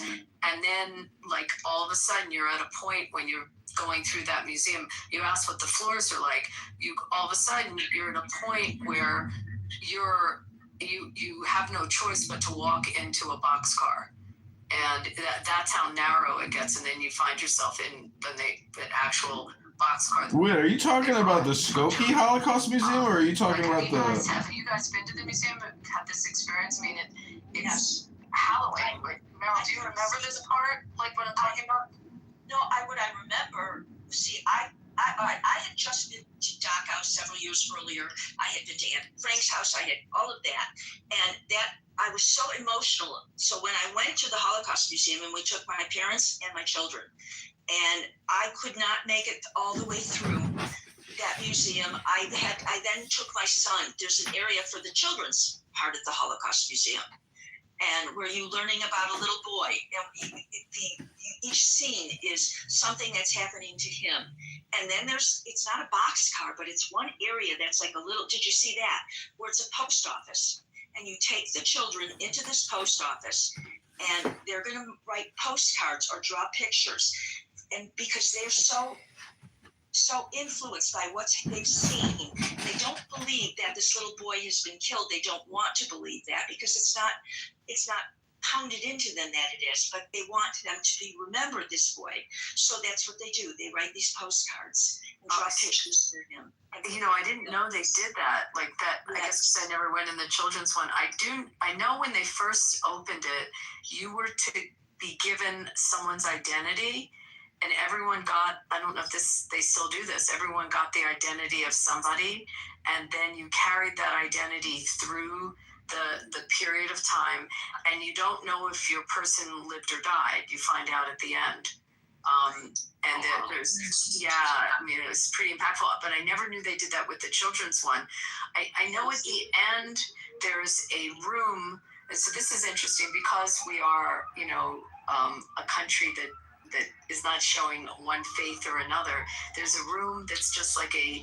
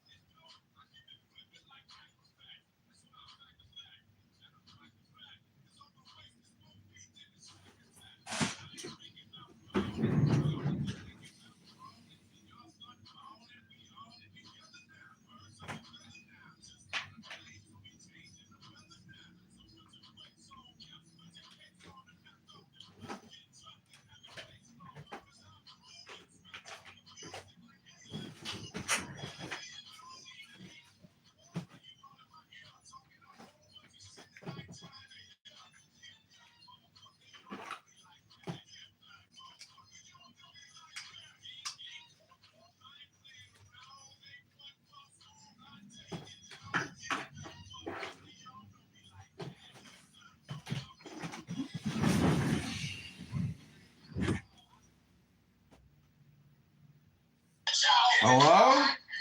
Hello, moderators. Do you know how to use the fucking app? Hello? Is that DJ Pooh? I'm gonna pack you up, DJ Pooh, and put you on a goddamn Subway sandwich and put a bunch of tomato, motherfucking lettuce, and some mayo. I'm gonna pack you up, DJ Pooh. I'm gonna put some pepper, some salt, some vinegar, some balsamic vinaigrette. I'm gonna pack you up and put you in a bag for lunch. You ain't nothing but a Subway sandwich, Dr. Pooh. DJ Pooh! I'm gonna get you, DJ Pooh!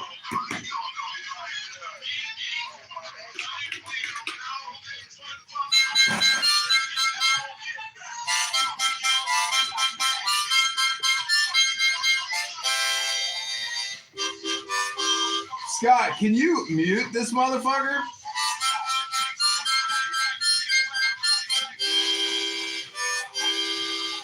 Howard, kick this motherfucker.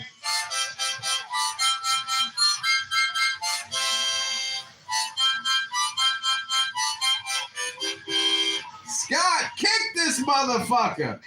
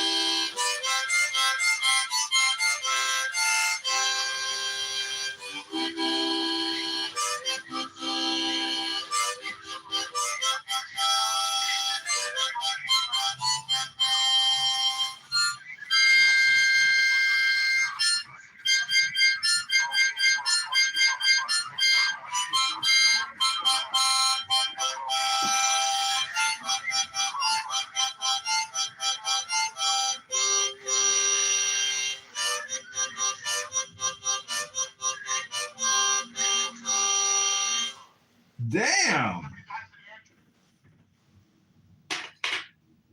You're welcome, everybody. What the heck? That was interesting. What the hell was that? It's a glitch. It's a code. Amazing. Oh, God. Basically, there's a code. That was a there's troll. a code you can put like in your profile, and what it does is if you have an iPhone, it will crash your app, and so basically anybody who tries to mute him is going to. It was very annoying, but I could find some comedy in it.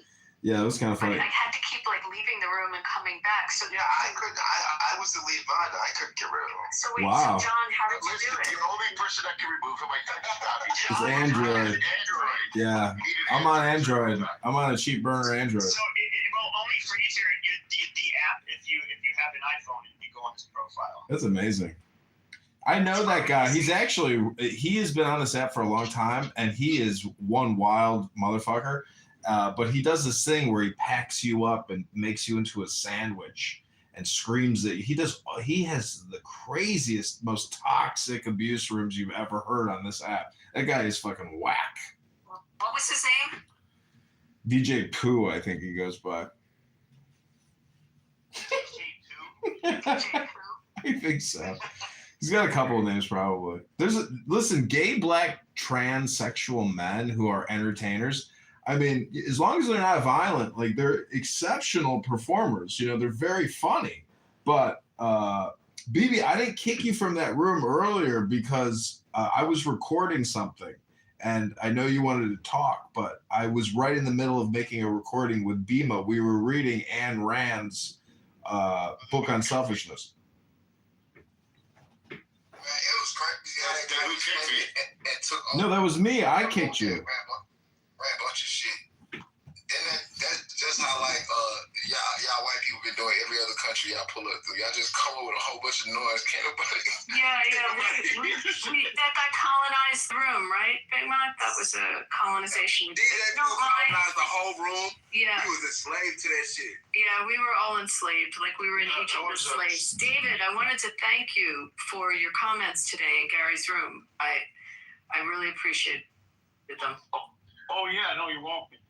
That was really nice. I don't know if they added to them, but yeah, no, I was just doing a deep thought into what it's just mind-boggling. So. It's funny that you came in here, David, and Meryl came back. We got rid of that guy. John figured out how to get rid of him. Don't click on his account if he comes back. I don't know. My conspiracy theory is that was a Perhaps another profile that John had. No. Howard, can you please go explore the app and watch, what real hell sounds like? Have you explored the 10th layers of hell? But you know that clip was part of Tropic Thunder, the Les Grossman skit. Not the movie? Yeah. So I think it was a strategic, I'm afraid to block him because if I click on his profile to block it, the same thing's going to happen. No, Abby, what you do is you go to the top right, click on report recent speaker, and then select him without clicking on his picture, and it'll allow you to report him, and then you can block him. Okay, wait. I go to the top. He's from the deepest of the deep trenches here on Clubhouse.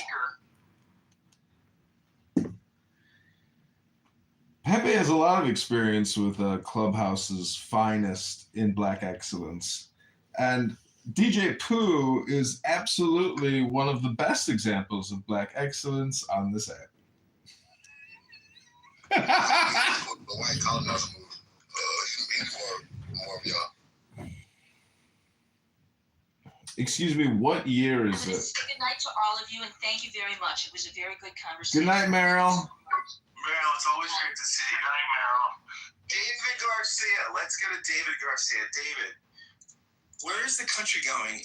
And who would you, if you could have a dream candidate, who would it be and where would they take the country?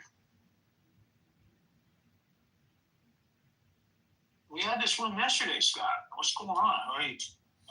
I'll say it again. Because we have new people. We have new people here. Okay, that's for. We need a unifier. We need somebody that Libertarian? is sort of not controversial, who's got respect in society, who can speak to both sides. Who's got a background in something that isn't questionable or legitimate. It's his esteem somehow in society. I think we need to find a candidate that can transcend a lot of that stuff. I don't know. But I think we need to find a leader that, war heroes used to be good candidates for this stuff. People that fought and died for Why do you like warriors? Because they have skin in the game for the country? Skin in the game. They fought honorably. It's about country. It's about putting your life on the line for the country, which we're seeing less and less of that on some level, other than the men and women in the uniforms now today that are out there fighting, of course. So I don't want to forget about those folks. But yeah, absolutely. David, they better be intelligent though, right? I'm not saying put anybody stupid. What are you talking about? Yeah. Well, it just doesn't seem to me in today's communication paradigm, just because you served overseas honorably and fought in combat to a certain degree. We have a lot of veterans in Congress or in the Senate that are traitor backstabbers and are veterans to the hilt. They lost their legs, but they still complain nonstop about Trump.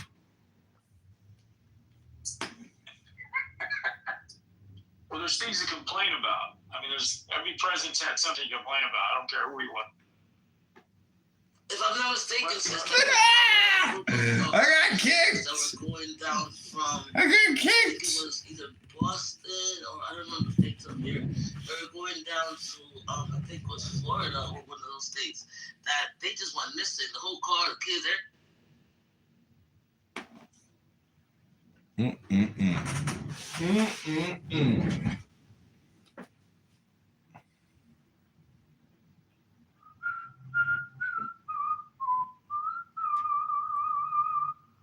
I think there's a reason King Charles came over here.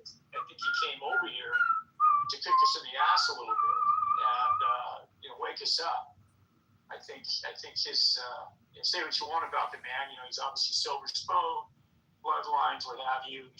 But I think his message and what he said was something that a candidate in this country should be speaking about on some level and unifying us in a way that is bigger picture than party. I think the party thing is broken. I think that's clearly the case with the MAGA defense. Three values that you would that your person that would run for president, like just three values that they would lead with.